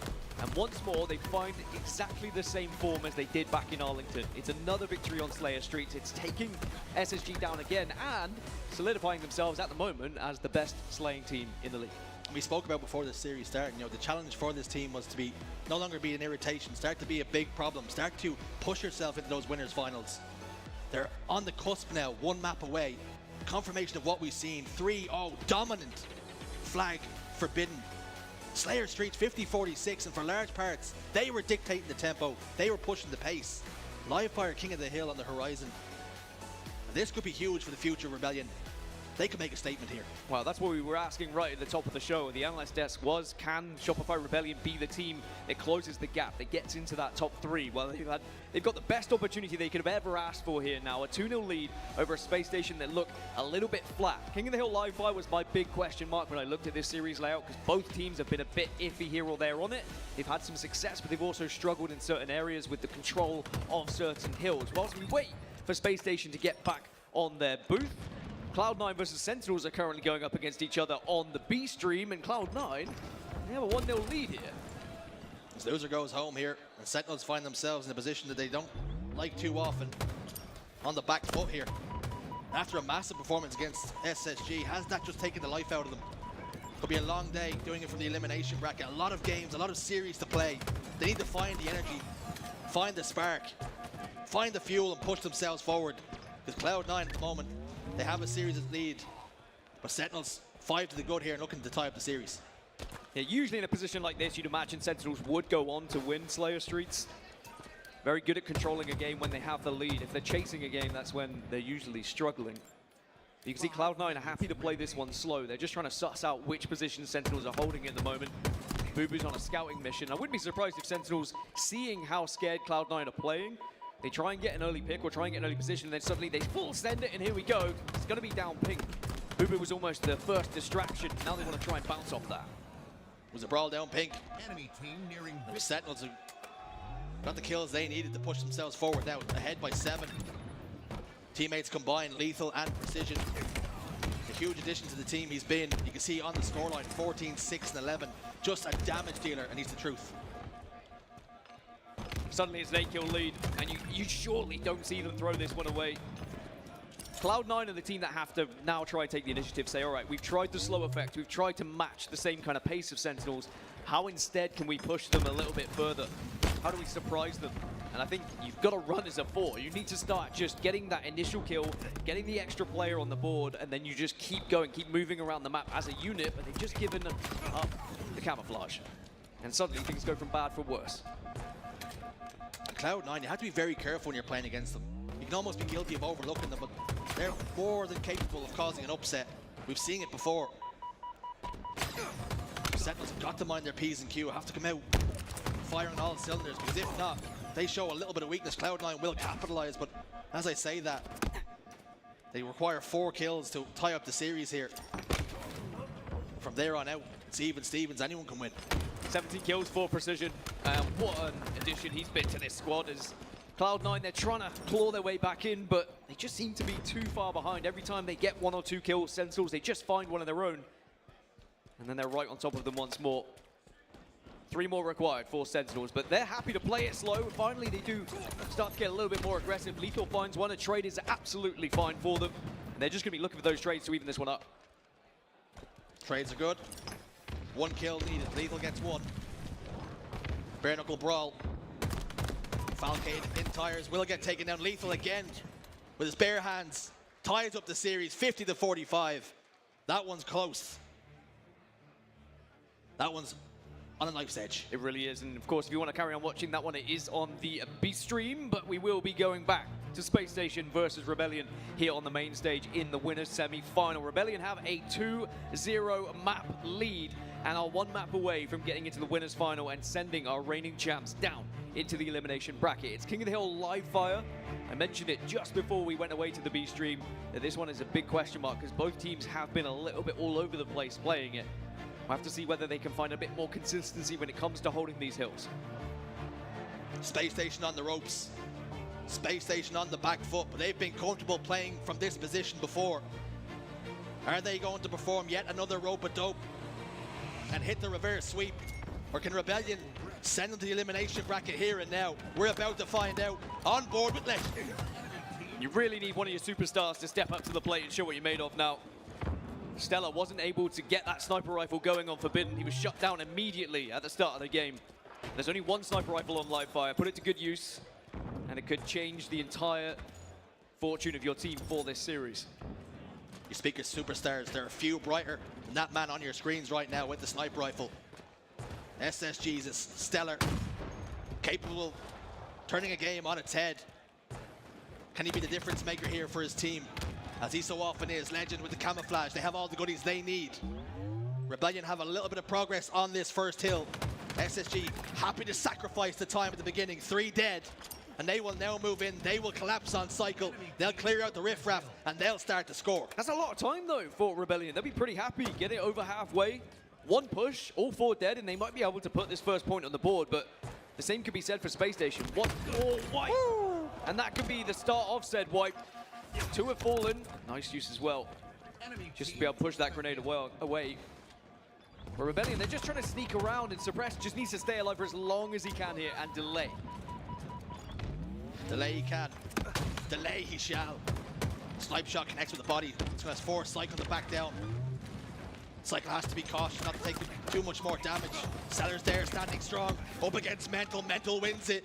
You spoke about how you were concerned about the progress they had made. They're back in the hill now. Yeah, and they have that opportunity to get the first one. Space Station maybe the chance to push once more, but they might just leave this one and start to think about the second.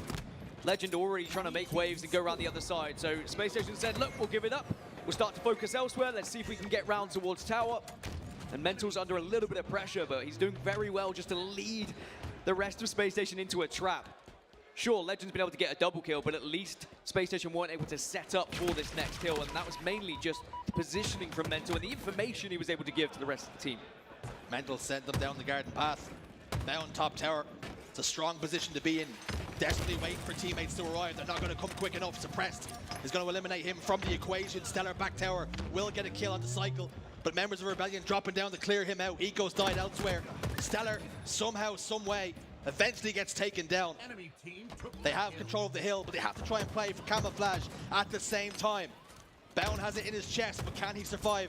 It's pivotal that he can. Cycle gets a kill elsewhere. A trade here and there. Bound has camo, and Bound pushing forward. But unfortunately, he's the last man alive. Yeah, last man alive with the camouflage, and a lot to do here because Rebellion hold hill and hold all the positions. You can see they're watching every angle possible. And Mental again is going to do enough just to be a nuisance here. Force Bound away, and sadly Bound falls to Suppressed. And Rebellion just seem to have the upper hand in every single scenario against Space Station right now. These pesky rebels continue to cause chaos and carnage. Legend over towards tower. Thinks about going one way, goes the other instead.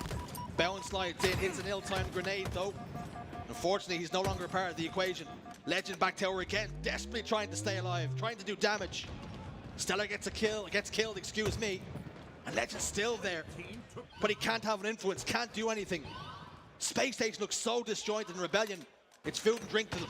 Of course, there was a LAN prior to this event, and we saw members of Space Station go on to win that entire LAN, go on to beat the likes of Shopify Rebellion. But Rebellion have come back with a vengeance and say, well, maybe we'll win the ones that matter. 2-0 up against the reigning champs. 3 minutes 19 on the clock, so it's not like Space Station really need to worry too much about time right now, but this hill is so crucial. But 4 have gone down now for SSG. And Rebellion have the opportunity to go 3-0 up here, and that might just be curtains if they can get a third on the board. The clock will then really play to their advantage. You say they don't have to worry about time, but they have to worry about their performance level right now. They have not shown enough against Rebellion. This is not the SSG we're used to seeing. That's a big credit to Rebellion shutting them down. It's imperative now that Mental and Co. continue to do what's found success for them here. Apply pressure, pull points of contact. And Cycle's looking to do that here and now. SSG look like they've been rocked. And it's been Rebellion rocking their way potentially here into the winners final. It was a great comeback for SSG against Sentinels, but at the moment with the way Rebellion are playing, they look flawless. They don't seem to have any chinks in the armor.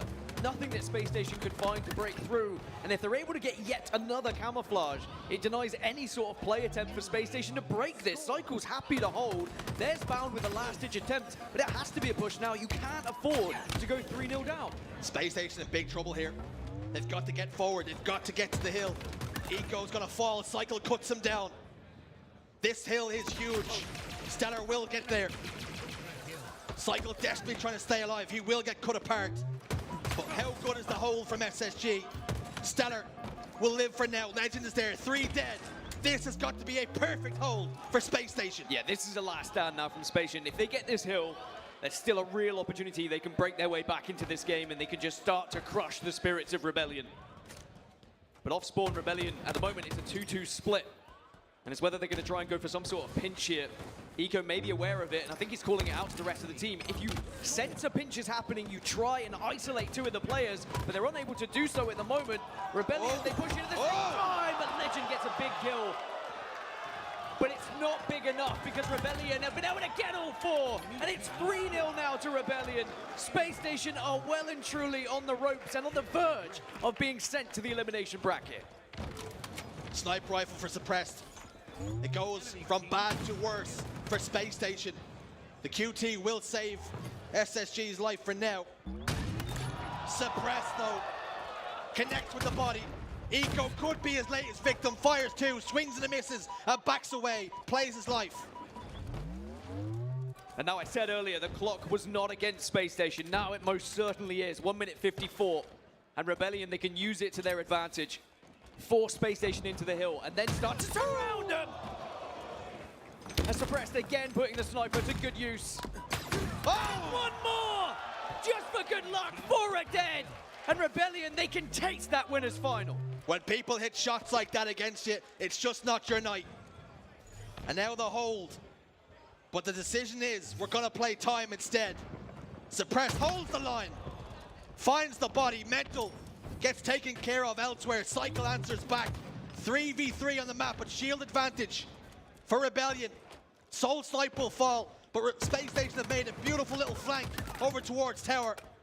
But they need to control it now, because like you say, it's a 4v5. Time also against them. How many times have we said the big three this, the big three that? Space Station, FaZe, Optic Gaming. Will anyone bridge that gap? Will anyone push themselves to be in that conversation? Rebellion are doing more than push themselves. They are forcing their way into that top 3 with a dominant performance, but it is not quite done yet. Space Station still have a slither of hope, and they have to hope that maybe Rebellion will slip up, but at the moment they do not look like that will happen whatsoever. There's still a chance. By God, count out Space Station at your own peril. Soul Snipe's camo will dissipate. Eco just about finds the visor. But as he tries to close the distance to the hill, he gets cut down. Mental in trouble here, caught between a rock and a hard place, gets taken down. And perhaps Space Station can answer back here, and maybe the dream is still alive. Space Station are digging their heels in and are going to give absolutely everything to try and get back into not just this game, but this series. 1 on the board. And 1 step closer, but they are still so far away from getting back into the game. It's now the top middle hill, arguably one of the most difficult hills to hold in the game. But if they can get tower presence, if they can get a couple of kills here, Rebellion will be on a weird spawn. Important for Rebellion to not chase late last cause, excuse me. A Soul Snipe gets one when he really shouldn't have. And as long as they stay out of the hill, they're winning. Soul Snipe absolutely running the server right now. 23, 10, and 19. Can't be stopped, won't be stopped. Sniper rifle in the hill for Stella though. If he can hit some big shots, which he will not, denied by Cycle instantly. 40 seconds now, and Space Station are just hurtling themselves towards that hill in hope they can hold it while slaying out. And they most certainly can achieve it, but Suppressed, he denies it. He gets aggressive at the right time. And Space Station now, 1 last push, you'd imagine, to try and get some control of this hill. Rebellion continue to hold the line. Space Station continue to throw bodies at the hill. They have no other choice.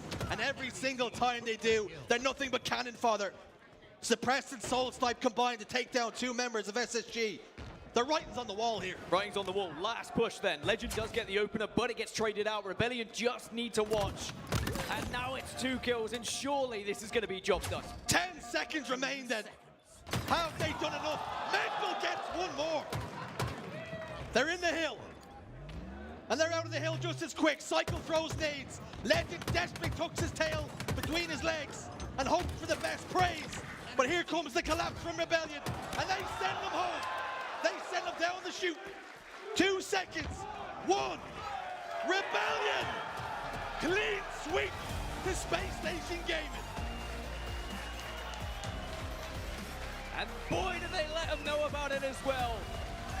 And they do not only make a statement towards Space Station, they make a statement towards this entire tournament. We are here to play, and we have one thing on our minds, and that is winning a major. The top 3 has been broken, and a new potential champion has now entered the building. No longer an irritation. They are now a problem for the top 3 as they enter themselves into the equation. Winners finals on the horizon for them. Dominant against the reigning champions. Space Station really didn't get a chance to get going. Every time they found any sort of momentum in every single game type we saw, there was an answer around every corner, quite literally, from some of these players. But I feel like it all stemmed from that very beginning on Forbidden CTF. The sniper rifle war, it wasn't much of a war in the end. It was very quickly over, was said battle, taking down Stellar, denying any possibility with the coverage on that map. And then from there, the momentum, it just kept going for them. I mean, you've seen it from almost minute 1. Cycle getting the kills, Mental getting the kills. They laid the foundation for that series win. Dominant in map number 1. And it has to be said, for large parts of 2 and 3, it was one-way traffic. They were inflicting the damage. They were the ones causing the chaos. And in the end, rewarded with a clean sweep.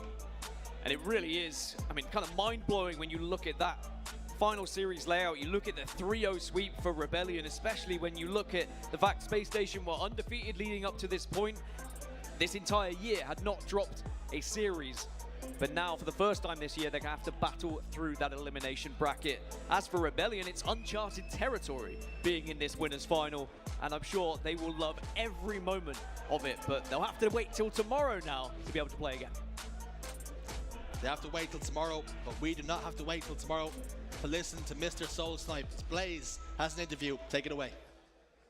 Thank you so much, Jersey and Dan London. Show some love to the Rebellion here as they shop up another win and get themselves back in top 3 as a squad.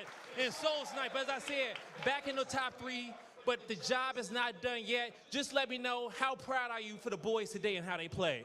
I'm insanely proud of how we played today. I mean, this was like pretty much perfect Halo. That's why we made the team. That's why we practice every day, go to boot camp. Shout out Shopify for making that possible. Shout out my teammates. Mental set the tone to an insane level that game 1. I mean, that was unbelievable. So I'm really proud of us.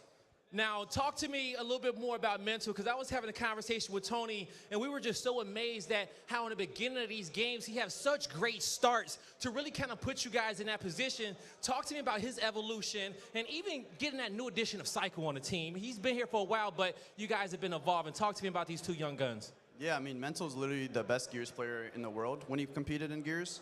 So, I mean, he just found his stride in Halo, and he's a veteran. Like, he brings the vibes when we're playing in tournaments. Like, he's just a tournament player. So I'm blessed to be teaming with him. And Psycho's literally the best player in the game, so. Simply, okay? And so, you know what? What do you want to say to the Shopify fans out there as you guys get ready to possibly play up against either Optic or FaZe, 2 teams that you have played very closely before? What do you want them to know as you guys get prepared? I mean, just bring the energy, whether it's on Twitter, whether it's here in London. Regardless, we appreciate the support, and it helps us a lot, so let's get it. It helps them a lot. Focus up, Shopify Rebellion fans. That's going to do it for me and Soul Snipe. Lot, take us away. Thank you so much to Blaze there. Wow. Wow, wow, wow. Okay, look, listen, we got a lot of stats up here. We have an incredible team in the back working on stats. Austin, big shout out to you. I don't think there was any amount of numbers that could have prepared us for what we just witnessed, because I have all of my notes out the window at that point. Looking back on the highlights, Tony, one word that comes to mind once again, that is dominance. The performance from Rebellion. This was crazy. Talk me through it. I've been trying to tell people for a while now, and every time I talk about Rebellion, people say that I'm crazy. I hope you are believers now at home. That was a dominant performance, starting from that game number 1.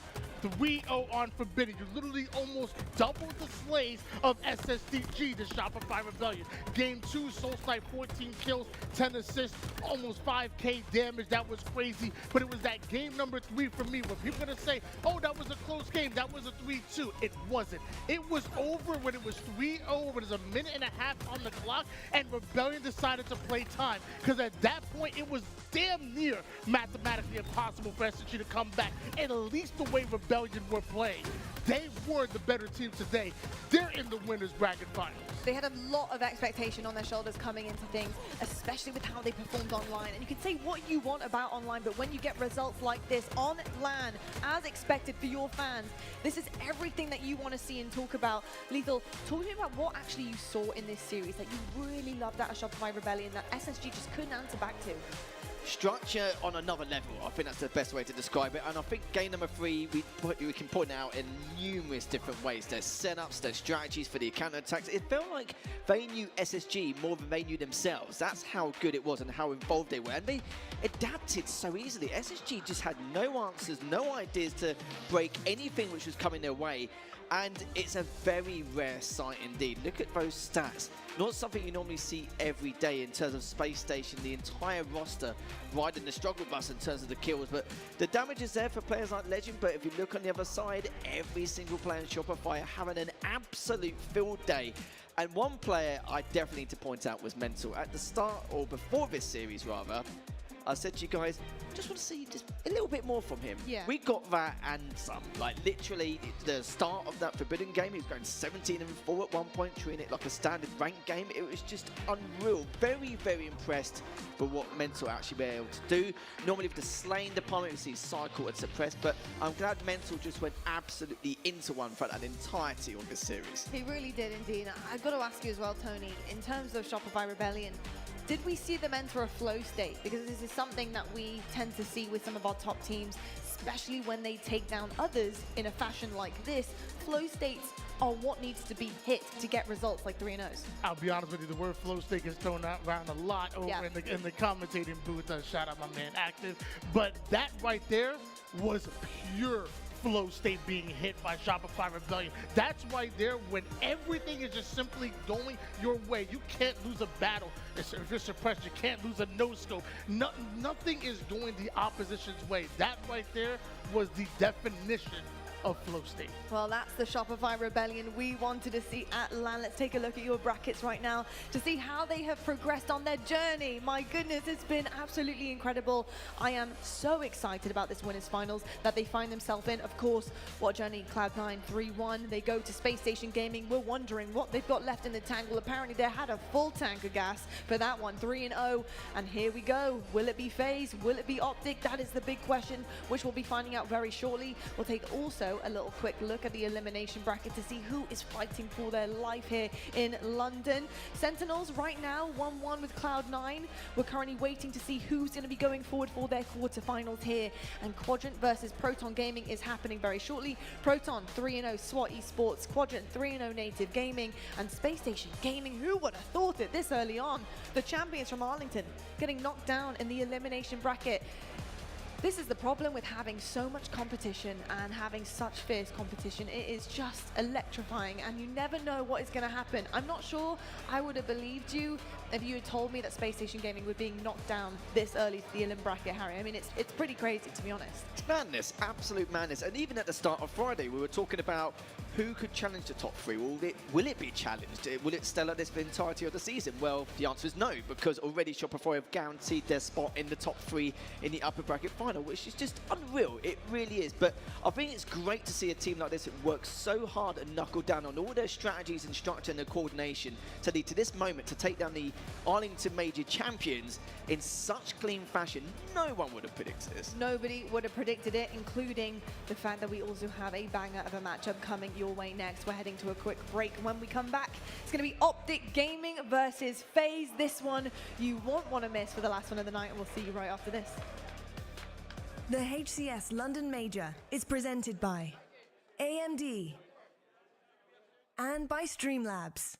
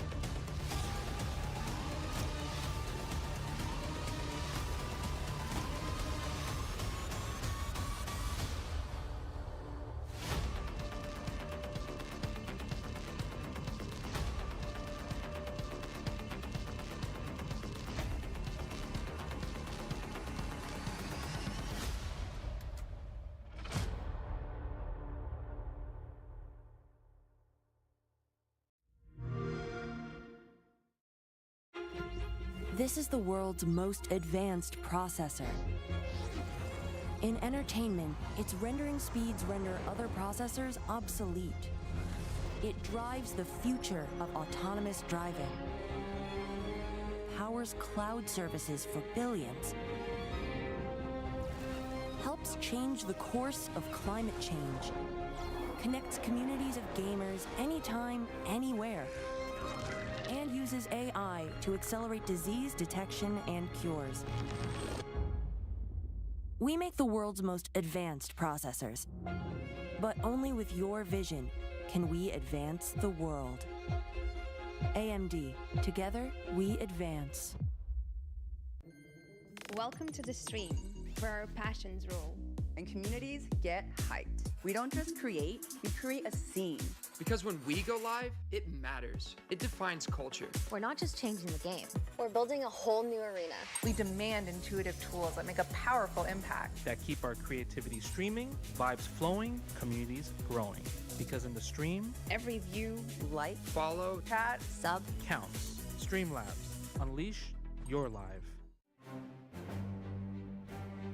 Kicking things off at number 10 with Jaren over on the camouflage side, sniper rifle in hand, swinging a miss at the first, second one connects with the body, double kill with the DMR, repositions, lines up the camouflage player, his head gets ripped from his shoulders, is the overkill, lines up the kill tack, see you later fellas. In at number 9, Godzilla has climbed out of the sea to terrorize some players on live fire, gets a headshot for one, dinner for two, cancel, triple kill, locked in on that player over towards green, top middle, overkill, extermination, over to the man from San Antonio, Texas, Crewville, lands a pretty simple opener, spots the player over towards Nest, rips his face right off his shoulders, uses the lob wedge for the triple kill, connects with the body shot and a simple tap in for the overkill. In at number 7, on board with Mailman, truly eyes and ears, he's on Forbidden Capture the Flag, lands the no-scope onto one, lines up the second, body connects, double kill secured, triple kill, and the overkill, no-scope.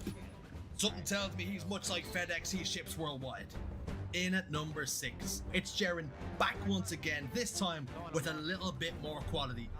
First kill, back tower, double kill, getting lined up, headshot onto Queen, lines up the triple kill, see you later friend, overkill extermination, and Jaren is the Money 8's menace.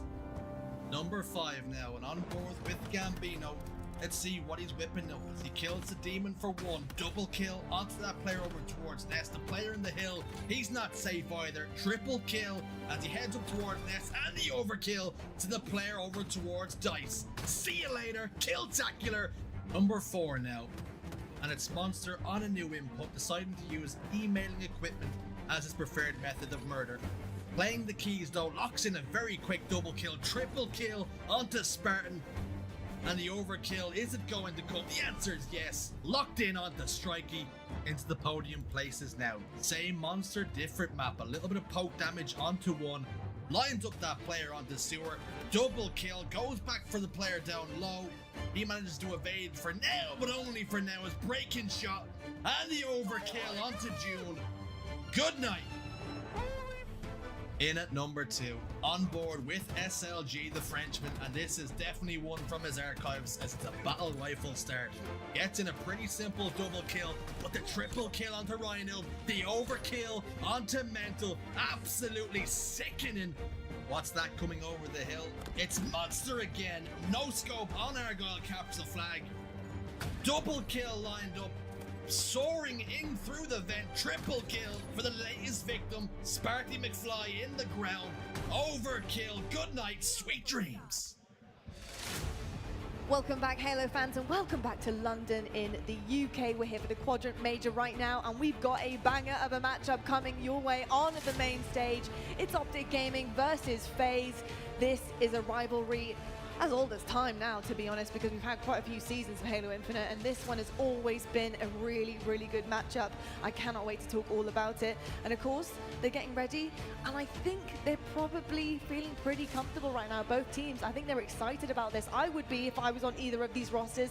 They want to smoke one another right now. This is going to be a dominant performance from one of these teams going forward into that winners finals, and you already know the green will want it. Optic Gaming, they've had a little bit of a trouble, obviously, in Arlington. They didn't quite get to that finish line. Space Station Gaming, they had the one-up. How are you feeling about their performance right now in London? So far, I think they've looked fantastic. Their oddball game is something I'm very appreciative of. I think they're setting the tone there, and especially going into this series, they're going to be ultra confident, having knocked FaZe not only into the elimination bracket, but out of the tournament as well in Arlington. So they beat them both times. They know they have FaZe's number. It's really, how does FaZe feel coming into this series? That is a very good question. I do also feel like, in terms of Optic and the way that they're playing right now and performing, Tony, we haven't really seen any crazy pop-offs from any of these members. Not that that's a bad thing. It just shows me the teamwork has really been there. They've been grafting to make things happen as a team, and that's sometimes a really good strategy to have against a team like FaZe. Yeah, like you said, we've seen less like pop-off performances and more consistency across the board. Great fundamentals, great teamwork, and unselfish gameplay from each and every one of these individuals, which honestly, that's probably Halo at its finest. I don't think they've needed pop-off performances until now. This is a series against another top 3 team in the world where you are going to need the big players, the superstars on your team, the Lucids, the Formals, to pick it up and have those special moments. Certainly will indeed, and special moments are what FaZe are going to need going into this one. Considering it didn't go to plan for them back in Arlington, Optic Gaming knocked them out. It wasn't the result they wanted, a 3-0 sweep, although the tale didn't really quite get told in terms of those stats and those numbers. Clutch, tell it for us. Those games were so close. 2-1 in Solitude King of the Hill. The CTF Fathom went into overtime. I said Fathom. It was, I can't think. The CTF went into overtime right now, back then. And it was honestly a game that FaZe should have won. So for FaZe to get an opportunity here to kind of redeem themselves from Arlington, that's got to be what they've been thinking about the past 2 months. And it's sometimes those margins that can hurt the most. We're looking right now at the series rewind from that Olymp final. There it is. There it is, Forbidden, mate. All right, you're not expected to be the Halo database. Don't worry about it. I should know that. But I've got to say, in terms of the series rewind, you can see how close things got. But Optic Gaming just being able to edge out every single time. And Tony, looking back at that, what did it come down to? What do you think FaZe were missing in terms of the ice we know and love from them? I mean, to me, it really came down to that capture the flag Forbidden. If it goes to overtime and FaZe aren't able to win that out, maybe we see a different story. Maybe we see a chance of a reverse sweep. Like you said, when it's overtime, they had to execute there.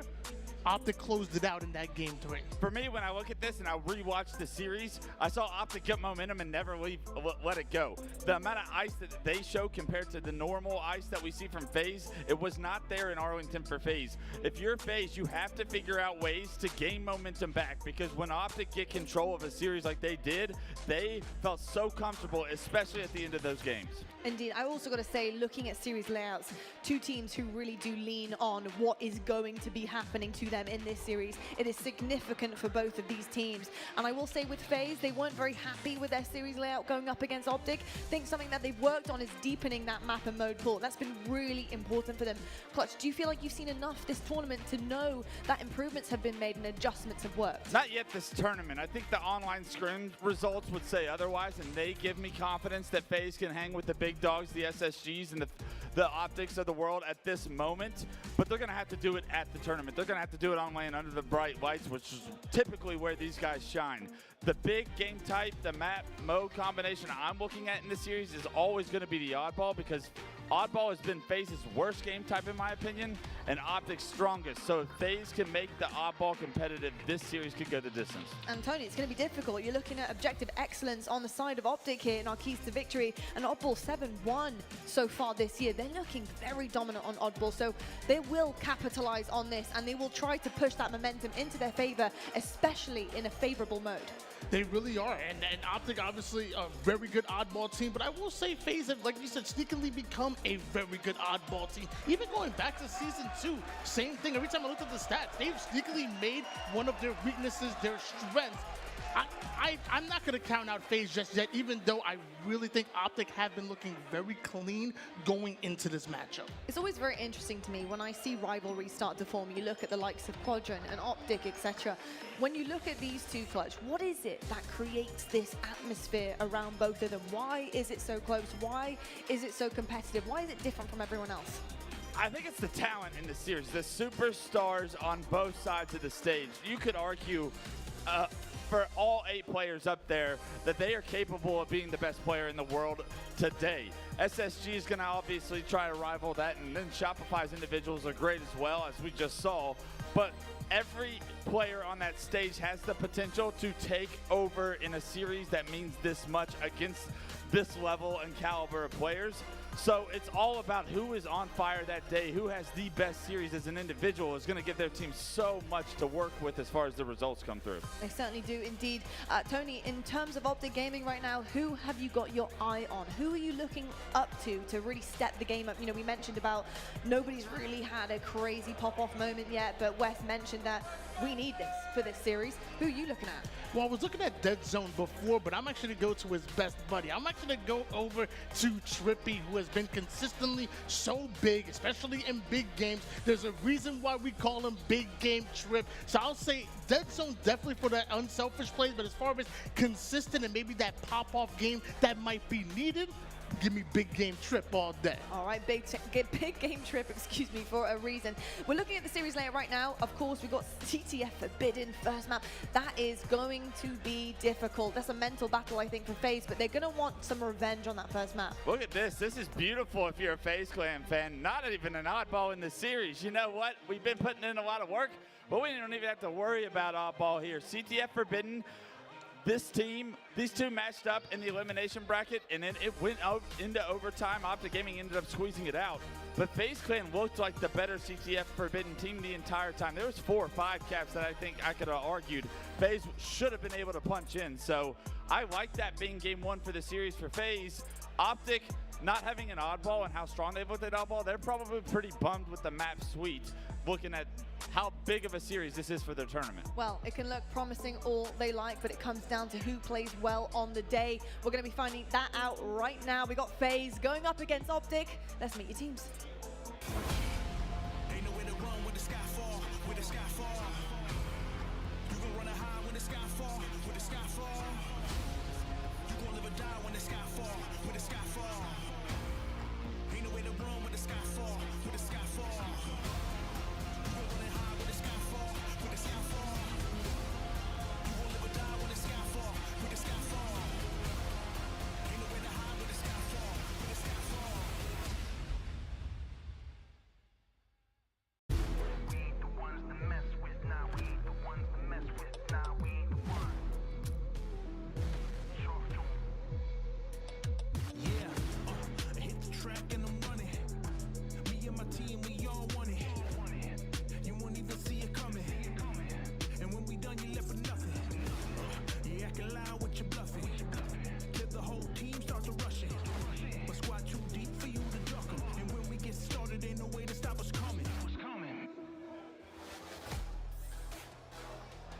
Well, Europe has waited a long time for a Halo Championship Series event to land on our soil, and now is the opportunity for the European fans to be a part of one of the biggest series in all of Halo. You have Optic Gaming on one side of the stage, and you have FaZe Clan on the other.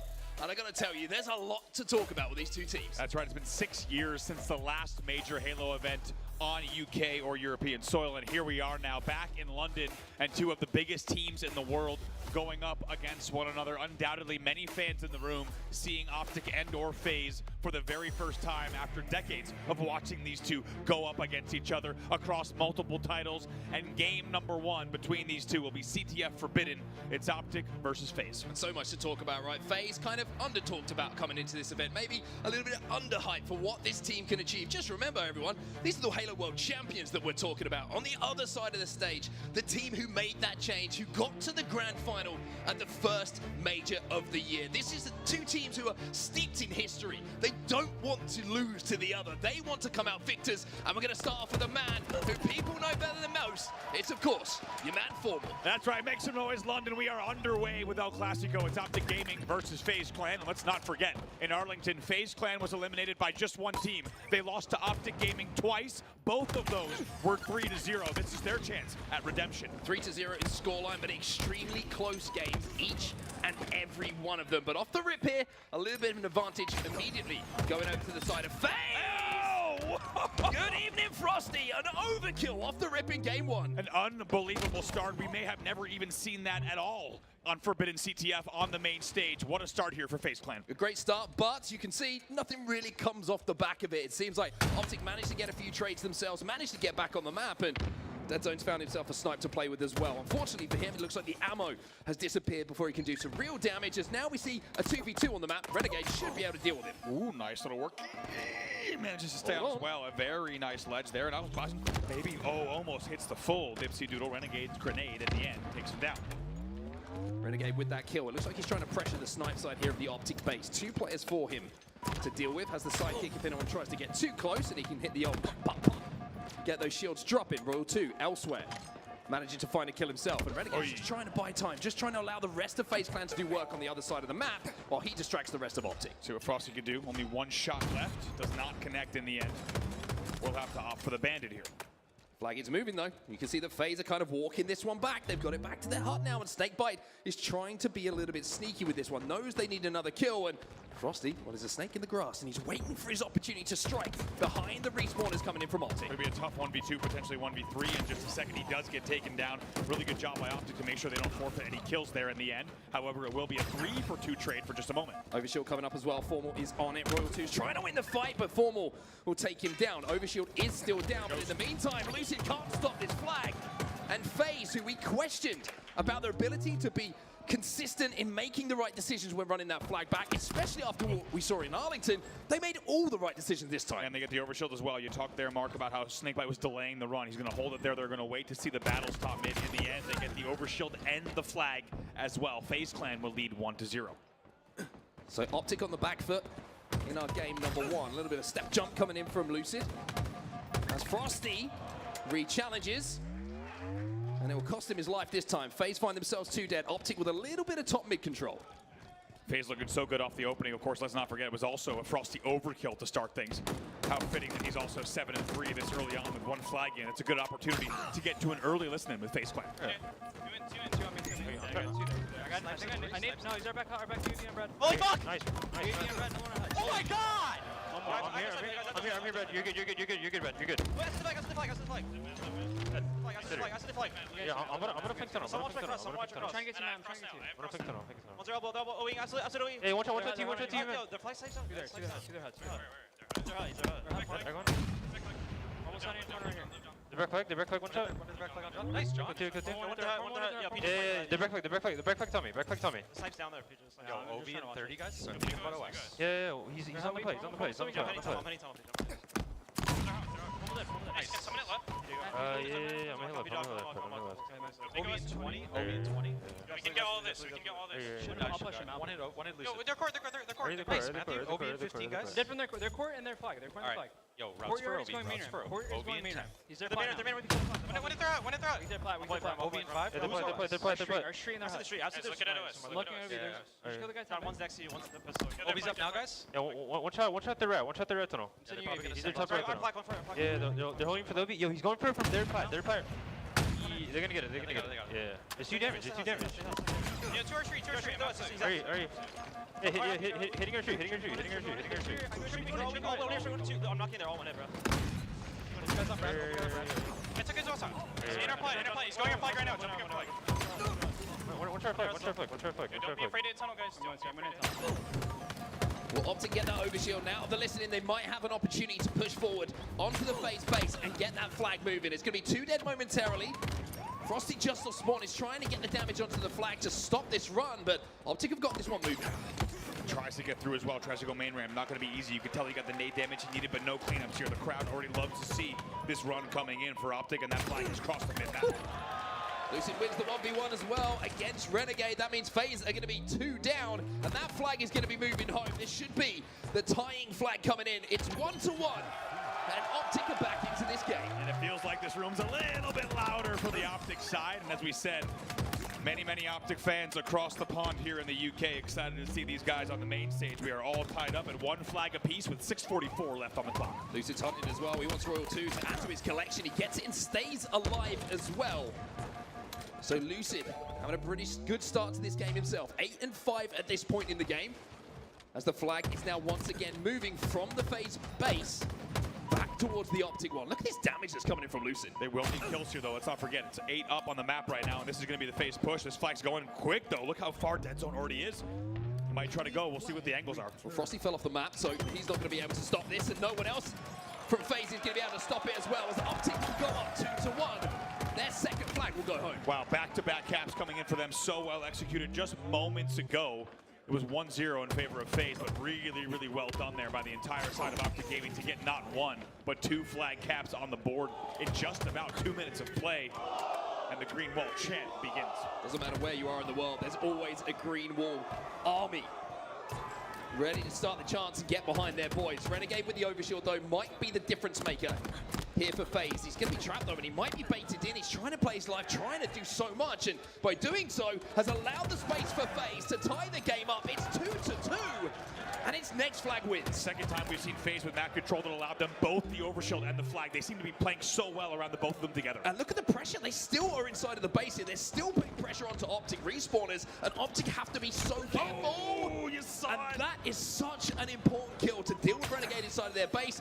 Vital for their success. Really big. Guess what? Formal gets the second kill as well. Formal with a big single-handed effort from that sneaky spot. You probably, ooh, nice little avoiding the splash damage there. Maybe going to get one more as well. And you can tell if Formal had not been in that corner, you just saw him in the corner of the observer view, that outline. If he hadn't been there, there's probably a FaZe flag running, and it's probably pretty far across the map. Yeah, those are the small margins we're talking about, right? When we have these two teams on our main stage, every single decision, every fight has a consequence. It's going to be Lucid who picks up the beatdown, no trade again, and by keeping himself alive once more, now has the snipe to play with to try and find some heads of FaZe Clan members. And just about 3 minutes ago, even less than that, maybe 2.5 minutes ago, it was a 1-0 game in favor of FaZe. How quickly things have been amped and ramped up here. Now 2-2, next flag will win. Pressure. Here comes the pressure though. Look at Lucid, he's getting flooded, and why? Because everybody else has fallen, Here he and goes. Snakebite has that flag moving. Lucid's still in the death screen. Everybody else from Optic has just come off the respawn as well, so unless Dead Zone and Formal can get in a position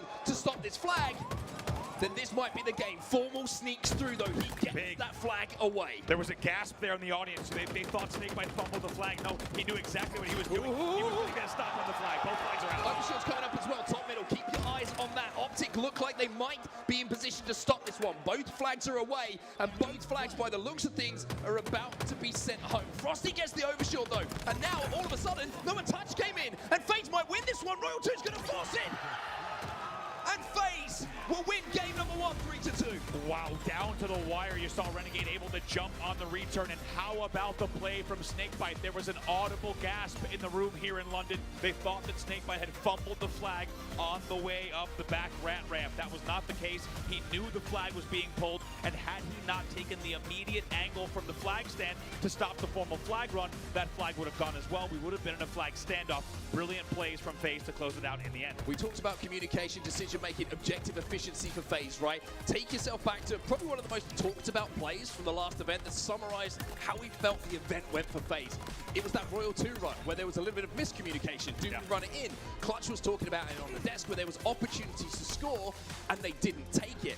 The decision-making in that final run is what won them that game. It was superb decision-making from all of FaZe. Really, so well done, so well timed, and I'm so impressed. Let's not forget, not even each time, I think all 3 flags, there was an overshield popping as well as the flag moving, and it just feels like FaZe is able to manage so much on the map at once to make sure that they not only come away with the flag cap, but also the overshield for the next push as well. As a result of that last flag, FaZe will go up 1-0 in the series. If you're looking at players who had a standout game before we head into game number 2 as well, Renegade, 18 and 14 for him, leading the lobby in kills. The next closest to him on the Optic side, 11 for both Formal and Trippy. So Renegade, we know he's a big series player. Well, that's a great start to this one. And how about almost all of his positive stats come from a late game triple kill moments before that flag goes in. Unbelievable. We can even see just about exactly how far that was. It was less than 20 seconds prior to the flag going in. He records a triple kill. That's essentially what puts him at 18 and 14. And of course, it also puts the last flag in as well. Well, let's talk about game number 2 then. FaZe up by 1 in this winners semi-final. Slayer is going to be the game type. Streets is going to be the map, and the conversation around Slayer has been consistent from everybody coming into this tournament, and even in this tournament up until this point. We said that, you know, FaZe historically, the big series they've won the Slayers. Even if they had to leave it to a game 5, they win the Slayers. But we've also seen from some of the stats we saw on the desk beforehand, they've been in a little bit of a Slayer rut, which is somewhat unsurprising. If they can get out of this against Optic, though, who have been on the opposite side of that superb, it's a huge opportunity for them. Yeah, it really will be. And Slayer's been such a big topic, not only through the entire weekend, but really through all of Halo Infinite. We talked about Optic Gaming Slayers in Arlington as well. Let's not forget, had they won a few Slayers, even just 1 or 2 more games, let alone the games that they did win against SSG, they could have walked away as tournament champions. They've had a lot of time to work on the Slayers. This will be their biggest test since that event here on the main stage in game number 2. And I think both of these teams, as much as they would not like to say, yeah, that's the case, they would have seen what happened in the previous series against Shopify and SSG. And for both these teams, seeing them fall down to that elimination side SSG probably just filled them with a little bit of hope. It's like, well, this could be a little bit more of a comfortable run than maybe what we thought. And I'm saying that with all due respect to Shopify Rebellion, right? Because we've seen some of the incredible series that SSG have had with both Optic and FaZe and how they've gone back and forth. And on the other side of things, Shopify Rebellion, they haven't shown that consistency. But, you know, keeping that in mind, I think FaZe are locked into this series. They look like they really want to come out this hot. They really do. And that man on your screen, of course, Royal One, making sure that everything's managed on the map properly. Huge shout out to him for the management of the overshield, the flag runs, of course, making sure everything's on the same page. Snakebite, who was just on screen prior, not only did he get that last cap and the flag stop, it must be noted, Snakebite had a killing spree prior to the pull, then gets the flag stop, then ensures the last flag goes in. Time and time again, if Snakebite is making god-tier plays like that, they seem to win games, and he seems to be up to his usual tricks. Speaking of god-tier plays, one we haven't even mentioned yet in the post-game, Frosty starting the series, starting the game with an overkill. And for a player like Frosty to start a game and a series, a big game and a big series against Optic, that is the perfect thing to put him in the right headspace to go forward and dominate. It really was. And of course, you thought maybe for a moment, especially when the game got to 2-2, that it might be a different result. But it is once again late game composure that pays off for them. And oh boy, looks like we're also going to check in on a match here on the B stream as well. 2-2, Sentinels versus Cloud9. And based on other series you've seen this weekend, you might not have expected to see this in a game 5. It's 39-30 in favor of Sentinels. One thing that Cloud9 is showing in the start to this HCS season, they are no joke. They will be in conversation to make it into Championship Sunday and late bracket runs because they are pushing every team they play right to the distance. However, this might look like they're going to come up a little bit short here. Sentinels up 43-31, and it's, again, thanks to that man, Precision and Falcate, the 2 Slayers putting up big numbers. Yeah, big numbers. 24 kills across them, and they aren't even at the end of the game yet. You already know that's going to be probably more than the majority of the kills in the entire game recorded by those 2 alone. Yeah, I think it actually did a little bit of a disservice to Booba and Lethal there, who are both positive as well, so not really anything to complain about here on the Sentinel side of things. They're just 5 kills away from securing their place in the next round as well. Of course, this is going to be an elimination bracket game, so Cloud9, if they can't claw this one back, unfortunately, that'll be the end of the road for them in London. That's right, we're going to wait for this, of course, next match on the main stage to start, but we'll stay with this for the last 5 if we can, just to see how this one closes out. And it looks like, as you say, maybe just the last few kills for Sentinels to record. Lethal's going to get one of those kills that you talk about. Suspect trades it out, but as long as they trade in these situations, Sentinels will be comfortable in moving forward in the bracket. It would have to take somewhat of a catastrophic... I was going to say something that I can't say on broadcast, but it's going to be bad if it happens. Booby gets another one. Septify takes some damage. Falcate's almost there to get that trade. He's desperately looking forward, but also a little bit of respect being shown here by Sentinels. I think understandably so. This has been a tight series between the 2. They don't want to throw this away. They really, really don't here. 3 kills to go. And as we said, Falcate and Precision already clocking 25 of them. Lethal also joins the 12-kill club. He's 12 and 8. Septify gets 1, just to make this a little bit more squeaky than it was a few moments ago. It's funny when you get to these situations in games, it's like, hey, we only need 3 to win. Surely this is just a case of closing out, and then slip through. Yep. Maybe you lose a power-up. Trust me, it gets a little bit funny. It gets dicey. Also worth noting here, the winner of this series will play the loser of our main stage series ongoing. So either FaZe or Optic, depending on how the series goes, will match up against the winner of this one, which right now, as we said, statistically really should be Sentinels in just a few moments. Well, Lethal finds one, Precision finds another. It's 1 kill to go now, and even though Cloud9 do manage to pick up 3 kills and put themselves within 11, it's just 1 to go here, and Precision, as you can see on your screen, he's got the camouflage. Don't want to get too loud, too proud about this, just in case somebody's listed in, but Precision has the game in his hands. He does, and how fitting. The newcomer, the new addition, might go ahead and walk in right now. Here comes the push. Falcade says, I'll go first, you clean it up, but they can't quite do it. Septify gets 2, and the spike won't get the job done, but Lethal's experience certainly will. 50-41 is the final score in that series, and Sentinels will keep their run going. Up against the wall yet again. It feels like Sentinels is one of those teams that is always going to be in a Game 5 Slayer. Doesn't matter the tournament, doesn't matter the roster, they are going to be there as we now resume on our main stage. Of course, Sentinels will be playing, as we said, the loser of this matchup, but we are most importantly focusing on who's going to take the win in this series here. If you're just joining us, welcome. It's El Clasico. Optic versus FaZe, a story as old as time, now taking place here in London, England, and now FaZe up 1-0 on a down to the wire 3-2 CTF Forbidden win. We now go to game number 2, Slayer on streets. Keep your eyes on who controls that red gun, because it is so deadly in the hands of these players. It's so good for just locking down one lane of the map and getting you that opening pick in a 4v4. If you can lock that down early, then you have a pretty good opportunity of being able to double up and go for that camo off the respawn as well. But game number 2 is live here. FaZe find themselves up by 1. Optic got some questions to answer. They do. They need to answer back. And one thing that must be said, this is FaZe's first time taking down Optic on LAN this year in a game. As we said earlier, 3-0 in both series in Arlington. FaZe Clan dropping to Optic. However, it's already a different story so far. They've taken game number 1. 3 dead. 4 FaZe. Lucid trying to put damage down onto the respawners who are going to be in and around the tram area, and with that camo coming up as well, being stuck on respawn, not the best of places to be. Renegade opening a little bit of space though, and Frosty going to be challenging onto Lucid as well. He wants that kill, he wants that Bulldog, and he wants to lock down that camo for FaZe. Just like that, tied 4-4, camo now up. We'll see what they can do. Minor man advantage for just a second. They will also get the next pick as well. Now 2 dead. It was a momentary 3 dead. Should be a camo grab here for FaZe. Yeah, really good control of the map there for FaZe. It's 4 dead for Optic, and Snakebite, he gets the camo off the back of it as well. But the way that they swarm, they pushed ahead of Snakebite, allowed him to pick up that camo uncontested. So fantastic timing on the push from FaZe. It made Snakebite's life so easy picking up that camo. Really impressed once again. This is not the first time we've seen it. We saw it all game. They also get 4 dead at the exact timing of the camo pop, and it just feels like FaZe is doing so well with game power up and weapon management, and now info management as well. Optic trying to burn this camo, trying to get some time off the clock and make Snakebite make the play, and it's exactly what they've managed to do here. A little bit of damage is going to come in, but here comes Frosty. He flies in and manages to get a trade, but with everybody else, you can see just stuck together at the moment from Optic. It's about timing this push for FaZe to flush them out. Let's see, Snakebite going to try to get this finish on formal. He should in the end. That will be 2 dead, but ooh, boy, what a trade. Reversal perfect. You see it on screen live. Another one coming in, and great shots. That will now bring the game to 14-9. It has to be said, Optic Gaming with a pretty good counter to the camo. It took so long that the next camo's already popped, and Lucid's able to grab the second one of the game. It's still just a 4-kill game. So an exchange of the camos. Now, can Lucid and Optic Gaming use this to get back into the game? Bulldog going to be dropped off to him as well. So Royal 2, Eagle Eye. Eagle Eye? That's ridiculous. Lucid is just getting dinged from distance. Not too happy about that, inevitably. Here comes the push. Snakebite will be taken down, however. Has to play his life a little bit here.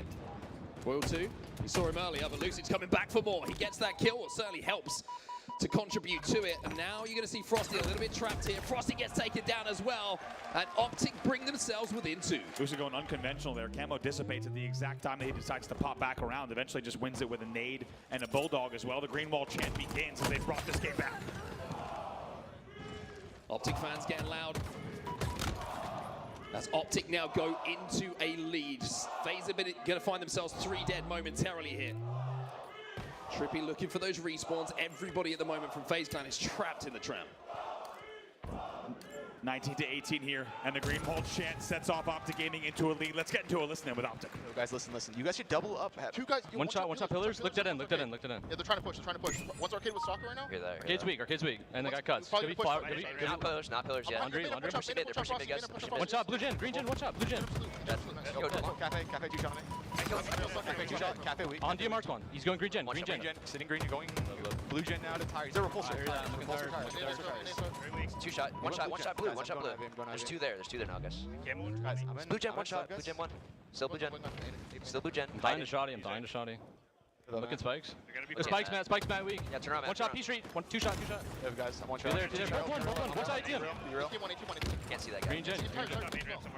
You should die. Dead. Yo, drive my thing. Tires weak. I'm looking PD, man. PD, man, weak. PD, weak. One shot, PD. Nice. Stay down, guys. Stay down. One shot, Commando. Can't help that. Nice. Watch B-roll. Watching Joey. Cuts maybe. Yo, big touch. He's trash, guys. Trash with the repulsor. Commando with the repulsor. Slow down for a second. So Commando, arcade. Look at arcade. I can push this. Tommy has camo. Driveway weak. Driveway's 2 shot. Arcade. I'm watching arcade still. Joey, watch your own back, Joey. Sitting Ivy. I've destined, so one's arcade now. Tommy, yeah, I'm walking cuts. I'm getting Ivy weak. Need a driveway? I'm looking rail, Joe. Two guys here. Drive row two. I'm walking into sub right now. Tommy does that end, guys. Zane, I'm going. Driveway. I'm one shot here. Driveway, one shot, roll 2. Red room, in B weak, guys. In B one shot. In B one shot. Salute arcade. So 2 1-shots in B. 2 1-shots in B. One shot absolute driveway. Post right. One shot, Tommy. One shot behind you, Tommy. We'll kill it. All good. Spawn your Jay. Front sub, aping weak. Shot Ivy dead. Watch this. Alba comes back into the game, and I've got to say, how well did FaZe just play that situation? They have no camo. They burn it all, and they pick up all of the kills surrounding Lucid, who had that camo. By the time that the camo ran out, he was left on his own. I couldn't agree more. It's been amazing to watch the power-up control and then the counterplay from East Side. It has been a chess match between these two. You don't always get to see that kind of counterplay, but at this level, you will see really intentional counters all game from both sides. And as a result, we are still just within 1 kill. FaZe up 31-30. So camo wasn't the difference maker. Can the Stalker Rifle provide the DPS, the damage output, to give Optic an opportunity to push? Trippy, he's going to be the man with the responsibility of hitting these shots. Lucid's going to try and poke and create an opening. A stick's going to come in elsewhere, which keeps the score just 2 between the two teams. Royal 2 picks up a double as Trippy hits the perfect. It's a 1v1 at the moment. 1v1 for just a moment, as you say, between Royal 2 and Trippy, the last 2 players alive. Trippy, though, the big perfect kill, brings the game back within 1. Camo's coming up. Trippy goes to tower to make sure that he can lane anyone. He's trying to get vision on it. On the FaZe side, Frosty having a little poke battle. Nobody really coming out on top of that one right now. Apart from, you could maybe argue, Frosty, because he's using that ammo up with the red gun. Double push here coming, see stairs. Trippy wisely backs down as the pressure was coming in, but camo grab could be happening soon. Formal's the first to fall in the 4v4. The last 2 camos have gone the side of Optic Gaming. FaZe need to get one if they want to have a little bit more of a comfortable ride at closing this out. But at the moment, look at Optic. They're all trapped inside of PD. Based on positioning, they should have that camo. We'll make sure and see if someone has it. There it is.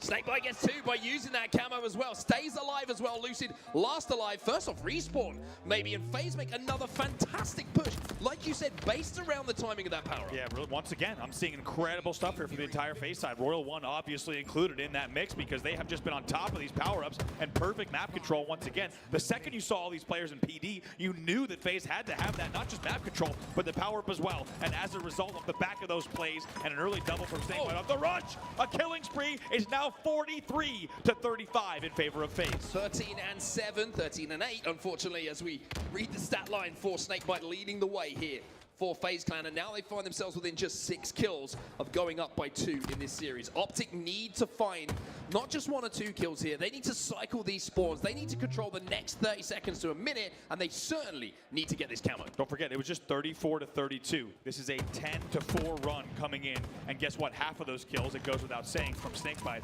after that killing spree. They now lead here by 8. And now you've seen Optic realize they have to value every death so much more. No more wiggle room for them to play with. Royal 2 with some good shots coming in from the window. Trippy's trying to at least push the pace a little bit here, but every single FaZe Clan member who is having those shields broken, he's getting away and keeping themselves alive, and there's a trade from someone with no shields. Optic find themselves 3 dead, and the overshield isn't on the map. It's the camo that's going to be picked up on Rule 2. Look at this play. Just going to probably look to trade here. He does trade 49 on the board, 1 to go for FaZe. Frosty's going to get that final kill, and FaZe find themselves 2 up in the series. And that is the FaZe that we're used to seeing in Slayers. It was surgical, and the timing of those pushes around the camo, Andy, super. And what did everyone say? If there's one thing that's going to fire up FaZe, it is a disappointment like they had in Arlington, and I think everyone in the scene was ready for this team to come back, to fly to London with a completely different game plan and a completely different outlook at this tournament. They win Game 2 Slayer by 10 kills, and as you said, it is unbelievably disciplined. We have seen what this team does with scrim schedules, with VOD reviews. They are relentless, they are ruthless, they are now bringing this here into the series against Optic as we take a look at some highlights. We certainly will look at the highlights and look at this shot, those shots coming in from Snakebite to pick up that double kill. So many players might have thought this is a situation where I go down, but he forces you to hit the perfect shots. He makes you work so hard for every single kill, and it was a situation towards the end of the game where you felt like, when we were talking about the counter plays with the camo, you saw the idea from Optic when FaZe got it to try and just group up, not give information away, but they weren't able to kind of just last long enough, survive long enough to then push off the back of it. Whereas when we saw it from FaZe, they were able to buy so much time before Lucy could get engaged. That's where that gap just started to open. And FaZe, you have to give all of the credit for them the way they played that. I'm so impressed. I'm not kidding. Every time we cut to them, it feels like every single thing, right? There's these big moments, the tug of war kind of stalemate moments where you're unsure where it's going to go. Moments later, we cut to a Frosty, a Snakebite POV, and they have full control. They've got the power up, and they've either racked up a 4 dead or they have a flag on the board in the case of game number 1. Just so impressed. There's a lot to learn here. If you want rewatch these gameplays, if you want to get better at this game, you want to learn about the strategies across those opening 2 game types, because at times they have been perfect. Well, speaking of players who played perfect, the one on the right was pretty much perfect in that last game. Snakebite, a fantastic performance from him in the Slayer, but when we talk about objective, you see his face again. He's smiling because he can do it all. 2.05 KD in London on King of the Hill. That is absolutely ridiculous. It really is, and to rack up also, as you say, 8.3 hill time a minute as well, just putting up the objective time as well. Of course, Trippy with some impressive stats as well, but normally we'd be like, wow, great numbers here from Trippy, but to be honest, on the right side of your screen, Snakebite is just stealing the story with numbers like that. Yeah, they're exceptional stats. They're stats you don't see very often. You know, going double positive when it comes to objective game types and having most of that time yourself it's very rare, it's special, it's unique, and I think you can say that about Snakebite as a player, right? There's not many players who can do it all in the way that he does, where he leads in pretty much everything that he does. Yeah, I mean, like you said, the man just bleeds excellence, and I can only imagine the mindset of this team since Arlington. It would have been a very, very long 6 weeks since that event. As we said, there's one thing this team, we know about this team that they kind of hate more than anything would be losing. And the way that they lost, of course, they would have had a lot of time to think about 2 back-to-back 3-0 losses against the very team that they are sitting across from right now. However, as you can see, it's a different FaZe roster. They now lead 2-0. They're 1 game away from closing out the series. Well, here we go. Game number 3 then. 1 game left for FaZe to chalk up to call the series their own. For Optic, it's the start of a very long road if they want to call this series their own. King of the Hill live fire is where we're going to find ourselves, and we're going to be focusing on who's going to hit them snipes. Yeah, that's the question, and you got to think Optic also going to be digging deep here. Green wall here in effect, already getting some chance going coming into game number 3, but going to be digging deep. They need to send this series the distance, but it's not going to be easy with the type of game and map management that we have seen from FaZe. We're starting things off with Lucid. Well, here we go then. Game number 3 of the series in our winners semi-final. Optic very much on the back foot, and FaZe looking like the FaZe we talk about when they're playing some of their best Halo. Already inside of that hill is Snakebite. No surprise to see that as he wins his first individual fight. And FaZe with tower control as well. Frosty with the sniper. This is almost the perfect start for them. It is. Let's see what they can do. They open up with a 3-1 lead. Oh my God. Hits the shot on dead zone before he can drop as well. Might even record another one. Those kills will be traded out. 3 dead at the moment for Optic Gaming. That means it's an early lead for FaZe Clan, 6-3 in terms of slays. And now Formal, though, as your last player alive for a moment, does have the camo. Might be spotted out, though. However, Renegade has no idea where he went, and no surprise, because he's a camo player, and it's difficult to spot those. Frosty Still not aware of the exact position of Formal. Dead Zone's going to fly in front of him, and the sniper rifle and the camo now in the hands of Optic. They have broken the FaZe clan hold on this hill, and even though FaZe have done the majority of the work, they haven't done it all yet. That's right, no room for error here. Optic would need to hold throughout this entire hill. They need to make sure they are focusing on slaying advantage, also while still being close to B and the hill. This is not going to be easy. We'll see if they can do it. Here's the hold. Look how obnoxious Frosty's being on the cuts there, using those pillars, just shoulder peeking, jiggle peeking, to try and make Formal use some of that ammo to make it as difficult as possible for him to hit the shots. But he doesn't need to hit too many right now because Frosty is last alive. The rest of Optic Gaming have taken care of FaZe, and look at that hill time. Look at that hill time. They've done it once. Can they do it again? Take a look at that bottom scoreboard. They might stop this first hill. They just need a few more slays here for a few more seconds. 2 shots left for Formal. Will 2's going to peek.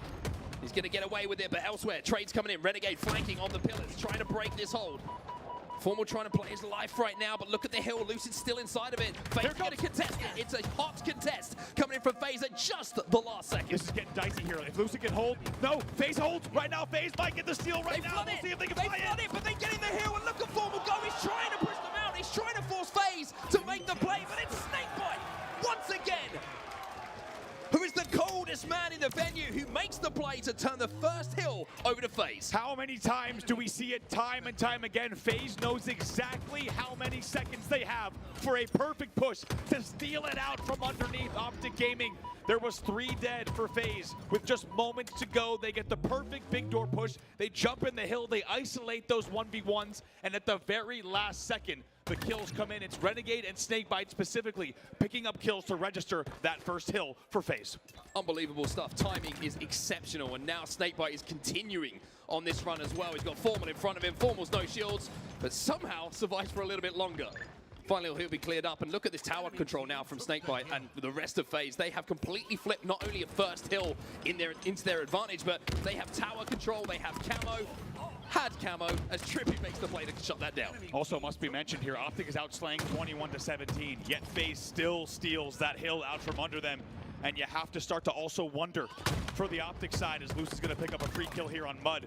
You have to wonder, a moment like that when you were just about to go up 1-0 in the kind of turning point game in this series, to lose that hill again might just be a little bit of a tough blow to register. They're now outslaying by 5, but they need to get the objective points on the board here and make sure they tie this one up. Big push coming in from FaZe on the cut side as well, and I was going to give a lot of credit actually to Optic. Even though they found themselves without control, they did manage to break the setup, and you can see they have a good amount of time once again on this second hill. But if we've learned anything from watching FaZe here in London and over the last amount of time, it's you could be close, but if you're not perfect, if you're not converting, then they still have a chance of winning those hills. Body's trippy in the angles as well. They're going to use some teamwork to get the kills on back tower. 2 dead for just a moment for Optic. Renegade doing everything he can to stay alive and fight off this nest push. Push going in from top middle. Renegade not going to be able to get the shots away. Snakebite's on the flank as well. He'll take down Trippy in and around that hill. It's starting to get a little bit scrappy, a little bit dicey in and around this tower hill. A 2v2 momentarily, but FaZe lose yet another member. And that's going to turn the numbers back over now to Optic. Snakebite with yet another killing spree. My goodness, how about that? Finally, not enough though in the end. Optic Gaming will tie it there. Snakebite wins a very nice battle in the back of the base, but he knew he wasn't going to be able to stop that entire hill. So instead wisely plays his life. However, most importantly, we are tied 1-1. Optic Gaming answers back. They answer back, and they've rotated so well towards the garage. Look, they have control of scoreboard. They're in a small window. They have someone in and around that hill. And early hill time on this third hill is now going to the side of Optic. However, a couple of kills are going to help FaZe have a bit of space to play with now. See what Snakebite can do is alone in scoreboard again. Oh my goodness, almost gets another one. Not able to sneak that one out. Finally, he will be taken down now on board with Renegade here in the window. And Optic Gaming starting to get a little bit of form here. Once again, they're still outslaying, but more importantly for them, they've tied the game. They can breathe for just a moment. I was going to say one thing that Optic have done so well last 2 times we've seen the camo pickup come from FaZe is they've traded it out immediately. I don't think the camo player has even registered 1 kill without response. It's been an immediate trade, which has made that camo almost useless on the map. So trading it out, absolutely fine if you don't have it yourself. However, you do pick it up, you want a little bit more from it. Optic Gaming, though, they're going to want a little bit more in these next few moments because FaZe have taken 3 members down and Snakebite is back in that hill. He very narrowly stays alive there on that nade that was coming in, just barely stays alive near his scoreboard. Able to do so, though, and able to continue controlling. They also get the back A spawns, and now here comes the Optic push. Big flood coming in from Optic. You see them flying over the A plat. They get 2 kills. They clean out most of Garage, and now you're going to see the sniper rifle coming up top middle, and Optic already up on the map. Look at the position here from Dead Zone. He's trying to block those back tower spawns. He's going to try and force all of FaZe to spawn together at green. And if he can do exactly that, which it looks like he's done, and get away with a snipe, then Optic are going to have the info they need. Oh, here comes a 1v1. Snakebite's going to take that. Also probably going to grab Sniper on the push in. A double kill for him. Oh my god, Snakebite somehow breaks through, and Snakebite, he's going to register yet more kills. A triple kill for him. He's 15 and 7. And if I'm Snakebite and I've just got a triple and get the snipe, I've got to be honest, I'm not handing it off to a teammate. That just shows the kind of player he is. He's doing it all, and he's generous. He also dropped. Oh, that's why. That's why. Sniper. Oh! Picked up a double, making a double kill for Renegade. These guys are doing it all. He's finally taken down. Formal's your last player alive for Optic. Look at the board, though. My mistake, Snakebite. You made the right decision. FaZe back inside of that hill. And at the last second, once again, Optic so close, but FaZe showing they will not rest until the very last moment. Renegade still inside of that hill, and FaZe will cap. They will go up 2-1. An unbelievable sequence of events there for a triple kill followed up by a double kill, and then that hill to come down to the wire as well. FaZe Clan will strike. They now lead 2-1. 2:16 left on the game clock. Snakebite is 16 and 9 in this game. Ridiculous numbers coming in from Snakebite. Renegade as well, not too far behind, 16 and 12. And like you said, a couple of those came a few moments ago. You might have noticed them. Camo's going to be popping up as well, which is why you're seeing a lot of control over on the Camo side for FaZe. But Renegade's repositioned to back green here as we go towards the mud hill. He has that sniper rifle, 3 shots still. And it actually looks like FaZe might give up the Camo for map control. FaZe has been criticized in the past for their objective efficiency. However, they have looked so good in this game. Renegade picks up another one, and the two teams are tied at 50 kills apiece exactly right now. Formal hits the shots, and he had to. Dead Zone comes through with a double kill himself, and Optic will break. But we've said that a few times now. With the Camo, with 1 bullet, a sniper rifle, this is the opportunity for them to pick up that first kill and lock down the hill. See if they can do it. That's the big question. They narrowly go into a kill lead as well, and a significant lead here on this hill. They're going to look to tie it. Camo's out. Great DPS coming in this time from Dead Zone on the nest. Renegade's managed to sneak up to the tower. Formal's trying to sniff him out, but Dead Zone's going to go on a killing spree himself, and someone needed to do this for Optic. Someone needed to take the game by the scruff of its neck, and maybe it's going to be Dead Zone as Optic tie things up at 2-2 off the back of the Dead Zone killing spree. Big stuff there, 16 kills to his name, also tied for the most assists with 9. As you said, it's really been a DPS story during that entire hill. We'll see now what Formal can do. We're tied up 2-2. Optic Gaming with their backs against the walls. Of course, if they lose this one, they will be out of the series, doing everything they can to hang on. This hill's so important. 2 dead for each side. Snakebite trying to pressure the hill. Optic are inside of it at the moment, but it's a 2v2. Frosty's trying to flank, but Frosty gets taken down by Lucid. So Snakebite smartly plays his life, recognizes there's no chance I beat 2 Optic Gaming bandit rifles in a 1-person challenge, and instead he's going to go for that flank. But Trippy might have just read this. Was ready for it. Almost fortunate the jump gets missed. Take a look at the bottom, though. Optic Gaming about to close out this hill. What a turnaround this would be for Optic, right? If they can turn this game on its head. Trippy with the body, but not enough to take him down. FaZe inside of the hill. And I said it once in this game, and I'll say it many more times throughout this weekend. You cannot count FaZe out at any point on a hill until you lock it down. It's 3-2. Optic have turned this game around. Unbelievable stuff. Once again, finally, Optic has the outslay. Nice no-scope as well. Bodyguard medal comes in as he just brains the opponent right next to a friendly. Now going to go ahead and reverse Santa Claus for Frosty as he pops back up. And now, just like that, all the pressure is on FaZe Clan with 1:37 left. Optic leading by 1 hill. FaZe inside of that hill and locking it down, though. Look how much time they've already got on the board. They're halfway to tying this game up at 3-3 and sending us to a final hill. Camo's coming up as well in a few moments' time. Frosty finds another kill. Frosty sends Trippy back. towards a teammate to clean up, and clean up Snakebite will. Frosty now moving down towards a teammate, cleans up Lucid. It's 4 dead for Optic, and it's a free camo for Frosty. Dead Zone as the last player alive almost shuts down the camo play. He will get taken down at the end. Lucid almost gets to grab it just like that. How many times do we say it? If there's a power-up popping and an objective opportunity, FaZe is going to do both. They do it again for what feels like the 6th time in this series. And now, how perfectly fitting, 3-3 on the home stretch of this game. Optic fighting for their lives. FaZe looking to close it out here and now. Next hill wins. Simple as that. A couple of kills go in the favor of Optic, but it's a 2v2. As Royal 2 tries to move in to clean up some damage. Frosty's going to beat him to the kill, though, as Optic now find themselves 3 dead. Tower control is all FaZe's. If there's one player you want from FaZe on this tower, probably the man on your screen. This could be devastating. As you said, it was 3 dead. Now this is going to be quite a run here for FaZe. Optic, oh boy, Optic has to get a very good push coming up. However, Formal is the first to fall, and especially if you see another one, this could be even more time on the board. You do for FaZe Clan. It's a trade, but it's 2 dead for Optic. FaZe will continue scoring. Optic have proven, though, in this game that they can break this tower setup. But time is a factor. Game clock is a factor.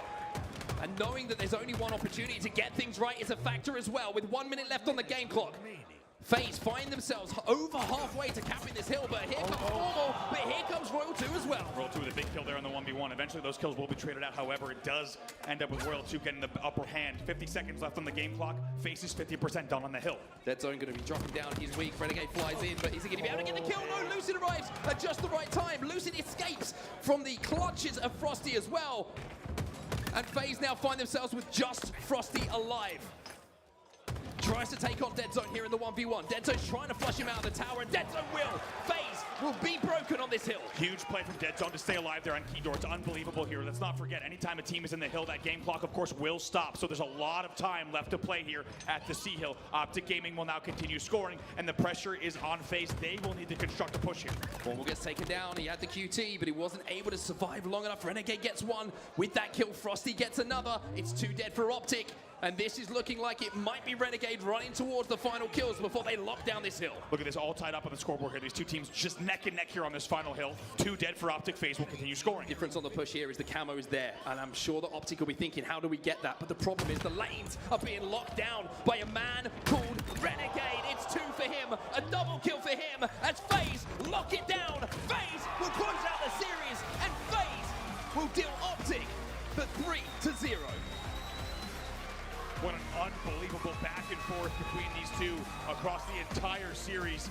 In the end, FaZe Clan will not only win that game 4-3, they will also outslay 85-77 after being outslayed the entire game, and they will close out the series with a final score of 3-0. Now that is a scary, scary looking FaZe. That is a FaZe on a mission. And I would say even the way that they've just left that main stage right now, they are not done this weekend. They know that the work is not done this weekend. They want to be here in that final, winning it and lifting a trophy. Here is a look at your series layout and how things went down. I mean, once again, we said this is a game of margins. You're always going to see tight score lines between these two teams. Really the top 3, you could say top 4 now, with Shopify entering the top 3 here for the first time this weekend. But my goodness, what a response from FaZe. Once again, just in case you didn't catch it earlier, Optic Gaming in their last 2 outings has 3-0'd FaZe both times in Arlington. FaZe answers back in the biggest way possible for FaZe Clan fans across the world. It will be a 3-0 result, and they will move on to your winners final. An absolutely breathtaking performance in that final game. And again, it's such a unique kind of property that FaZe have, Andy. The ability to play until the last pixel. It's, you know, it's a term that we've got to start coining, right? Because it's not playing to the last second, it's playing to the last pixel. When it comes to those hills, when it comes to that objective, FaZe are never done. When you think you've got a little bit of comfort on the map, you think you've got the hill locked down, you've done it before you know it. Yeah, you've lost the hill when you're fighting uphill. I mean, it's amazing. You had Formal on Nest Bridge there with Snipe, right? 3 players dead for FaZe. They had to construct the perfect push coming in from pillars, from concrete, right? From big door. And somehow, in the end, they're able to do it. As you said, perfectly timed. The 2 players enter the hill at the last second, then they isolate those 1v1s. And that, from that game specifically, is just a perfect encapsulation of what that they can do in each game type. They did it again just now at the end of the game as well. So impressed with FaZe. Of course, as we said, though, Optic, a lot to be proud of from that series. And if we see them play each other again, the scoreline lines tell the story, we could see a very close series once again. We certainly could. Well, that's enough from us for the series. The series is done and dusted with FaZe feeling good, and another player who's probably feeling pretty good at the end of it is Renegade. Blaze has got him for an interview. Thank you so much, Onset and Brav. Give it up for FaZe Clan and Renegade as they move on to the winners finals. And Renegade, just got to ask you off the rip, how does it feel to 3-0 Optic in front of this crowd and make it back to that winners finals? This feels amazing. This is one of the best crowds I played with, so it's like, it's a really good vibe, you know? I think they are some good vibes. London, are you guys having a good time? They are. Now, the last time you played Optic Gaming, it was a 3-0. Now, the first two maps was exactly the same. The first score was flipped in your favor, and the second was a one-cap in your favor. What was the game plan as you guys went back to when you saw those maps, really make those adjustments against Optic to 3-0 them this time? Well, yeah, we had to go back to the drawing board because last event they beat us 6-0. We didn't get a single map, so we had to go back and look at all those game types and kind of figure out where we made a mistake. And I think going into this event, we had really good scrims and we had really good game plans, especially on the maps that we lost, and we executed.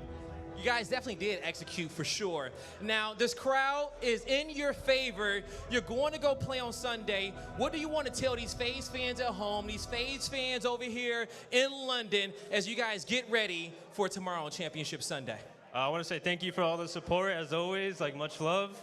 And I'm ready for Sunday. I'm ready to get this dub. He's ready to get this dub, London. Show some more love to FaZe Clan. Lottie, let's break this down. Thank you so much to Blaze there. Wow, what a series. Look, we said it would be close. It didn't go the distance, right, all the way to game 5, but much like last time, it was very close indeed on those maps and modes, and it was very impressive to see both teams go at it. Tony, I'm coming to you very quickly first, because the results were slightly different this time around, but there are some similarities. Yeah, things look the same, but obviously a lot different. And last time we saw it on Capture the Flag Forbidden, we did see a 3-2 score line, but clearly it went in favor of Optic Gaming. And even going into that King of the Hill live fire, that was game number 1 the last time these two matched up. And again, it was a 1-cap difference between the two. And again, it went to Optic, but this time it was FaZe making the difference. Forbidden and Livefire going their way, and an incredible Slayer. That was so fun to watch. Clutch, there was one moment that you could tell where this series was going.